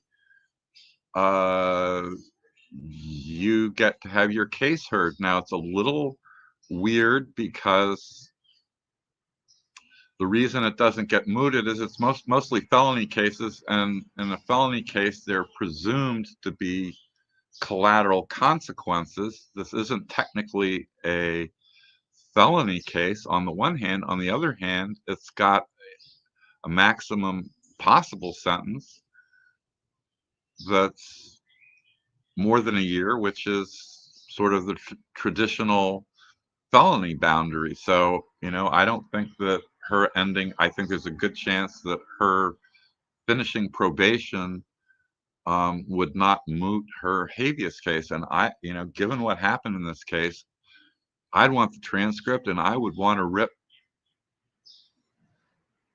the judge and Hank and everybody a new one, and give a higher court or a federal court a chance to talk about it. So, Michael, in Texas, if you file a direct appeal after a misdemeanor conviction and sentencing, it automatically stays the punishment. In other words, you don't start your probation. Your probation wouldn't start until the appeal ends. I don't know if that's the situation in Massachusetts, but if it was, how does that impact your decision or your recommendation or your thoughts? Well, I mean, you know, yeah, that might change the calculus. I have never heard of such a thing, but Texas is different, as we all know, but apparently Massachusetts is as well. Yeah, I've never heard of that. I have no reason to think that is the case in Massachusetts, except now you've said it's the case in Texas, so it might be the case in Massachusetts. I mean, normally in Indiana, if you want to stay the sentence, you have to ask misdemeanor or felony, you got to ask the trial court to stay it. When they deny it, you got to go to the Court of Appeals and ask to stay it. So, yeah, that's a new one on me. Look, the only thing that would make me hesitate, and it might make, you know, it might be the decisive question, is the enormous expense of the transcript. Yeah, Teresa's got a estimate about 4,000 in the case, and we're putting funds together for that. Hopefully, we'll have a fundraiser, Teresa, and get all of that money. And good on Teresa for doing that. The $4,500 fee for the copy of the transcript, that's not actually to produce it. That's just for a copy once it's produced. And the $1 a page thing in the Indiana rules makes sense in the days where somebody had to physically copy pages. It doesn't make any sense, and where all you have to do is print off a PDF. Yeah, I was looking up in another unrelated case to Richard Allen, and there was some provision about what the court or the clerk or the court reporter could charge if they were represented by the public defender's office, and some weird rules on costs of transcripts and whatnot. And it seemed like even if they wanted to, they couldn't make a copy of the transcript available to everybody. Direct appeal counsel, if they were public defender, could not do that. And there seemed to be a statute on that. The transcript's a public, in Indiana, transcript's a public record. Once it's been filed, Stacy and Mark could make it available to everybody, and actually it will be available to everybody once It's okay. We're going to raise this money and we're going to get it sooner, and we're going to do read throughs, and they've already got a part picked out for you. And so, well, I want to say, I haven't contributed to that on the theory that I give at the office. no, absolutely. I'm going to give a little bit, but yeah, no, I'm with Teresa on this. She wanted to get it sooner rather than later. People have said, hey, they can't do this and you can get it. And I understand Sleuthie and Teresa wanting to get it now, doing read throughs. And so I think we can spread this out enough that it's a win for everybody. She's going to, her plan is to either, as they're read through, release them for everybody so that the county doesn't get to a bunch of people paying for the same thing. And I'm sorry, I'm speaking on your behalf, Teresa. No, you're good. Please continue. You're doing a great job. She said, she's still hasn't decided she's going to release it all at once or as they do. I hope she keeps some exclusivity and doesn't release them until they're read through. But I think it's very magnanimous, and it's for everybody's good. Everybody's welcome to it. And I like the fact that, Carroll County isn't going to keep getting $4,500 payments for people that want to get them in. And I understand that only a certain part's been prepared so far. And, I understand. I think Jody has said it's finished. It is. That's what she said. She said it's finished, and she's working on I can't think of the right word, like editing, but that's not the right word. Like read through, like why can I not think of what it is? Like double checking everything. Scopus. Like just checking, like rereading through it to make sure everything's in order. There's a word for that, but I don't know what it is. Scopus. Well, of course, the big reveal in the transcript is going to be the white noise sidebars. Yeah, and so the other thing that she said is taking time is to make sure that all the exhibits are in order to be sent over. So she has till the 9th, and she said, but as soon as it goes up on the docket, don't send money until it goes up on the CCR. And as soon as it goes up on the CCR, I can send her the cashier's check, and she'll email me the transcript of trial and everything I'm missing from the 3-day hearing that I'd already requested last year and don't have. Yeah. Does this get you the exhibits as well? No. But we have the majority of exhibits that are released to the public. I have a running list of what we're still missing, and Tammy and I have been working on trying to get what we're still missing that is not sealed by the court. So we're still working on that, but I think that there's still people who put in their original requests like right after trial, and they don't even have their thumb drives yet. Hey, up to you all, but I really didn't want to turn this into a Delphi thing. No, you're fine. I always give them an update anyway, and I was going to let them know. I'm about to post it on Twitter anyway. We are currently, for day number 8 of fundraising, we are at $3,895 of our $4,600. I don't want to say too much, Teresa, but I can guarantee you're going to make $4,500. So.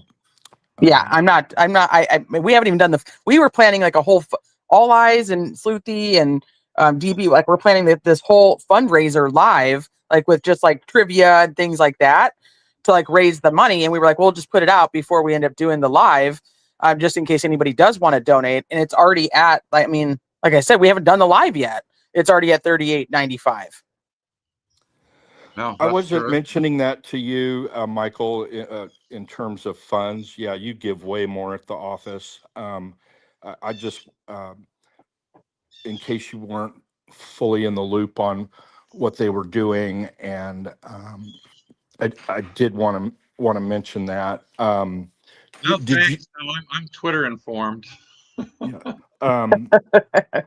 Did you have any other? I mean, your observations always great. Anything else we didn't talk about? Thoughts, feelings about the case, the trial? I'm like, as I think I might have been saying in Teresa's chat. I mean, leave aside the no collision even. It's like, Michael's been asking for weeks now why we're even here. yeah, no body, no frostbite, no lower limb injuries, no case. I mean, it's just,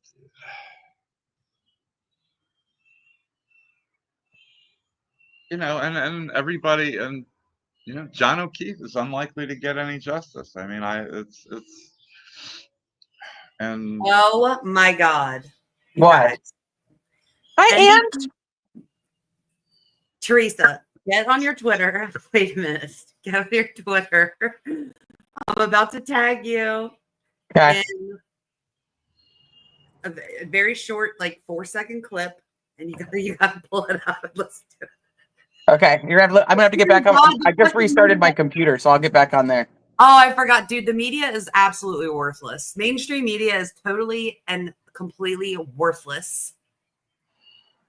I hope nobody watched trials anywhere but with like regular tiny YouTubers, and like I'm completely over it. Maybe you hear this. I split between Teresa and Bob, and it was pretty evenly split. Let me see. Don't listen to it or watch it until you pull it up. Okay, well, I'm gonna hop off my phone then, and then I'll be back on my computer because I just restarted it. I'll be right back. Don't cheat. I'm not gonna cheat. No cheating. So, Michael, one thing I want your thoughts on is the fact that they offered that lesser included OUI. They got a conviction on it. What can people out there that are prognosticating and Monday morning quarterbacking this, what can they take from that in terms of if they hadn't offered a lesser included? Can they conclude that it would have been a not guilty all the way across, or does that create potential more exposure for a conviction on the fourth offense, which is a very serious offense in Massachusetts, by the way? One minimum, mandatory minimum 1 year in prison, and then up to 5, and it's probation eligible. But you've seen the aftermath of these things. So what conclusion can you say? Oh, well, if they hadn't offered the lesser included, it would have been not guilty all the way across, or you have to. I mean, that's obviously the logical. That's the logical conclusion, but we all know that juries aren't logical, and I think they put that in there as a bone that 10 or 11 jurors could throw to a 12th who wasn't on board with across the board acquittals. She did something. Okay, I'm about to hit my notifications here, Sleuthie. No cheating. Okay. Okay, hold on. So I don't know what you can conclude. I think you conclude that there was a strategy. You can't, and Ange can add to this too. With groupthink, you have to constrain it to the factors involved. Logic does not work with groupthink. Okay, hold on. I'm going to play this. Defendant Karen Reed has been acquitted in the murder of her boyfriend, John O'Keefe.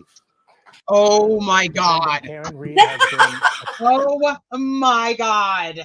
No, Sleuthie. They are worthless. They're worthless. That's so bad. Oh my God. That's so bad. Hey, I heard. Be quiet. I heard Sleuthie mention something, and I don't know what it was. Jen McCabe made some graceless statement. Yeah, not just Jen McCabe. Not just Jen McCabe. It was a statement from Jen McCabe, Matt McCabe, Chris Albert, Julie Albert, Colin Albert, Nicole Albert, Brian Albert, Carrie Roberts, and Kurt Roberts. What'd they say? Today, our hearts are with John and the entire O'Keefe family. They have suffered through so much and deserved better from our justice system. While we may have more to say in the future, today we mourn with John's family and lament the cruel reality that this prosecution was infected by lies and conspiracy theories spread by Karen Reed, her defense team, and some in the media. The result is a devastating miscarriage of justice. Ah, jeez.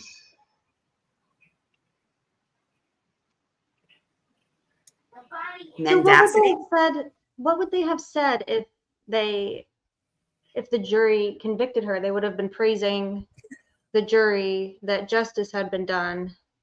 You know what I'm saying? Like, yeah. I don't even believe all those people that you listed off like had anything to do with it necessarily, but to like attack the process itself is like so not the right way. No one believes them. This is coming from people that nobody believes, including the jury in the first trial. Like, in my opinion, their behaviors, and especially Jennifer, their behaviors and testimony, and like, not for nothing, but her being the first one to put, first of all, if you want to put out a statement and you're going to do it, despite, I hope somebody that knows and loves them told them not to, at least have the respect and restraint to wait until the O'Keefes themselves put out a statement. Yeah. No, But Jen thinks she's more important than Peggy O'Keefe. I just realized as you were saying that, Sleuthie, that none of those people are even, well, a lot of those people are not even fucking related to John. Like, why are you saying anything? None of them. Not a single one. Why are you And saying most of them weren't anything? they weren't even his friends, even though they try to say they were friends with him. They don't understand friendship. That looks so shady. Well, it's a problem, like you were saying, Teresa, earlier, and you did it very delicately about the problem when people. I know Travis is blowing smoke now because I don't do anything delicately. Well, you were diplomatic. Okay, that's that people try and make it about this is about justice for fill in the blank, and where I saw that coming up all the time is on Court TV, and Vinny and all of them. They talk about a case pre-trial, and remember this is all about justice for, and it's not. It's about the rights and fair trial for the defendant. That's it, period. And when you get in this thing, and I can understand why they do it, and it's carried over to creators.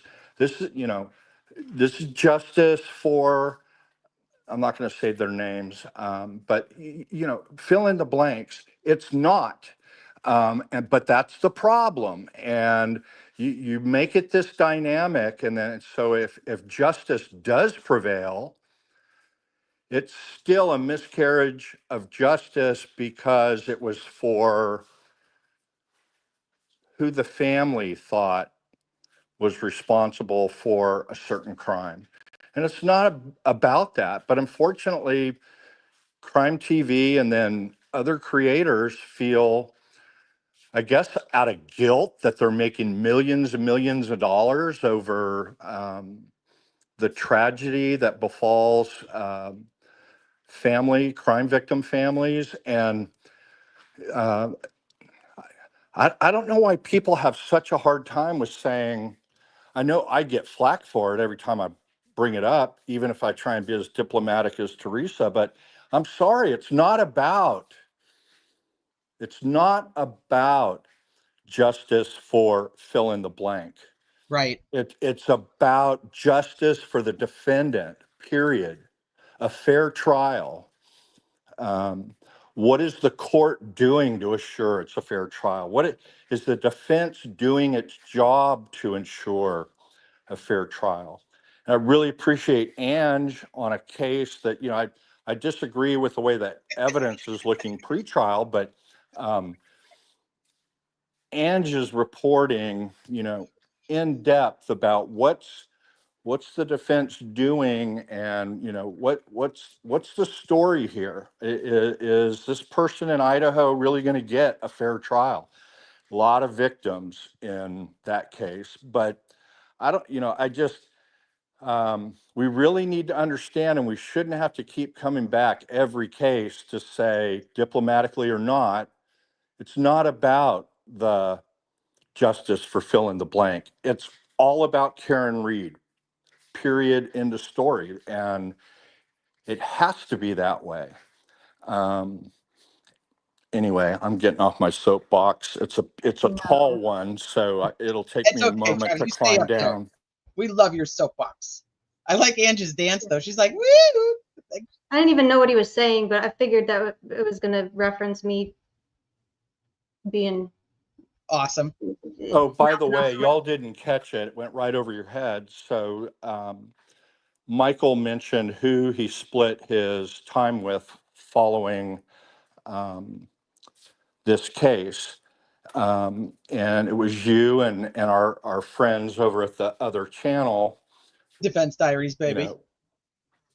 So, you got one of the top criminal appellate attorneys that's in the exoneration database at the University of Michigan is watching you two ladies. I'm not the only one that feels you all do a very, very good job of keeping things balanced.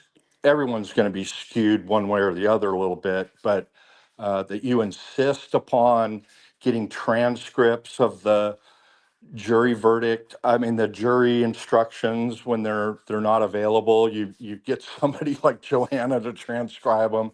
You hunt down the actual verdict. I mean, you all were catching little nuances that nobody else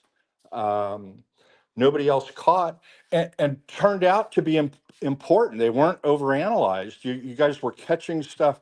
Wait a minute, what's the deal about how are they being instructed now, and how does this clear this up for them?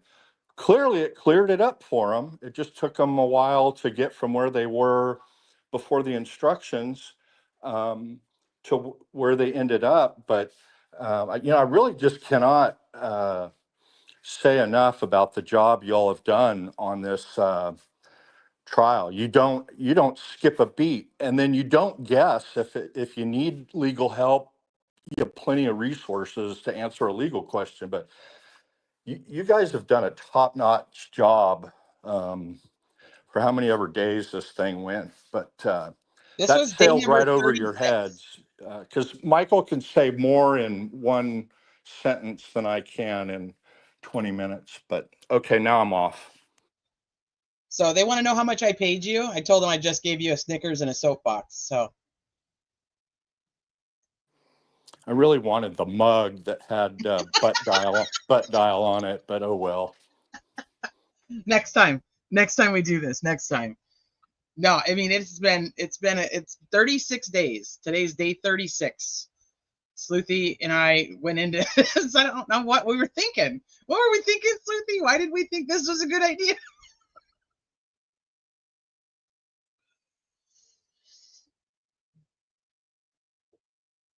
She left us. She's like, I don't even In think my it's a good idea. defense, Oh, I thought it would be a little more tolerable. It's kind of like when you make a New Year's resolution to do something, and then you're like 2-3 weeks in, and you're like, why did I do this? And then you start slacking. That was how it felt.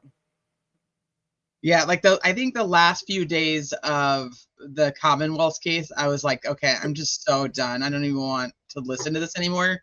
And then it started to pick up a little bit of pace with the defense. But then they were still bringing on some witnesses that I was like, what's up with this PI guy? Like, why are we listening to him? Like, I haven't slept. Mm-hmm.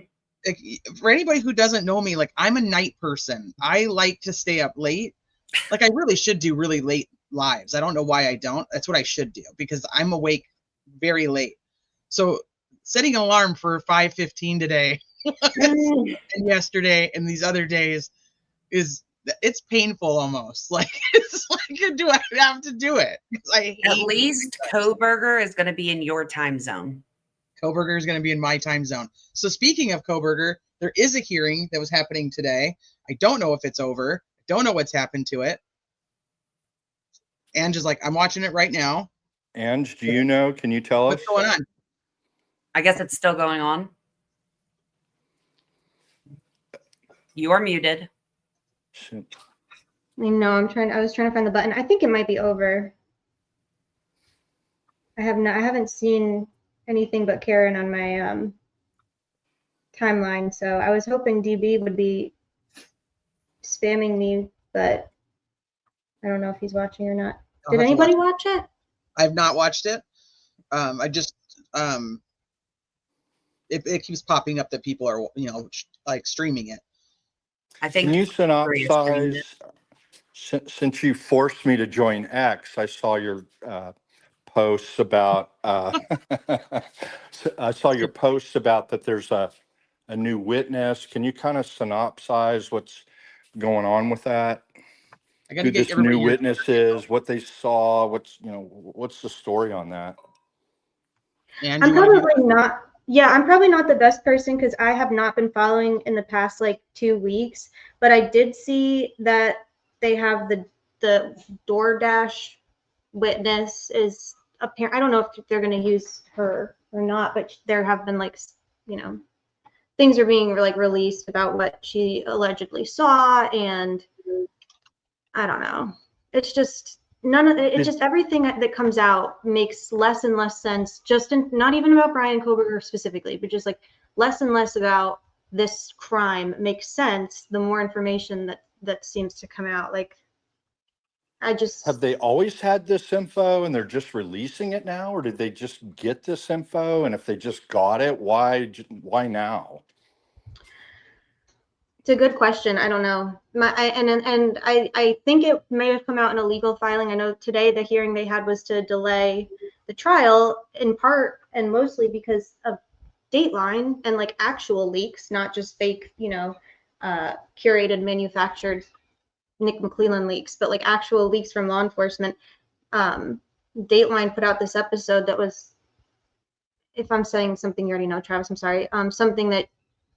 Oh, see, I didn't know this. Sleuthie says that the DoorDash driver got arrested and the footage came out from a FOIA request. Well, there you go. But yeah, I don't know what the outcome of that hearing was today. I just know that Dateline already got, I don't know if anyone follows like the Dateline producer on X or any of the team on X, but like they've been silent for a month. None of them have tweeted. Like someone's in hot shit. Not that it's the media's burden to not leak, but like who the hell thought that was a good idea? And then we've got Amazon Prime is putting out another documentary about the case with all the victims and new victims coming out. Like, we've learned nothing. It almost feels like an act of defiance intentionally. And it's very frustrating because if this is the right person, now they're fucking up the probability and likelihood that there's going to be, like a fair conviction even, you know what I mean? It goes both ways. So I don't know what the hell's wrong with the media. I don't really know anything about Koberger as of like recent. I just know that the more info that comes out, the more confused I am. So I don't know. DB is our like family Koberger expert, but maybe he can share more. Is there a trial date and there's no chance of a continuance? So that's what they were doing today. Was trial date's August 11th, I want to say. And the defense attorney has requested a continuance, and that was one of the things they were supposed to be discussing today in trial. And like I said, I have no idea what's happening. But so apparently, and I don't know enough either. Like I'm like Ange, like I've been kind of paying attention, but I really, since like the last couple of weeks on the Karen Reed case, I've almost avoided everything I possibly can on the internet just because my head hurts. But what my understanding is that DoorDash driver got arrested, and while she was arrested, she was like, but I saw so-and-so, or I saw something looking in Xana's window, and like they looked at me and whatever else, and then like starts like trying to say like, don't give me this DUI essentially because I have information. Like I'm a CI. So that's my overall of what I've understood of it, and that could be very off because, like I said, I have not followed it in depth, just tried to keep up, and I don't know exactly what's going on. I figured that when I watch this hearing, I'll get a way better understanding of what's happening. Sleuthie, if, I'm really interested, and we can talk about it now, I think. I'm so interested. I got on Twitter and started making posts about the jury instructions that you all found, and was trying to point out to other lawyers that are creators, hey, look, you know, this may be the key to the situation. If she instructed on this, it turned out that the verdict form was the path down take them down the right way. But doing that, coming across lawyers, and some of the stuff they post, I mean, just bizarre.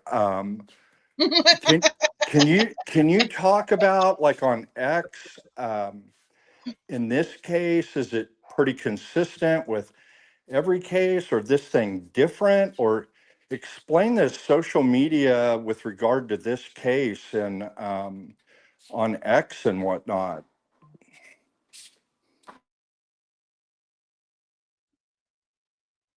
She may have stepped away. Hopefully she heard your question.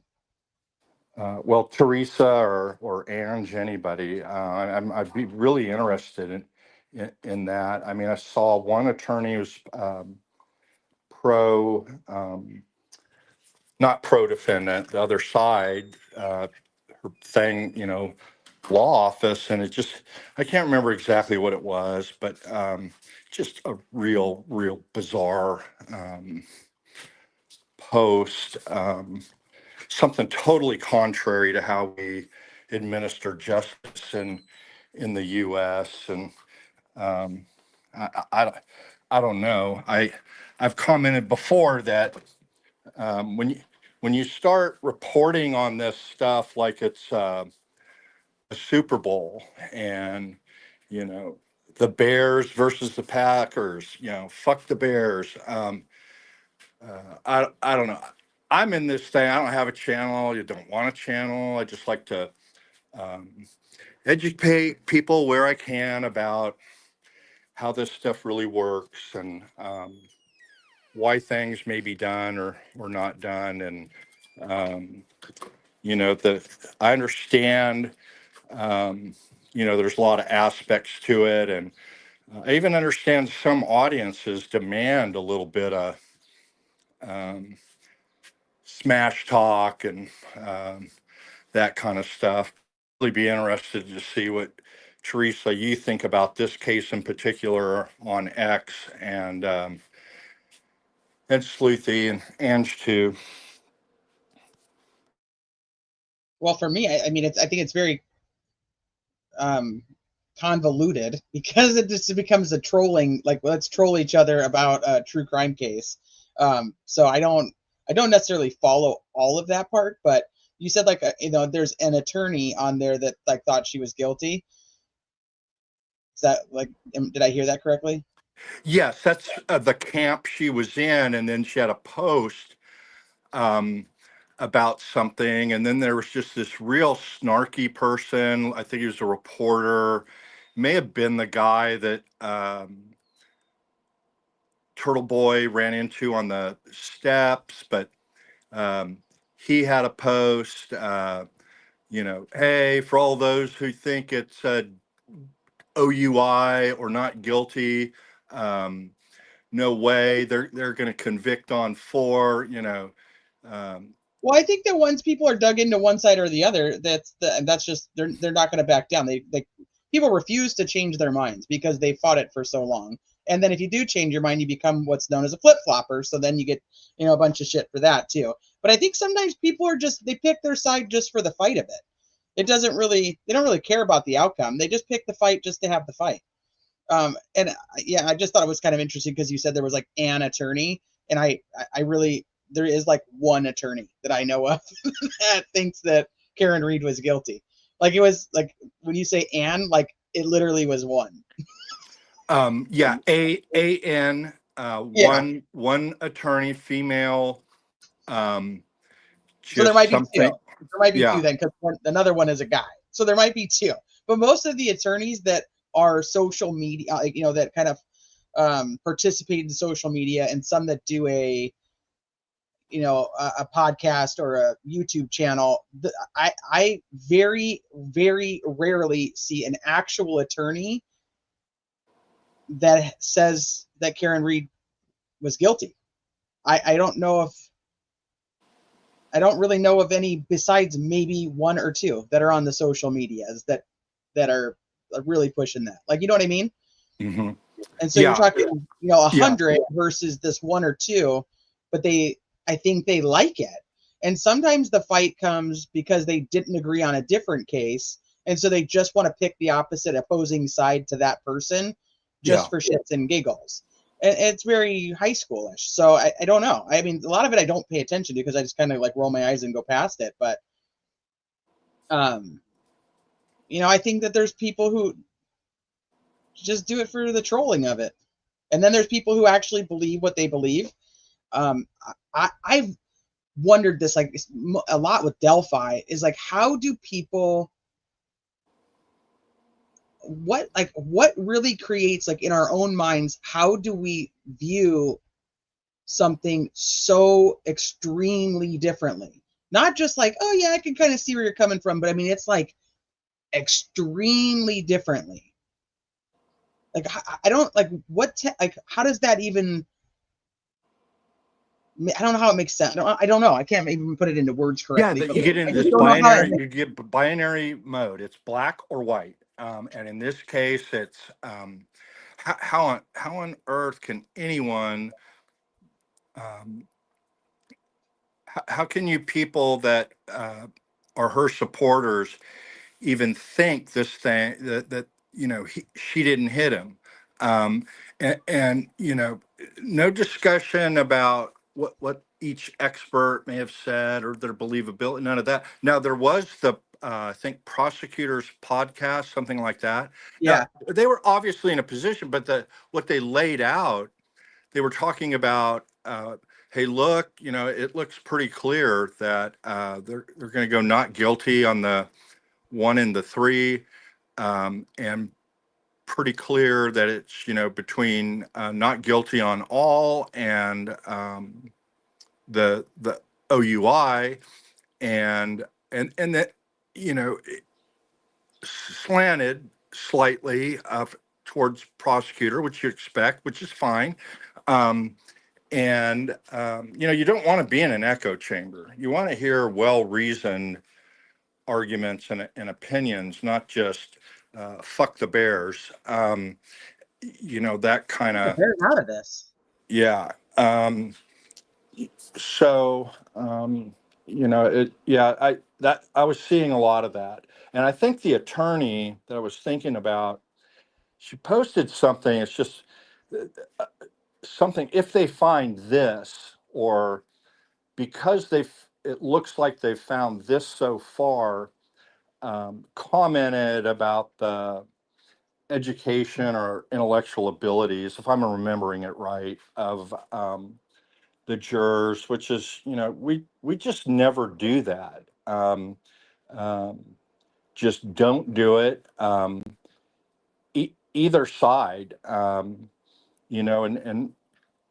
another attorney had a reply, and I'm just very early learning how to read this stuff, but replied, she goes, are you a real lawyer and you're saying something like that? Because it's a problem. You can get in trouble in most states, if it's your trial or in your state, casting aspersions about the jury. They must have been stupid or on the take or this or that. You know, it's a highly sacred and respected process. One, as Ange pointed out earlier, that you have to be hyper vigilant, trust but verify. Ange, did you feel a sense of relief when the clerk asked the foreman, did you keep these forms secure and only you saw them before bringing them into court? Did that give you a warm, fuzzy feeling, or you still had some concerns? She may still be away. But yeah, well, Murdoch taught us all that yes, you have got to be hyper vigilant, and some of that stuff happens in these small towns and some of these smaller courtrooms, these smaller counties. There's an area that everybody that's in the courthouse all the time, they know if you can sit, might be in the judge's chambers, it might be, a break room somewhere, but they're like, yeah, if you sit in there, you can hear them and they're deliberating. And, nothing to sway the outcome, but I mean, it's, you'd be surprised in some of these smaller counties and these old ancient buildings, what goes on, all the way up to something as nefarious and criminal that the clerk did in the Murdaugh trial. And if you're not on your toes, nightmare. Yeah. Freaking Becky Hill thought she was going to write a book and make $1 million. Yeah. Well, I'm going to sit here and listen and give you guys back your show. No, you're fine. I think I'm going to actually wrap it up and get some final thoughts and just see, talk about what's next on the agenda and where we go from here. So, Courthouse Becky is now Jailhouse Becky. Great. Well, you guys got a free day tomorrow. Yeehaw! Yeah, I'm sleeping in. I can tell you that. I was gonna look something up, but now I don't even know what the hell I was looking up. Okay, so do you guys want to share? Or Sleuthie, Andrew, you guys back? I know you guys both stepped away for a hot minute. Otherwise, we'll do final thoughts, and then I'll kind of go over what the plan is for where we're gonna head from here on the channel. So they're still muted. I just wanted to say thank you for having me again. I always appreciate the opportunity. Dude, I love having you. You're so intelligent, and you always are just so helpful. Anytime I ever have legal questions, and I'm like, make this make sense, Travis. Well, I'd have 1,000 other places I could be, but I've been kicked out of most of those. But no, I sincerely really enjoy your coverage, even when I can't get in on the lives. But you have a really good group of members and subscribers, and that are very, very knowledgeable, ask excellent questions, and I mean, I'm cool with kind of the free Karen Reed, and that stuff's fine, but I just don't see the trolling comments in no, it just becomes exhausting. Yeah. So, but thank you again for all of your time and putting on the case. And I'm just gonna listen to you do the outro and see what Sleuthie has to say. Yeah, I'll wait for her. Sleuthie, are you back, or are you able to come back? I'm gonna see if I can do.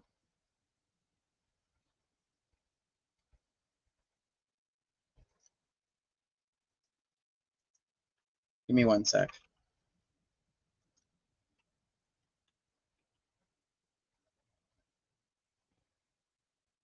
No, it won't let me. Okay, so I don't know. Hopefully she'll come back as soon as she can. He's been asking for my help. You're fine. I'm being held hostage. That's fine. No worries. Attorney named Scott live streamed it. Are you talking about Koberger? Okay, so kind of where we're going now, my final thoughts on Karen Reed stuff is obviously I believe it was a beautiful day for justice. I could give two shits whether she was convicted on the OUI. I believe she could give two shits that she was convicted on the OUI, even though, like Michael was saying when he was up here, was like some of the things that, her rights that she will lose by being on probation for the year. I just think it's worth it because I think she feels like she's lost all those rights for the last 3 years, and another year of just that is not gonna phase her.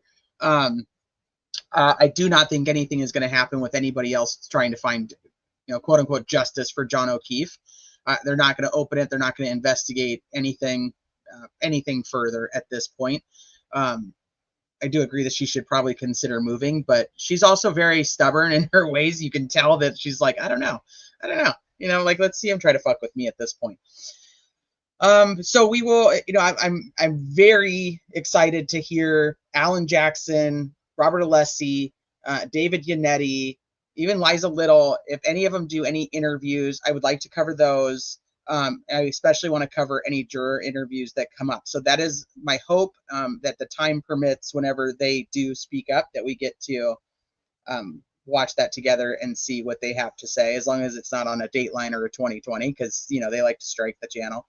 So we don't want to do that. So this coming week, we have the trial, the second trial in the Crystal Rogers case out of Tennessee. It is not streamed again, but I was told that after it is done, we can request the video. This is the dual trial. It's got Brooks Hawk, and it's got what Lawson is it? The other Lawson. Steve. I think it's Steve Lawson. They're the two that are going on trial together. The other one that we just had a couple of weeks ago had gotten his separated from the other two, but we won't be able to stream it, which kind of sucks because that's a case I followed for a really long time. But hopefully we'll be able to get that video. So that's one thing that's coming up. So just keep an eye on that. Two, we have Holly Bobo. So this is a case that everybody can blame Ems for, because it's absolutely 100% her fault. So this was actually a conviction that took place in like 2015, 2017. I think there was an arrest in 2015, 2017, somewhere right around there. Anyway, so he was going to post-conviction hearing, and they ended up postponing his post-conviction hearing, which I find post-conviction relief hearings fascinating. If you guys watch Todd Mullis with me, and so I'm hoping that we can get, I have been downloading I'm sorry, I have a frog in my throat.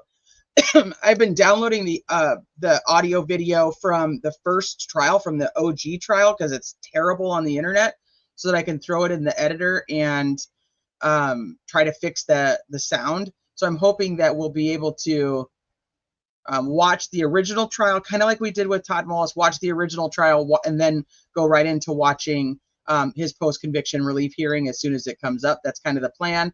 Putting together like a presentation on all the case information. Ems has been working on it. Indiana Girl's been working on it. Just getting like all the backstory, all the history, who the players are, so that you guys know kind of who we're talking about and what we're talking about for that case. So that's one of them. There is Courtney Clenny. And if you guys are following that case, it's another case that I follow out of Florida. We got Corey Richens. Is it okay to come into those without knowing anything, T? I think there's obviously with every case, there's a lot of intricacies that I think you kind of have to know at least who the people are. It gets kind of confusing. But I'll try to do, like I said, like a case presentation on who the peeps are. If those are cases that you want to follow, at least you'll have some background information. So Courtney Clenny, Corey Richens, things are coming up with those two. The Idaho potato farmer guy, that's Todd Mullis. Nothing has come of that yet. Actually, while I'm on with you, let me check for the week. Is that the same person that we're talking about, Luke? Are you talking about Todd Mullis or no?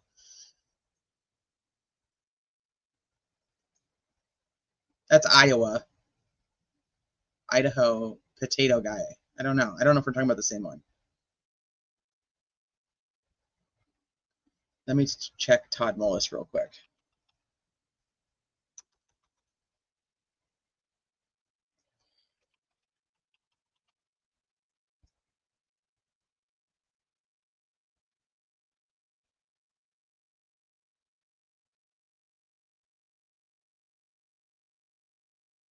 I don't see any updates on Todd Mullis at all.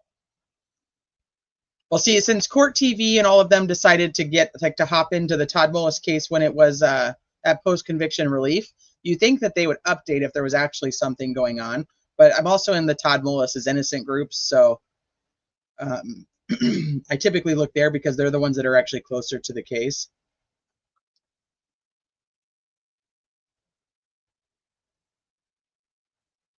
And there's still nothing in the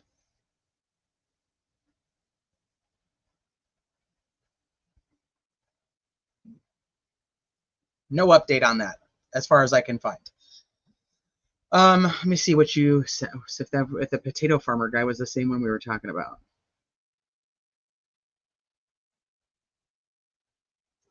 Yeah, I've been following Courtney Clinton and Corey Richards. Okay, those are both good cases. So those are two that I want to follow and watch with you guys. The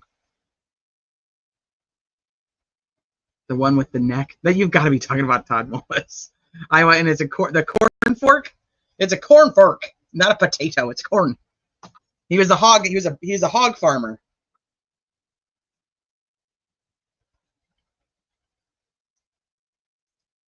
Yeah, that was Todd Mullis. That's that he's the corn. It's the corn rate killer, is what he was titled. He was the corn rate killer. So it's such a great case. I don't know how it has. I don't know how like that didn't become like so big because he's absolutely innocent. It's a freakiest shit. I think it was just a freak accident that happened to his wife, and then now the guy's in prison for the rest of his life. And then he's got a team essentially like the Innocence Project, but not the Innocence Project, that came in and went to bat for him and got him a post-conviction relief hearing, and they did an amazing job. Even had his old attorney up there talking about how he did not do him justice as his attorney. Okay, so that's kind of the things over the summer.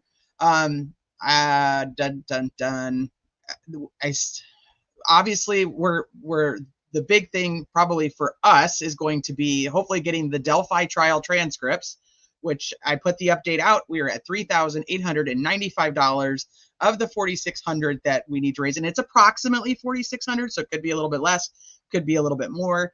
She said to just pay attention to the CCR when it pops up there that it's gone, that it's gone to the appellate courts or appellate attorneys. Then we're good to go to send her the money order or the cashier's check, and she'll send it. So obviously that's going to be a big thing. That's a lot to go through. We're going to need a ton of volunteers to help read through all the transcripts. So that's probably the big game plan of that. We have all eyes in DB and Sleuthie and Arnhem, and like everybody's been working on like trying to do this like fundraising thing, but we haven't got to do it. But like shit, we're like almost there anyway. So maybe we can just do it for fun, because we postponed it when we found out that we weren't going to be able to get the transcripts at that time. So we postponed it to closer to when we were going to get the transcripts, and now we're getting closer. So we're going to have the funding for it. We just have to wait for her to approve us to be able to send her the money. So that'll be a big thing that we do over the summer. I am on vacation from June 24th to June 30th. We'll be at nationals competition with my daughter for gymnastics. Every year we go. So I typically post photos of that like in my members and that kind of stuff, because like things that you guys send me personally, like for donation purposes, like it does go towards that trip. Like 90% of it goes towards that trip. So when you guys send me like personal donations, I try to give you guys like kind of just updates on how the trip is going and how much fun we're having. And then we come back, and then for 4th of July, we go on vacation with family to Arizona, and we'll be back the 6th, which then puts us right around the time that the transcripts are due on the 9th. Trying to think of what else. I think that's the big stuff for summer. And then obviously heading into August, as of right now, August, I believe it's the 11th. I might be a day or two off. I believe it's the 11th. We've got Brian Koberger. And that is going to be something that is streamed all over the place like Karen Reed. Everybody's going to have their opinions. It's going to be a huge deal. Sleuthie and I think we've decided we're going to stream it like we did this one. But we'll see kind of closer to that time if that's something that we still want to do. So I don't want to make a promise that is obviously a few months away and break that promise. But that's kind of where we're at right now. I think that covers what the plan is for where we go from here. Anything that I'm missing, Sleuthie, if you can even type it in chat. I think that's kind of where we're going from here. R&M, anytime you want to throw up a Mean Girls live, you let me know. I'll hop on. I do wear pink on Wednesdays. I don't think. Okay. I think I covered all the main points of cases that I think that we're going to be talking about. Do you guys have anything that you are thinking of? You know what? There's another case. I think it's, I'm going to have to double check what date that trial is starting. Larry Maletti from Chula Vista, California with Maya Maletti. It's another case that I want to talk about. There's a lot going on. So hopefully we have time to fit all these in, because, you know, sometimes that becomes the bigger issue. But I want to say his is in September.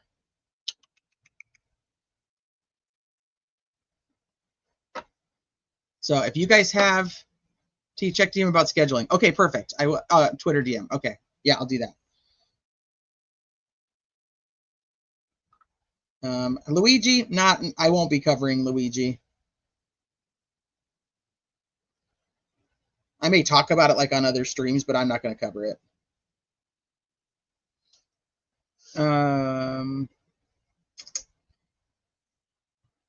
Mickey Steins? Why does that sound familiar?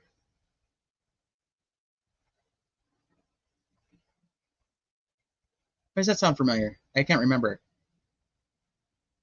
I think my brain is like mush at this point. Why does that sound familiar? Somebody in chat will tell me. Anyway, so as far as right now, that's kind of where I'm at. Oh, the judge. The judge. Yes, the judge. Yeah, I'm like, wait a minute, that does sound familiar. Angie's got that one covered, I think. She handles that. So, number one, I want to thank you guys for being here. And I tell you guys this all the time. I know that there's a ton of people who covered the Karen Read trial. 36 days of just, it was actually even more than that, because it was 36 days of the trial. But Sleuthie and I did off days too with covering old testimony. So I'm going to say it's probably closer to like 40 days of covering Karen Read, back to back. There's a lot of people that are covering this case, and you guys made a choice to come and watch it here with us. And I truly cannot tell you how much that means to me, because this wouldn't be anything if it wasn't for you guys. It would be Sleuthie and I just on a phone call and just talking to each other about what the hell we were seeing. So I just want you to know like how much I truly appreciate it, and that I know that you really do have choices of where you watch, and you guys choose to watch it with us.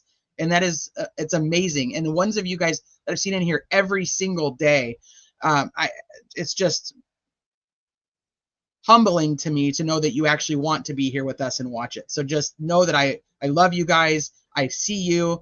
I thank you from the bottom of my heart, because I wouldn't be able to do it if you guys didn't want to be here with us. So that's number one, all day, every day. Thank you guys for supporting me, Sleuthie, and the channel.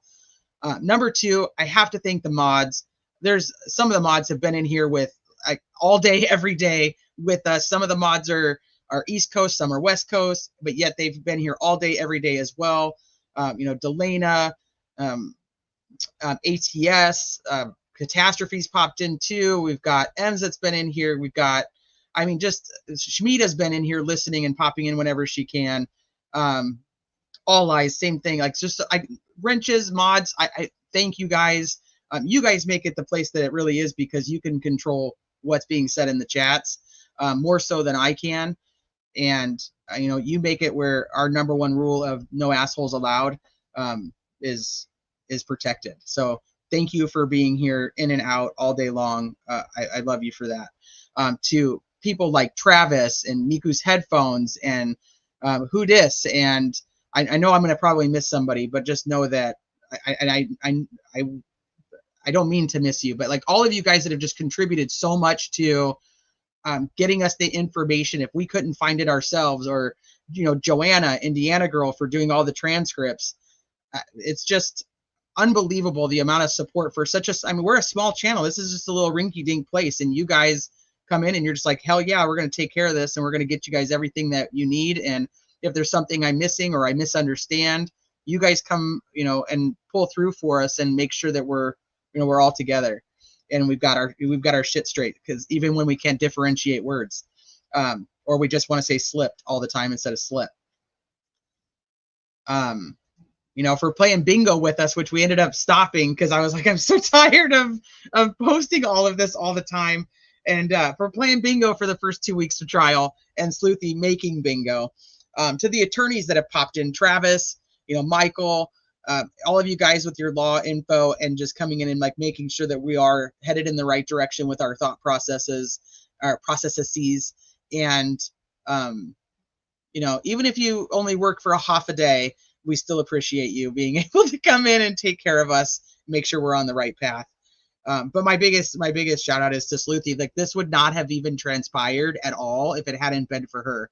For the times that I had to drop off kids at school, to the times that I had to pick up kids from school, ortho appointments like today where I missed the freaking verdict, things like that. I this would not have happened if Sleuthie hadn't been willing to like be the second part of the channel. That's really what it comes down to. So, I mean, make sure that you guys give her all the love in the world. I know you do anyway, but this would not have happened without her. I would not have been able to cover a trial like this without her. It just wouldn't have happened. So, with that said, I'm not going to be on live tomorrow unless something crazy pops off. If we do happen to get some attorney interviews or jury interviews, then you might see me. But my goal right now is to not be online tomorrow. And just take care of some stuff around my house that really needs to be taken care of and hasn't been. It's a good thing I love. Yeah, good thing you love me for sure. But thank you guys, truly, from the bottom of my heart. I cannot, there's not enough words to tell you the appreciation I have for each and every one of you guys and what you contribute to criminality geeses. Like, that's really where it comes down to. So I love you. Go enjoy the rest of your Wednesday. It's a beautiful day for justice. And let's just soak in the sun for a hot minute. And I'll see you guys when I see you guys. And in the words of Sleuthie Goosie, love you, bye. Do you dare to follow me down? Head into the unknown.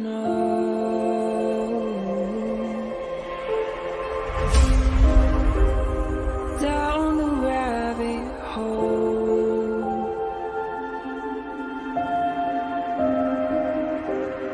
Where it stops, no one knows. We're going